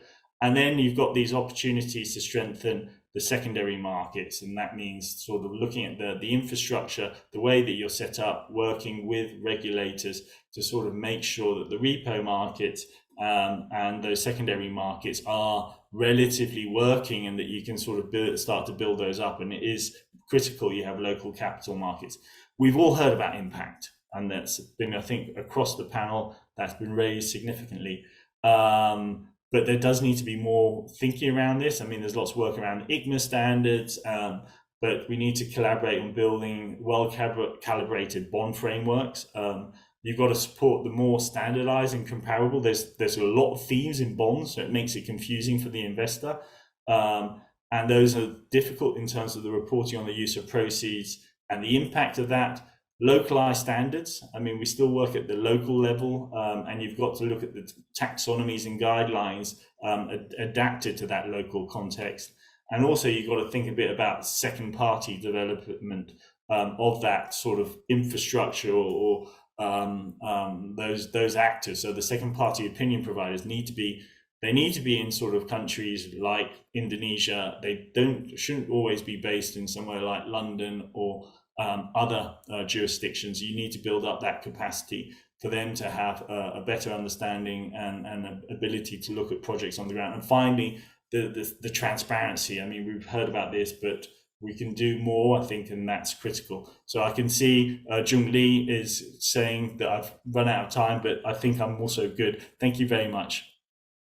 Thank you so very much, Paul. I have no intention to give pressures to our panelists here, but we would like to, after we finished these wonderful panel discussion, we would like to open the floor to the questions And also, like I said, I have also the few questions to our wonderful panelists. And so let me just quickly check whether we have our specific questions at the question and answer the tab.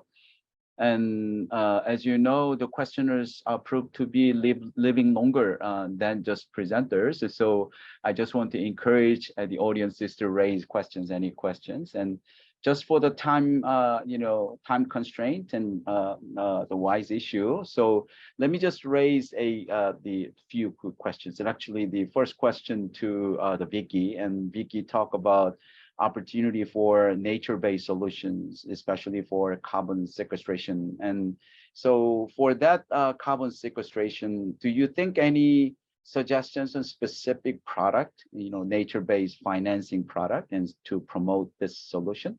So that's my number one. And number two, questions to Alex. And actually, you mentioned about, you suggested policymakers to introduce mandatory disclosure rules to companies, and especially for not only the climate and plus also other SDGs goals. And what do you think about?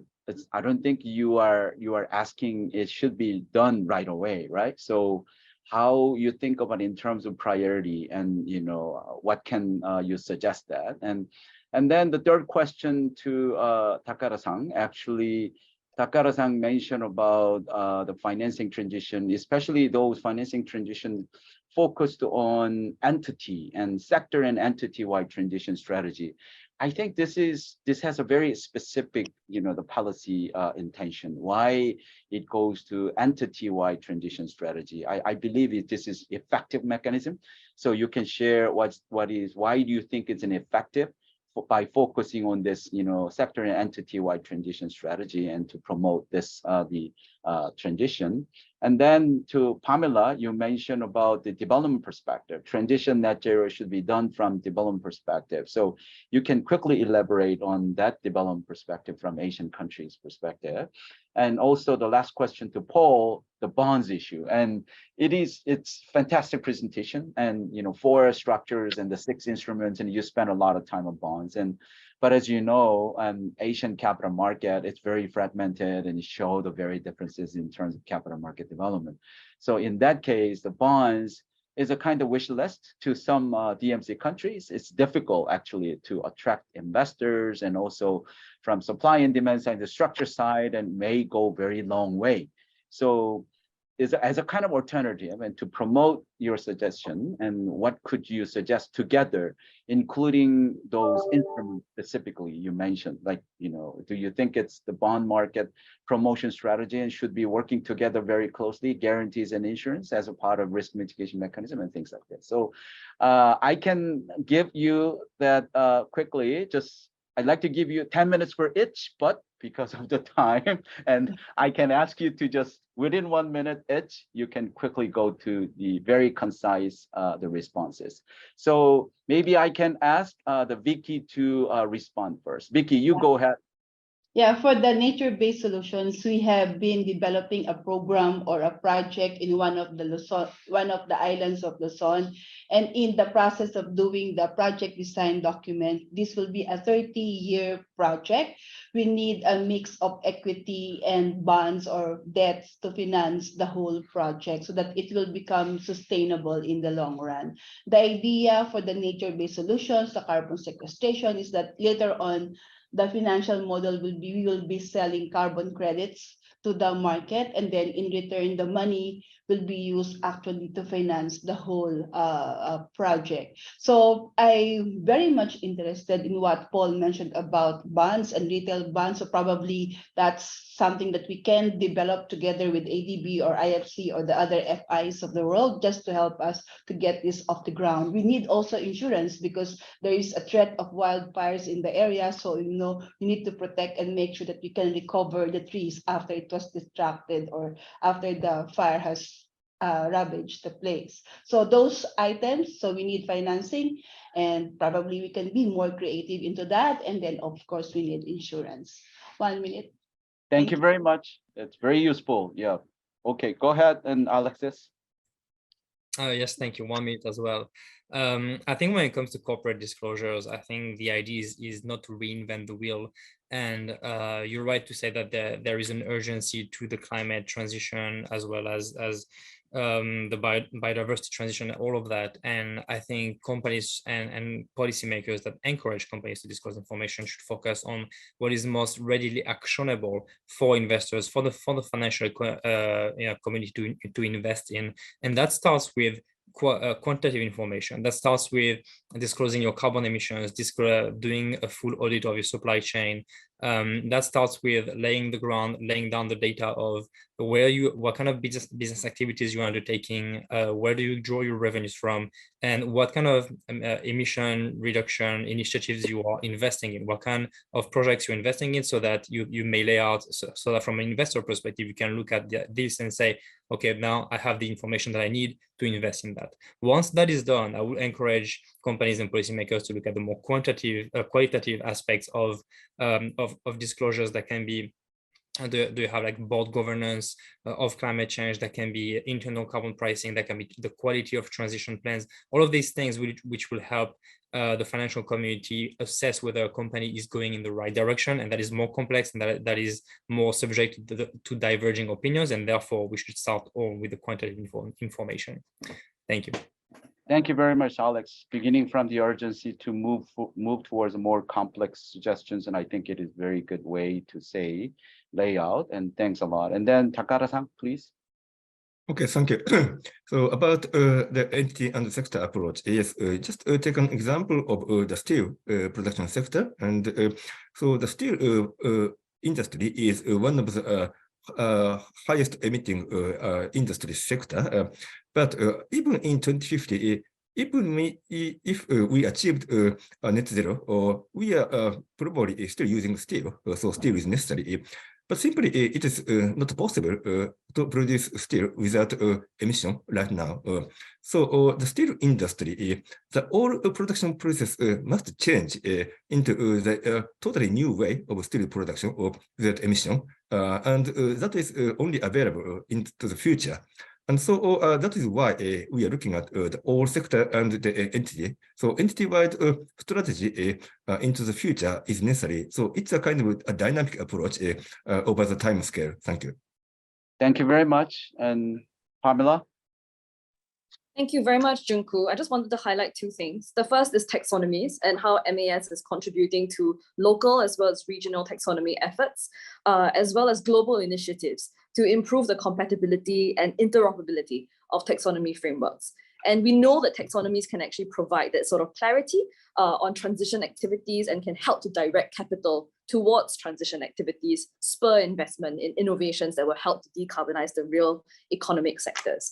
The second thing I wanted to highlight was that last year, MAS hosted a pre-COP27 conference in conjunction with the Egypt COP presidency, and that was called Transition Finance Towards Net Zero, Scaling Blended Finance. It was held in October last year, and it really was to provide a platform to galvanize key public and private sector stakeholders to mobilize capital at scale. And this was attended by over 500 participants. And at that conference, we actually launched a $5 million Asia Climate Solutions Design Grant with seed capital from MAS to provide funding for feasibility studies and proof of concept work on innovative blended finance solutions in target sectors that are undercapitalized. And this year, MES will be working together with BlackRock as well as Temasek to host the Financing Asia's Transition Conference during Ecosperity Week in June. There will also be a whole series of roundtables and capacity building workshops and webinars throughout the year with a focus on transition finance for the real economy, starting with a sector which we know is quite hard to abate, which is that of the maritime sector. Thank you. Okay, thank you very much, Pamela. Pamela, I think it is very important points, the importance of taxonomy for transition and also those blended finance as part of the innovative approaches and also the capacity building. I think those are sort of the pillars for developing country perspective in Asia. Thank you very much. I also aware that the COP27, that initiative led by the MAS. Okay, let's go to Paul. Yeah, hi, thanks. I think listening to Victoria, I think it's critical for Asia to have access to the instruments, blended finance instruments. So looking at the guarantees.